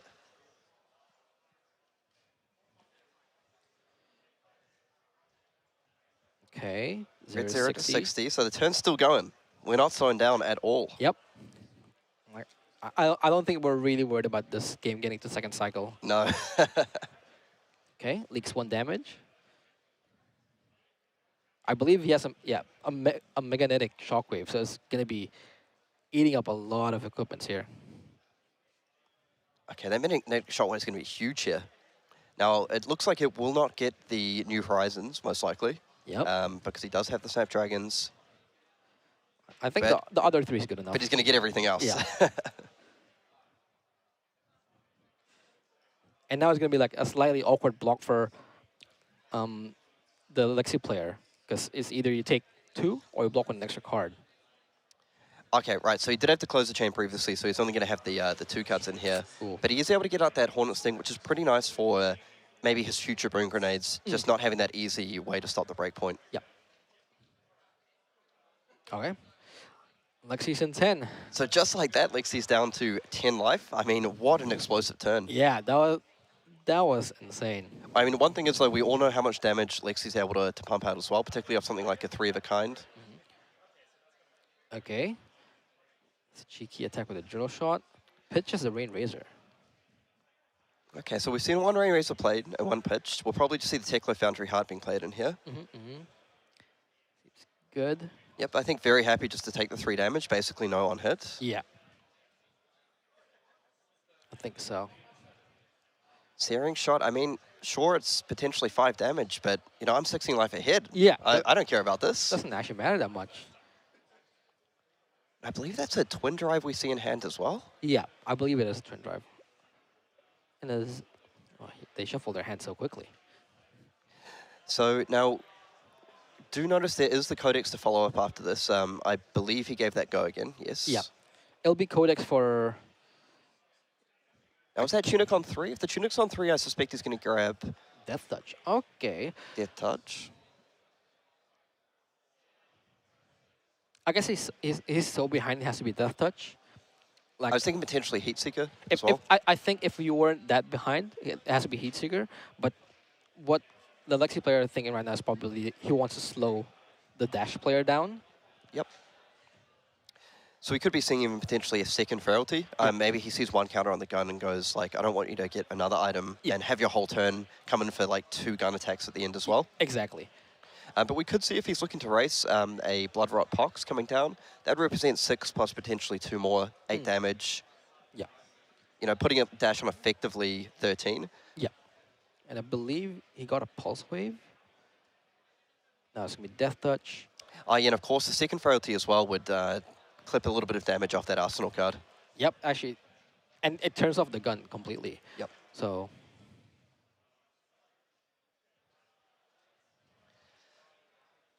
Yeah, so it does look like, I mean, the Dash player will be pretty happy with how these early turns have gone, but I would say they're not feeling out of the woods just yet because Lexi being able to ponder, get up to that 5-card hand, a lot of explosive turns available. We still have the Snapdragon Scalers available as well. Yeah. And we've only seen, like, I believe, 2 to 3 grenades, so there's a lot more to come. Yep, that's true. Okay, 0 to 60. Okay, looks like we're going to boost away another 0 to 60. Getting rid of the blue. It's good. Okay. we got it. Respecting the grenade. Yep, I like it. Now comes close to the chain for heart. Okay. 3 floating. Item off the top. Just twin drive. So one thing to note as well is just how many cards the Dash players like choosing to go through. So the Teklo Foundry Hunt not only does it generate you some resources here, but also it just lets you get rid of more cards to dig further towards that item. Yep. That's actually interesting. Like, is there any scenario where twin drive you just consider boosting once? Yep, quite possibly. Okay, so we see the Pulse Wave Harpoon coming in for 2. Yeah, so choosing to defend with the 3 of a kind. No, I think the Pulse Wave got pulled in. Forced. Yeah. Very, very important. Really powerful there. So it looks like the Lexi defended with all their cards there. Didn't quite catch the card that came off the ponder there. Yep. But I guess we're about to find out. Frostlock, okay. He's choosing to flip it and just pass the turn. Okay, I feel the Dash player's got to be pretty happy with that here. So you get up to a 4-card hand, your opponent's on 10. Most of their equipment blocks are down. So I suppose at this point you could push the New Horizon in because the Frostlock may not be that valuable.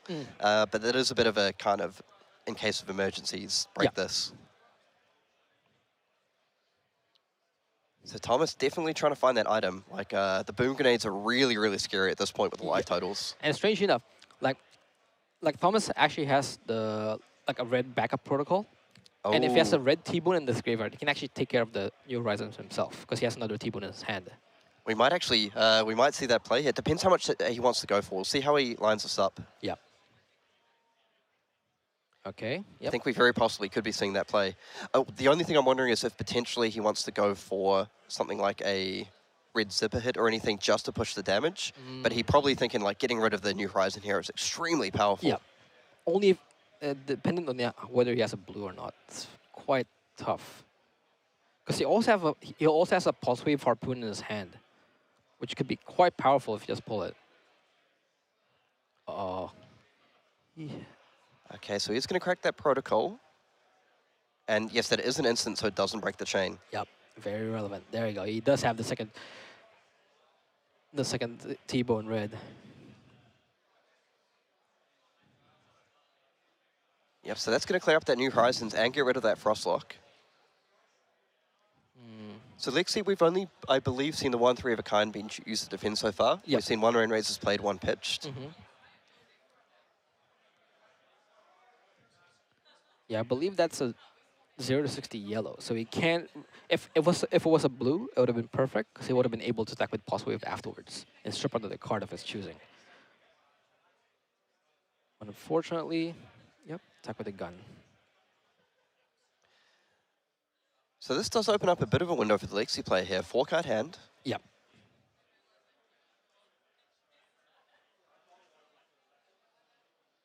I think Thomas would have loved to see an item off the top there. I think it does. Yep. And then crank it. Perfect, and then coming for another 2. So I believe that's a blue backup protocol? Yep. And that can convert like one of his items into a blocking card, which is could be relevant. Yep, that's a really nice interaction as well. And the good thing is here, he's probably thinking, look, like as long as this isn't a 3 of a kind, it's going to be pretty hard for you to push the full 15 damage this turn. Yep. Okay.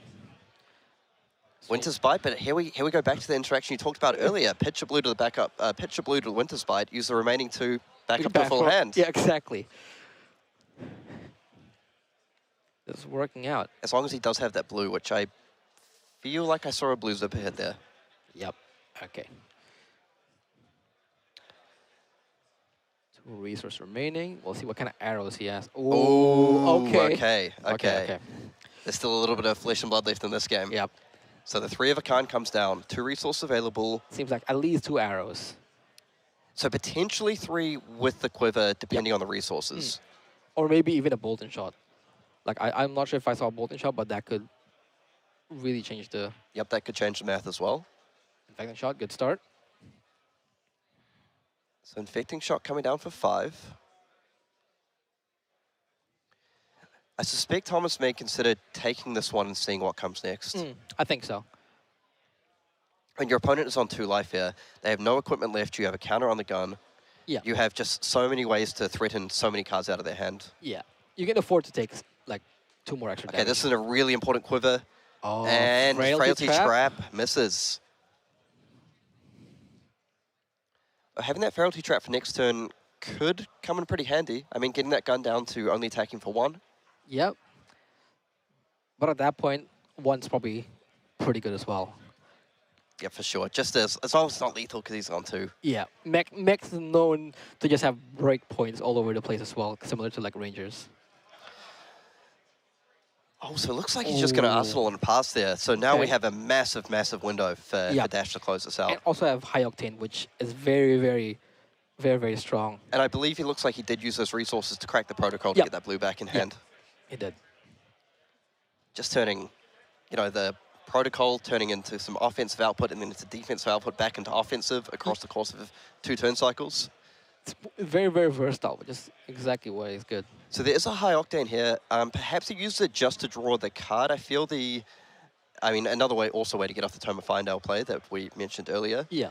So I feel like with only 1 counter on the gun, it's maybe not the highest impact play right now. But just being able to pitch a blue and fetch another card is pretty nice. I think so. And also pitching the card, like drawing the card from the High Octane also unlocks the top card of your deck to be another item. Absolutely. And then we're playing some sort of Flesh and Blood. Just seeing more and more and more cards boosting Teklo Foundry Heart, High Octane. Yeah. Just really, really cool to see this deck in action. Yeah. I'm also happy it's doing pretty well. It's definitely like turning some heads and showing what kind of place it can have in damage output. Okay, here we go. Step 1. Step 1, play High Octane. Step 2, check the top of my deck. Yep. Step 3, check the top of my deck again. I think he's putting that Blood Rod over there like, I'm probably taking this 2 damage. Yeah. Don't worry. Oh, and the Heist. Heist. Ooh. So I feel like this is almost a must block. Like, you really don't want to... actually, I didn't quite see what things we have in the Banish Zone, so... I mean, it's a must block because he's on 2 life and it's lethal, but... Yep. That's a different issue. So I think we're going to see the Frailty Trap here. Yep. So get Frailed. So the Frailty Trap, like, I mean, it's very possible Dash can just close out the game this turn, but that Frailty Trap might be the difference between staying alive. Yeah. So he doesn't have any more floating. He does have a Pulse Wave, which, I believe a Pulse Wave? Yep, that's a Pulse Wave Harpoon, which he's going to pitch for the Foundry Heart. Okay. Oh, only getting the 1 resource there, banishing the last home. And if he has a throttle, that's actually going to be pretty big. If he was relying on that to get off a Twin Drive or a throttle. I believe it's another. Oh, attack for 1. Okay, so we're seeing the power of the Frailty come through here.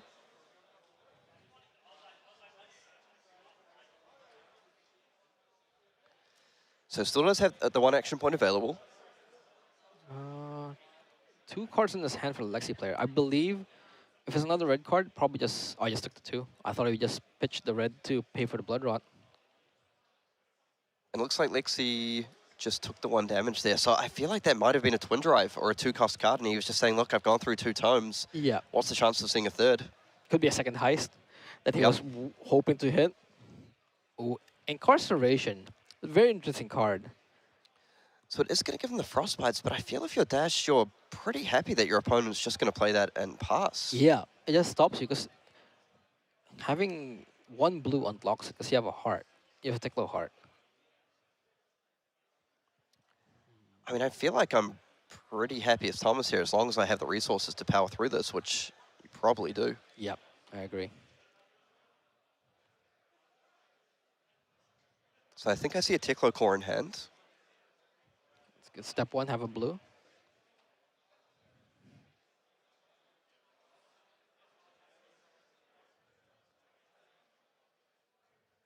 If it's the same Teklo core as before, he actually pitched 2 in a row. So the top card of his deck might be another Teklo core. Wow, very good spotting. That's the thing with Dash, you power through your deck very quickly, right, between between all the boost cards and the Tekla Foundry card activations. Oh, never mind. It's a boom grenade. Okay, so I guess, I mean, the on-hit is relevant to the extent that if he has things like breakpoints for power attacks, that's going to be really annoying to deal with. Yeah. Now, I feel like, does he still have that frailty trap that we saw earlier? I feel like that might be an arsenal. No, I believe he. Oh, he did use it in the end? Because otherwise the gunshot would have. Yeah. Oh, he had another one. Okay. Yeah, because I think the gun just came in for one the previous turn. Okay, Yeah. so getting that frailty is pretty nice here. But again, it's going to take a lot for the Lexi to come back in this game.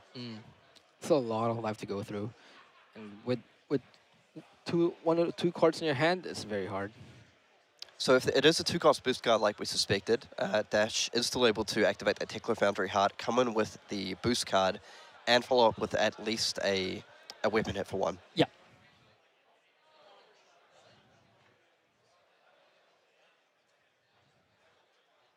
Let's see. 0-60 red. It's a good card. Particularly with that boom grenade down. Yep.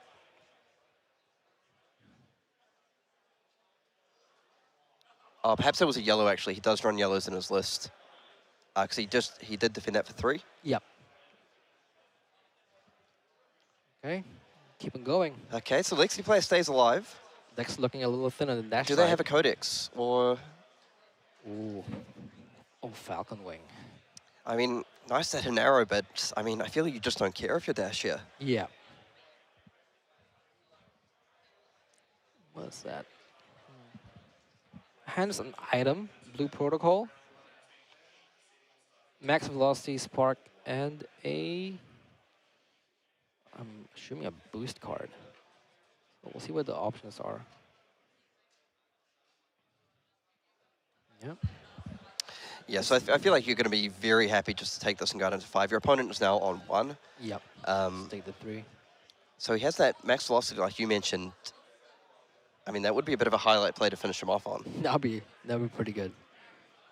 So was that a Spark of Genius potentially I saw as well? I believe so. If he has another boost card, then that play could just be very good. Just spark an item. Yeah, particularly sparking that crank item right as well to get the action point back. Yep, exactly. And being able to attack with the weapon. So we could see a few different lines here. Yep, it was a heist. I think you're getting everything right this game. I don't know about that one. So the heist coming in for 5. This is going to strip 2 cards. I feel the Dash player is going to be able to finish him off this turn. Yep. So I believe I saw a T-bone in his hand as well. Yeah. Oh, yeah, it is. Actually, he may fall just short of that's max velocity because he could go T-bone to strip at least 1 card. And then, the Spark will draw a card. The Spark can draw a 0 boost card. So we could see what the Spark draws. Yep. Very, very interesting. Because again, like if he doesn't have an item on the top, the Spark gives you another opportunity, shuffle the deck, look for some more items. Yep. But even if it wasn't like, what do you call it? Even if it wasn't another 0 cost boost card, you can still attack with your weapon. So it'll always be 3 and then 2 more. One thing is the Dash player's deck is looking very thin here. Yep. It's not looking... That's probably one thing we haven't mentioned enough. Like, I just saw him look through the deck here. Like, he's down to probably 10 to 15-ish cards. Yep. Very rare that you see Lexi try and fatigue someone, but... it is a strategy. And I guess, you know, when your opponent chooses through their cards faster than you. Okay. Go, check top front item. Tekla Heart. Oh, it's running very, very thin. Okay, so I did see a few items left there. So we're up to... 0-6 T-bone. I think that should be enough to close it out. I think so. So that's going to get covered up by the Endless Arrow. But we still have at least a gun hit. So the 0 to strip, that 60 should strip the last card. And the maximum velocity for the highlight play at the end. Let's go. He said, I got plenty of damage, mate. I just needed to draw that 0 boost card, no problem. Oh, man, what a game. So we definitely saw Thomas on Dash just firing on all cylinders there. Yeah, it was very, very strong.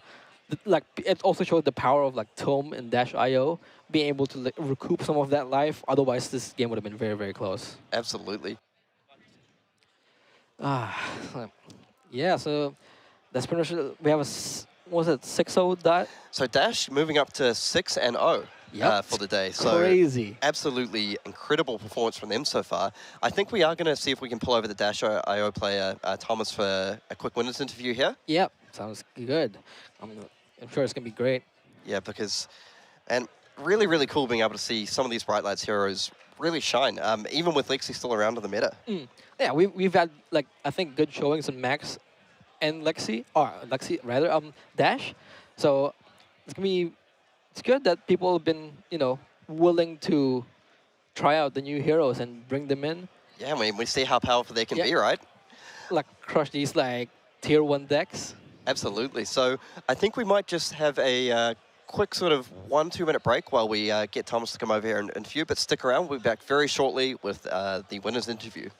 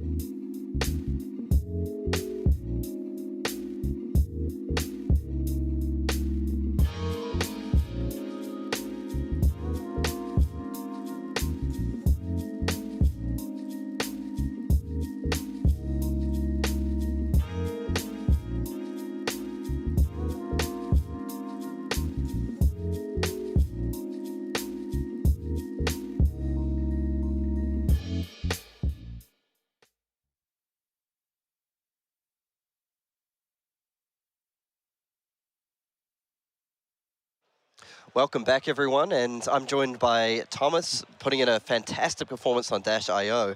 And man, you really showcased the power of that hero today. Yeah, 100%. Look, Dash.io is something that I feel like, you hear murmurings about it, but the Bright Light heroes have just been overlooked, in my opinion, and her hero ability is probably one of the most powerful that we've been offered in a long time. Absolutely. So we were chatting to another local player, Sable, earlier today, who was playing Dash.io and just mentioned the power of just being able to look at the top card of your deck. And we were mentioning on stream just the ability to manipulate your deck so many times between boost, between the Teklo Foundry Heart, between the shuffling from Spark of Genius. Just seemed really, really powerful. Yeah, I mean, just the amount of times that you can manipulate your deck in one turn, I think that there's some real skill expression there. Yep.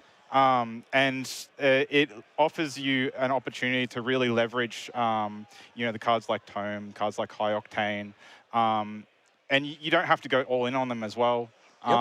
You can, because you have all that information on the top of your deck, you can really decide how heavy or how light your turn's going to be, whether you save cards.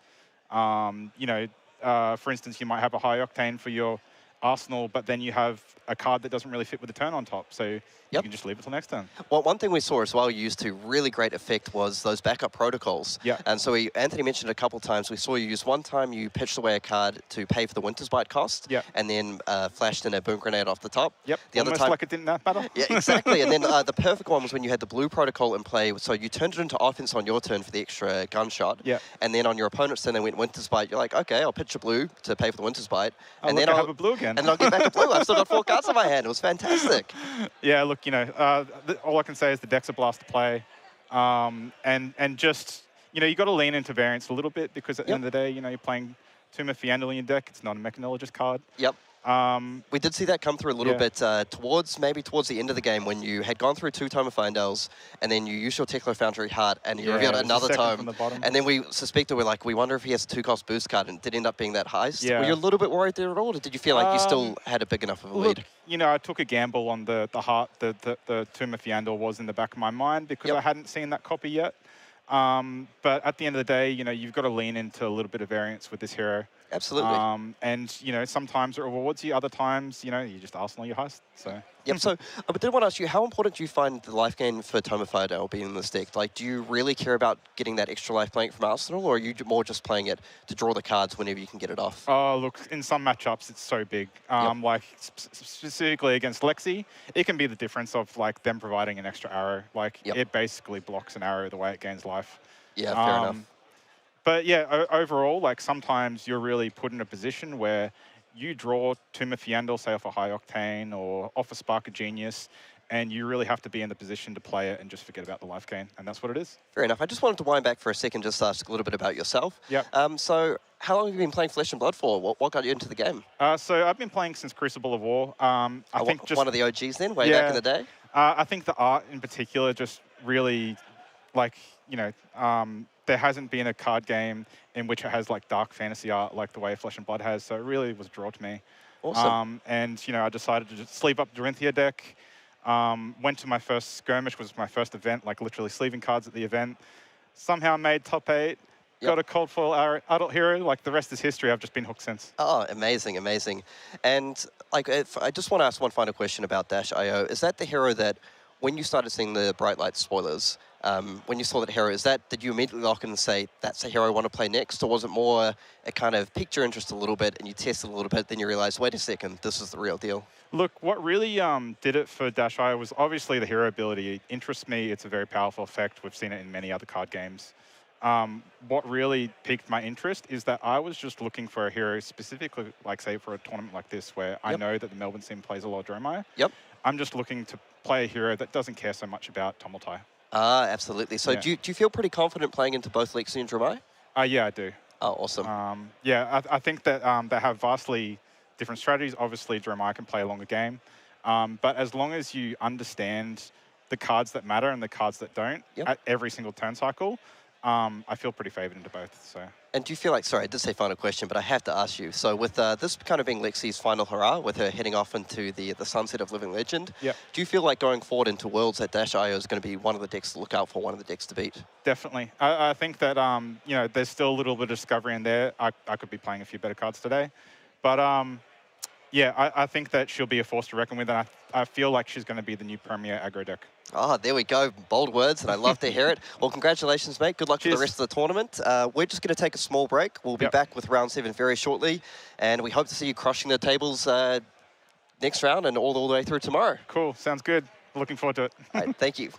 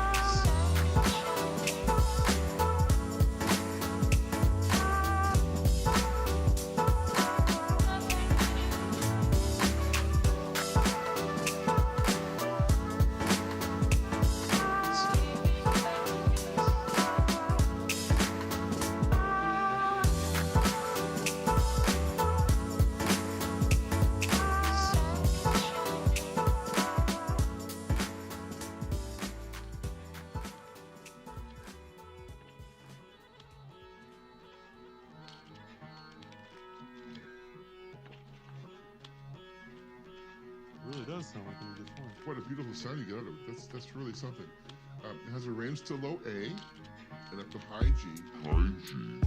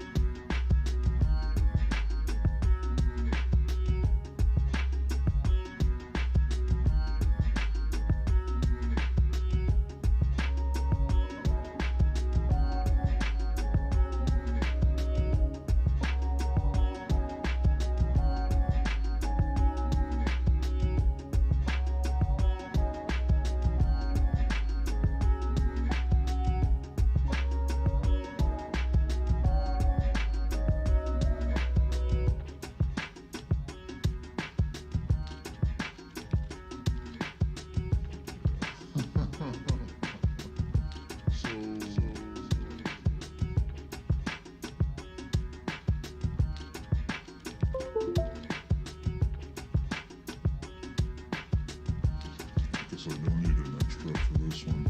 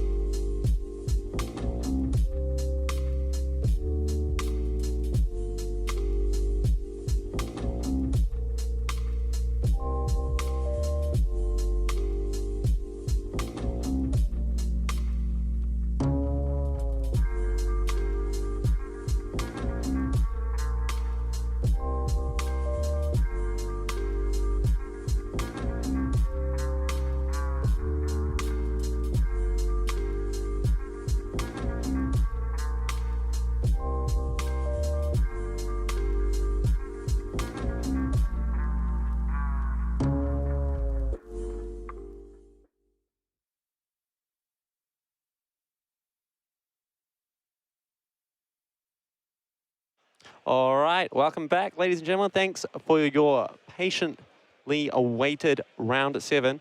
Here today in the booth, I have with me, back for another round, the final round, Kieran. And today, I think we have an absolutely fiery matchup. We've got Kano versus Dromai. How do you feel about this matchup, Kieran? That's the Volcor showdown, isn't it? It really is. Well, I mean, if it's going to be the classic Royal Dromai that we've seen a lot of, it feels like it could be a little bit dicey for the Dromai player. So some of the cards we generally look for in this matchup are things like Thermai to shut down the shenanigans on your turn, and things like Oasis and Sandcover. But we've had a sort of little look at the deck list, and it looks like the Dromai player is running a little thin on those. So I believe it's, what, 2 Thermai, 1 Oasis, 1 Sandcover, something like that?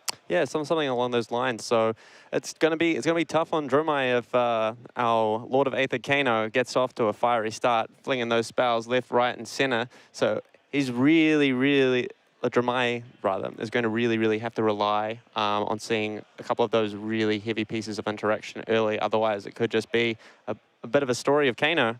Yeah, so we could see certainly the Dromai player get off to a fantastic start. Something like a very early Tumultai to blow up the Storm Striders could help sort of shift things a little bit in your balance.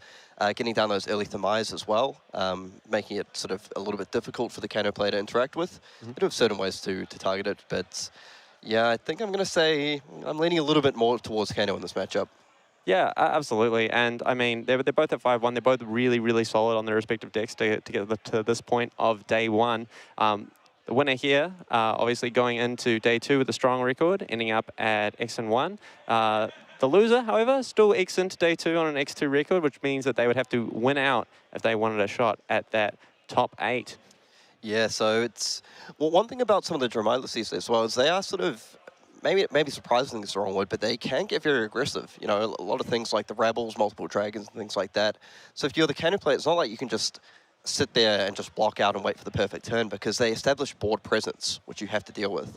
So, I mean, when I say that it's, you know, that I might be leaning a little bit towards Kano, I could very easily see Dromai, you know, dropping down a couple of early dragons, the Kano player maybe not hitting the sort of spells they're looking for, and it being a bit of a thriller.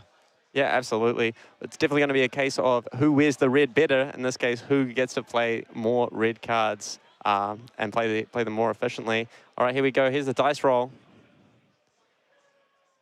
And doesn't tell us much. No, unfortunately not. It looks like they called odds or evens. But I mean, if it was you and I playing, I always choose odd, you always choose evens, so it'd be very easy to know. Absolutely. Evens always. So do you think there's a chance we see any spicy sort of equipment setups here, or just probably the standard Royal Dromai Crown, followed by maybe AB1? Yeah, it depends. Some of the more like fatigue-oriented Dromai lists can run more blues and possibly even go for an extra piece of AB, but I'm expecting just to see one piece of Arcane Barrier here from Dromai alongside the standard fit-out. Yep, and from the Kano side, we're probably looking at something like the classic Metacarpus, Storm Striders, Tunic, and Ragamuffins. Yep, exactly. You just want to go as fast as possible, I think. You just want to get the game done, dusted. Put it in the books. Exactly. Okay, yeah, and as we mentioned, quite a lot on the line for these two players. Like, you really want to go into that day 2 with that little bit of a cushion going into 6-1 and just saying, look, if I can go 4-1 the next day, pretty much locked. Maybe even 3-2 sneaking in, depending on how the tiebreakers lie and everything. Whereas if you sort of go home at 5-2, it's definitely a little bit of an uphill battle for tomorrow. Yep, definitely. You're running up against the clock on that one. It's win or bust from there. But let's see how these two players duke it out. Yep, and I'm just saying, I believe we may have an update on some of our 6-0 heroes. So we have a Lexi, so going to round 7, we have a Lexi in Icelander and a Dash.io all on 6-0. So we saw the Dash.io play in the last round. And it looked like there was a Dromai mirror, but that actually ended in a draw in the end. So, wow. Yeah, so both those players, 5 wins and 1 draw. I believe Michael Fing is playing on the 6-0 table against the Dash.io, so that we'll keep an eye on that result as well. Absolutely, it will be an exciting game for sure. But even more exciting, the game we have in front of us right now, the 2 red heroes. And is that a Spellfire Cloak, I see? Yeah, interesting. This Kano really wants to get off to the races, get pumping early. Yeah, so the benefit of that, of course, is that you just have it available immediately, so you don't have to wait kind of for the, for the Tunic to take up the 3 if you get that really early window. So you can only use it during your opponent's turn to instantly destroy it for the resource, but that's generally when Kano does its work, when he earns his money. Yeah, exactly. You really want to be doing it when your opponent's defenses are down. I mean, Dromai here not having the best Arcane Barrier defenses, but if they have cards in hand, they can still play things like Sandcover, things like Oasis. So you definitely want to be playing around as much interaction as you can on the Kano side. Yep, so it looks like we kick things off just pitching 2 reds to crack that gold, creating 2 ash. Yep, it looks like another red's going to get pit. Oh, the Dromai player just Probably just getting ahead of themselves a little bit. Interesting. He has a passing Mirage in hand. Not that strong against Kano. Kano doesn't really like to run poppers in these kind of matchups. They just kind of tone down the consistency of what is effectively a very fast, very fiery combo deck. Yeah, we see... We're going to see a big dragon come down right away. Yep, Remy throwing down. Dominia looking to steal perhaps a card from Kano's hand here. Now, that's a dragon that you'd like to start with against Kano. Now, he doesn't have any resources up. He's probably going to have to tank a lot of damage from Kano on this turn in order to be able to stick this mighty Dominia down. But Dominia's going to put in some work here, always forcing some sort of interaction from Daniel on Kano, because every time that dragon attacks, puts the top card of your deck, it's more than likely going to be red, and that means a card's going to be stripped. So very nice hit off the top for Kano here, revealing that Sonic Boom.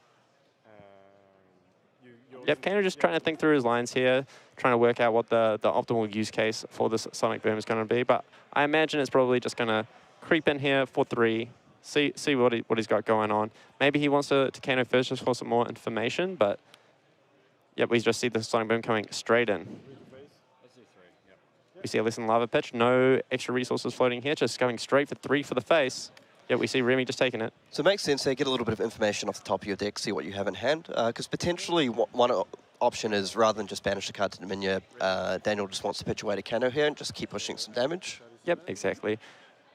Yeah, there's a very, very low risk to, especially to Kanoing here, especially because we know that Daniel has an energy potion in hand, which means that he's not going to be able to block this Dominia out regardless. And we see a blue Voltic Bolt as well coming down, just for another cheeky 3. Not the best hit, not the worst. Still represents some real damage for Kano.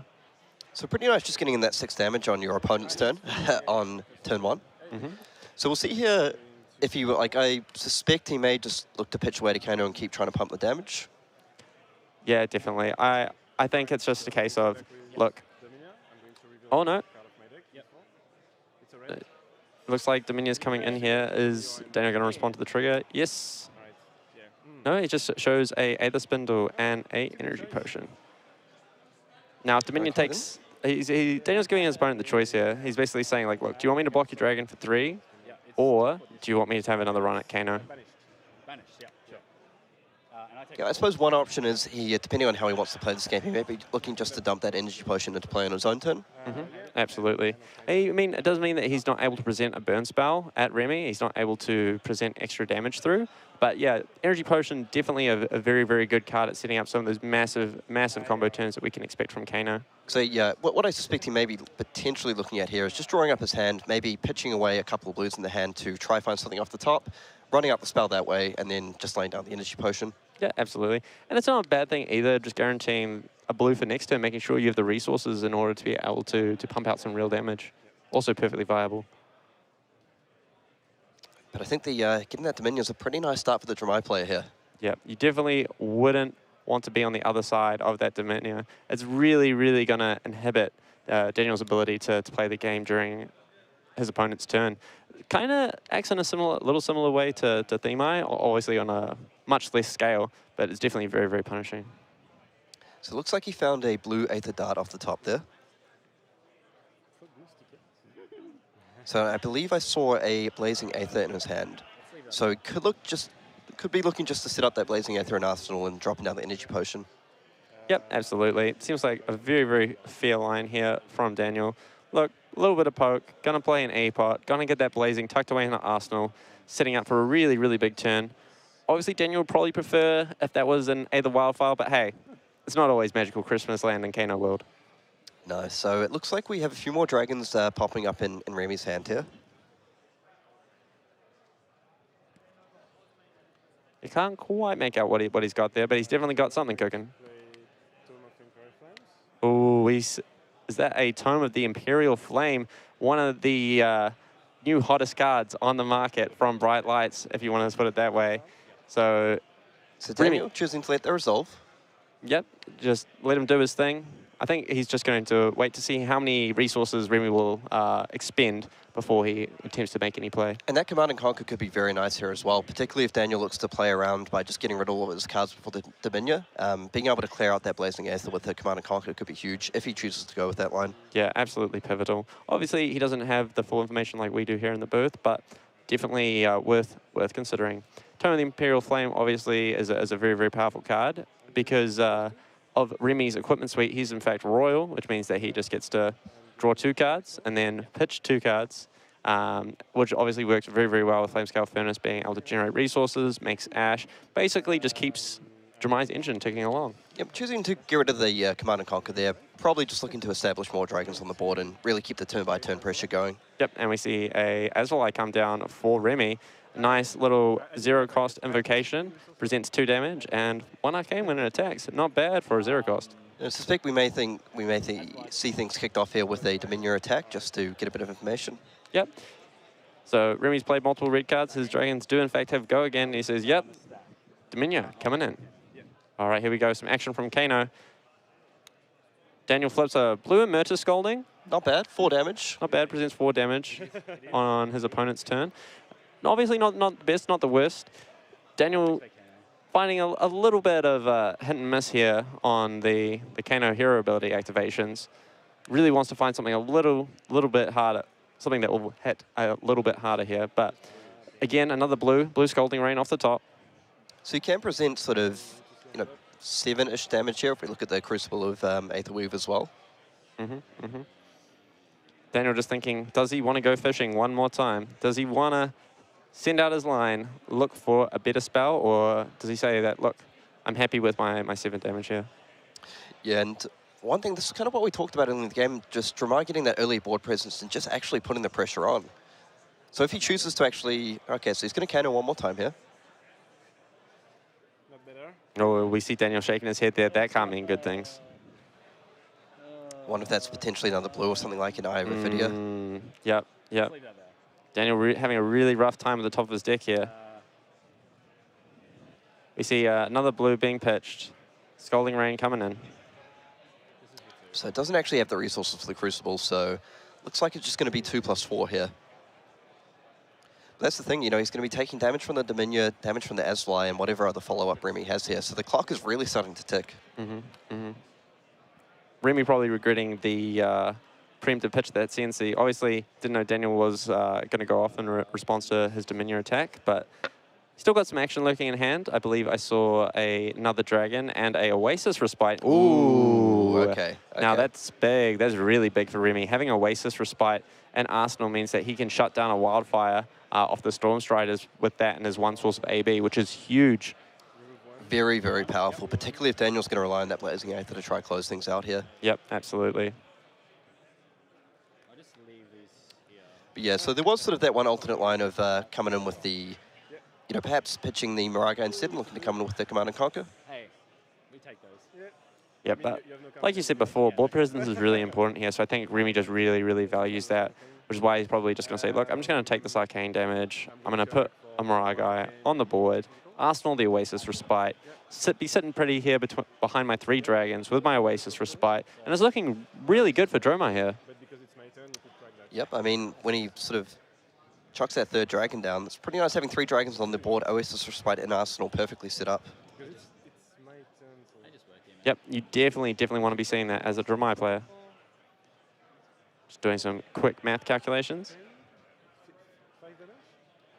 Yeah, I mean, I guess you could consider the Oasis, but I feel you really want to save that for the big turn. Yeah, exactly. It's such a pivotal card in the matchup, just being able to shut down any trickery that Kano might have here to really push over the edge. Things like Aether Flare as well, that Kanos have been known to run in metas with a very low arcane barrier. Decks like Dromai especially, which just don't have the blues to be able to productively use multiple pieces of arcane barrier anyway. Then those cards get really hosed by things like Oasis Respite. Yep, we see the Aether Wildfire in Daniel's hand drawn up. Would be really good if Remy didn't have that Oasis Respite. Yeah, so I think if he has enough blues, we could see Daniel kind of think this is my time to try go off, and that Oasis will definitely throw a spanner in the works. Yeah, absolutely. I mean, he has got the energy potion. I saw multiple blues in his hand. He has the Spellfire Cloak as well. Yep, he's got the Spellfire Cloak as well. Blazing in Arsenal, Wildfire in hand. If you were Kano here, you'd be pretty happy with that.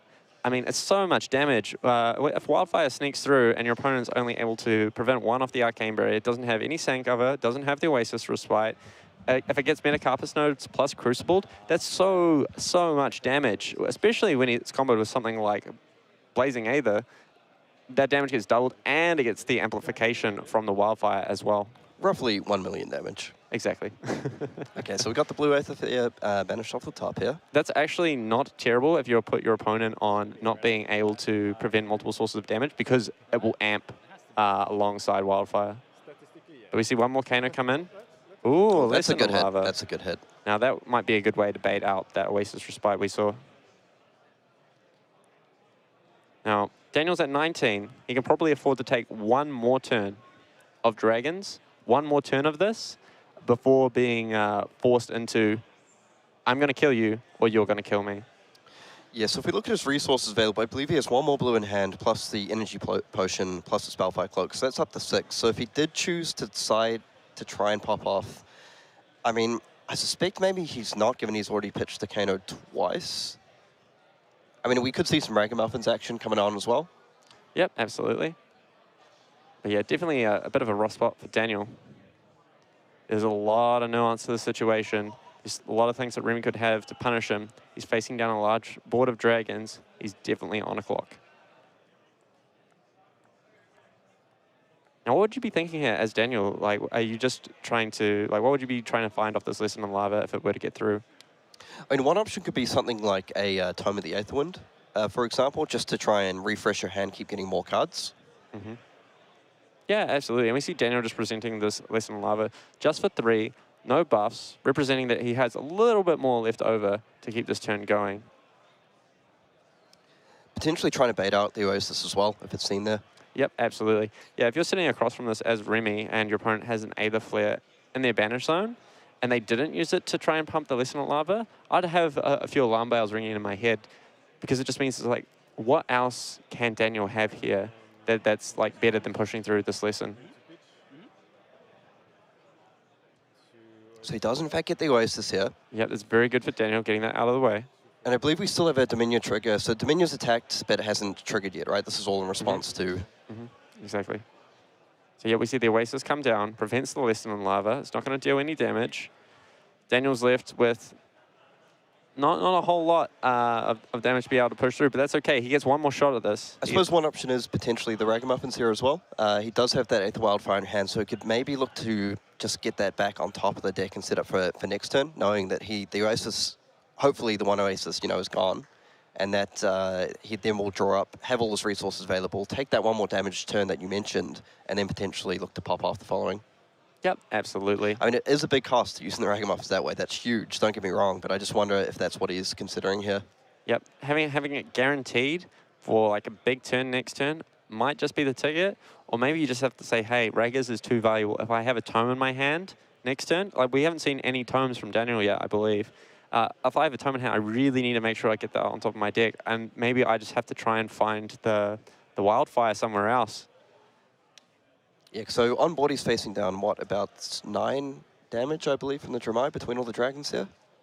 Yep, 9 damage, because we have 4 from Dominia, 3 from Asvalai, including the attack trigger, and 2 from Maragai. But Remy also has extra resources floating, still has a card in hand, could present something like a CNC, so could be really as high as like 15 here, or possibly even more if he has a red Dust Runner, or a red Embermore Simplifier, rather. Yep, Snapdragon Scale is still available. And obviously we've seen a lot of Dramai lists experimenting with a lot of the red Zero Falls, even things like Snatch I've seen around the tables today. And something like a Snatch here could also be pretty rough in combination with the Snapdragon Scalers. Kano's on very, very little, has very, very little defensive tools. And Dominion is going to be there making sure that he doesn't have the cards in hand to defend with, so... Yeah, so Daniel definitely taking on this one. And one thing we've mentioned, actually, it would be... Oh, no, you wouldn't have to use that, but yeah. I mean... I think he's thinking, like, can I afford to give this up, or do I just try pop off in one turn? Yep, exactly. I mean, these Kano games don't last very many turns, but the turns are so intricate as Kano. There's so many micro decisions you have to make that have really strong ongoing consequences. Even a lot of these games come down to 1 to 2 points of life, like for Kano, for whether he manages to find lethal or not. Just one tiny little decision that you made different earlier could affect the entire outcome of the game. So definitely reasonable here, Daniel, taking his time, really thinking things through, making sure he understands where he is in the position.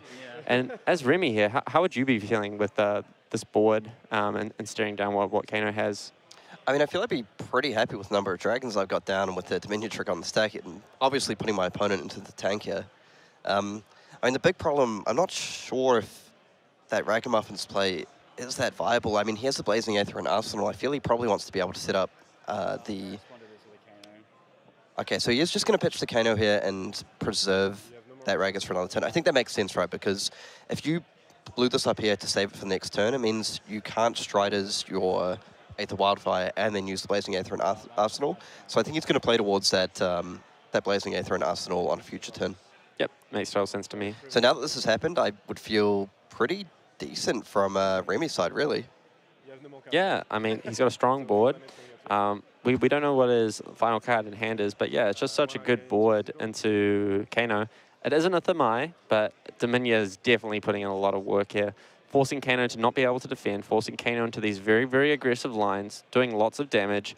Definitely a very, very strong turn one play from Remy. And you're putting your opponent on such a short clock here as well, aren't you?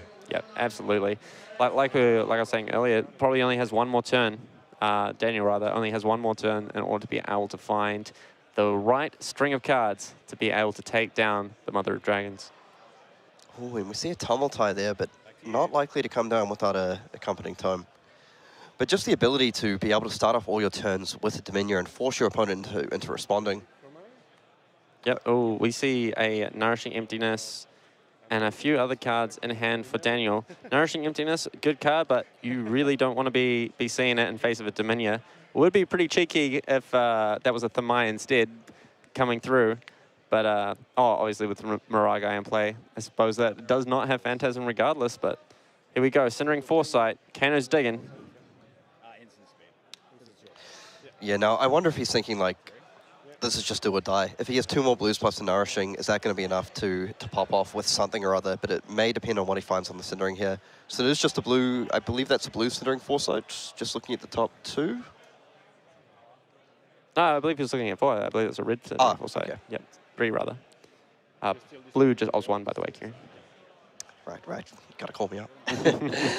Yep, so we get the Cindering Foresight coming down. I mean, honestly, it feels like Kano's in a bit of a tough spot, but we've seen Kano's pull out wins from absolutely nowhere.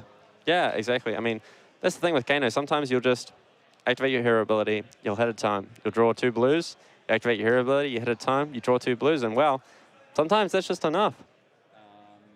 Makes you feel pretty smart when you do that. Yeah, some pitch zones for Kano can get pretty wild. I think I've seen as many as like 12, 13, 14 cards. And some Kano's like pitch zones at the end of turns. That's without even pitch stacking either. Oh no, so that's multiple reds plus a blue, so not really any potential to go off this turn. No, he's just hoping to weather the storm, but he's only on 10 life. Remy's got a board full of dragons. He's going to be able to take a card here with Dominia. I want to take that, for sure. So he takes a card with Dominia, he can defend this for 3, go down to 9, and then he's looking at least 1, 2, 3, 4, 5, 6, 7, 8 more damage coming down, I believe. Because you can pop this one and I don't care. Yep, that'll be correct. It's a lot of damage. It's a big board. If Remy has any gas in hand or arsenal, might spell lights out here for Daniel. Yeah, so things looking pretty grim for the Kano player right now. Yep, Chromai coming in for 3. I think he just wants to think, look, I just need to survive for 1 more turn. Have 1 more chance to pop off. 1 arcane and 2 physical. Yeah, I'll take the arcane. Yeah, and then the dragon is popped. So you have no more card in hand. And you're on. Yep, and we just see dragons creeping in. Over pitched. And that looks like a Kyloria. Ooh, that's not what you want to see as Daniel. Absolutely not. Representing 4 damage and threatening to draw a card or steal the energy potion. Now that's a secondary mode on Kyloria you don't see happen a lot, but it does in fact like to take items for its little horde, and energy potion is definitely a juicy target. But with Daniel at 3, goes to 1. And is that just going to be it? And, And yep, that- the game's over. So, That's it. so much for my goal of Kano being able to have that explosive start and get him. I feel the really story of this game, though, was just that the Dominion on turn 1 just really, really punished Daniel, like forced him into perhaps playing a little more aggressively than he would have liked. And yeah, just didn't really give him the options to preserve cards in hand that he may have otherwise wanted to. And then we just saw the board presence, multiple dragons coming down. Yep. Maybe a little bit of tech for the nourishing emptiness coming through. So Yeah. Absolutely. I mean, yeah, like we saw that Remy also had the Clutch Oasis Respite for Daniel's like pop-off turn. Daniel had the Wildfire, he had the Blazing, but there's not really a lot you can do in face of Oasis Respite when it comes to those big turns. yeah, I think that was a really good Oasis to shut down that Less Than Lava play, which potentially would have fetched up a tome, let him keep popping off. So we mentioned, it looked like he didn't have that many in the list, but it just came at the perfect time to stop him. So with that, that is our final round for the day. So yeah, it looks like we could potentially maybe pull the Dromai player over for a quick winners interview. Yeah, absolutely. But before we get to that, Kieran, just how are you feeling about the metagame going into day 2? I know we've seen a lot of really cool and interesting matchups here in the commentary booth, but how are you feeling as we go forwards into the metagame for day 2? Well, I'm just really happy to see some of the Bright Lights heroes shine. So we've seen multiple Dash IOs take down Lexis on stream. We saw a Max Nitro win a game. And we've just seen a lot of cool decks. We've seen Levi's, we've seen Katsus. So we'll see how that all shakes out going into day 2 tomorrow. I feel like inevitably, you know, we will see some number of Dramais and Lexis rise up as they tend to do. But you know, I've kind of got my fingers crossed that we'll see a bit of a dark horse come through and maybe challenge the kings and queens of the meta. Absolutely. I would love to see it happen right on the final ride for Lexi. It's just everyone shows up with cool new ideas, good ways to beat it. And that's the nice thing about Flesh and Blood. It's like the ever-evolving metagame. People really finding these cool solutions to these omnipresent problems. For sure. And one of the big stories as well, we mentioned there was a 6-0 Icelander player going to day 2. If Icelander wins this calling, it could, I believe, LL before Worlds. So that's definitely something we're going to keep an eye on tomorrow. We'll probably get one of those Icelander players on stream and maybe follow their journey a little bit. Absolutely. Sounds absolutely wonderful. Well, why don't we cut away? We'll see if we can get Remy in for a quick chat about his deck and how he's feeling about Dromai going into day 2. Yep, sounds good.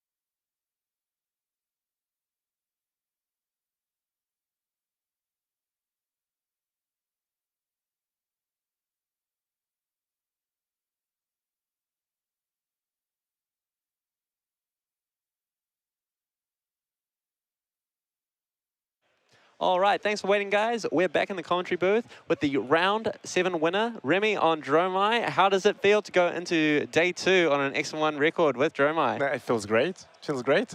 It's crazy. Yeah, I didn't expect at all to go that far, that quick. So yeah, that was really good. Like, especially because I played against Nick Butcher today. Like, oh, well done. Dromai mirror. Dromai mirror, yeah, that was a really good mirror. We drew in the end, but like, because that's a matchup that takes sometimes a long time. Yeah, absolutely, absolutely. Well, that means that are you undefeated today then? Kind of, yeah. Yeah. We could say that. Well, how do you feel about your selection process, choosing Dromai to bring to this event? So usually, like, I choose my hero. I choose a hero that I like. I don't choose for the meta. So I was playing Illusionist since Monarch, so I continue playing Illusionist. So Dromai was like the correct choice for me in my heart. The true successor, huh? Yeah. Nice. And what would you say is the toughest matchup that you had today? What was with your Dromai deck?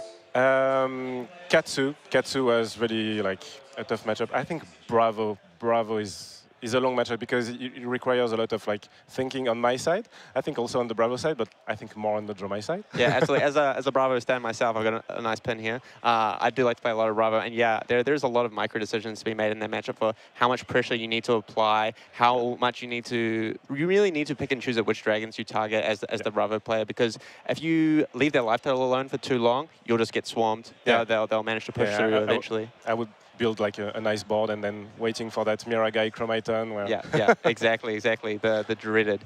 And just one quick question about your Dromai deck. How do you feel like it compares to others? Did you lean more on like the aggressive side, more like for big dragons, or what was your approach to Dromai? So I'm more into the hybrid list that came out recently. Nick Butcher is like one of the guys who played it in the Calling Taipei.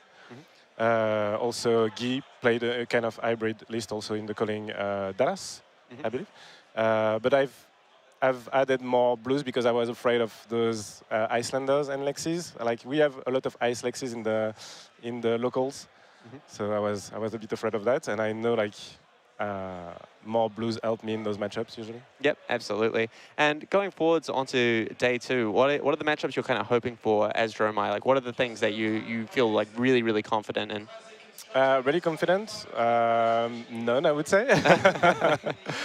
But yeah, I think I'm going to do my best and see who comes in front of me. I don't want to see 5, but like I know there's a 5 really close over there. So yeah. I guess we see. Well, I appreciate the humility. You're an absolutely lovely chap to talk to, and I wish you all the best for day 2. Thank you so much for coming on. Thank you very much. And with that, that'll be us for the coverage of day 1 of the Melbourne Calling. Thanks for joining in, everyone at home, and hopefully you'll be back tomorrow joining me and the other casters in the commentary booth. All the best, Remy. Thank you.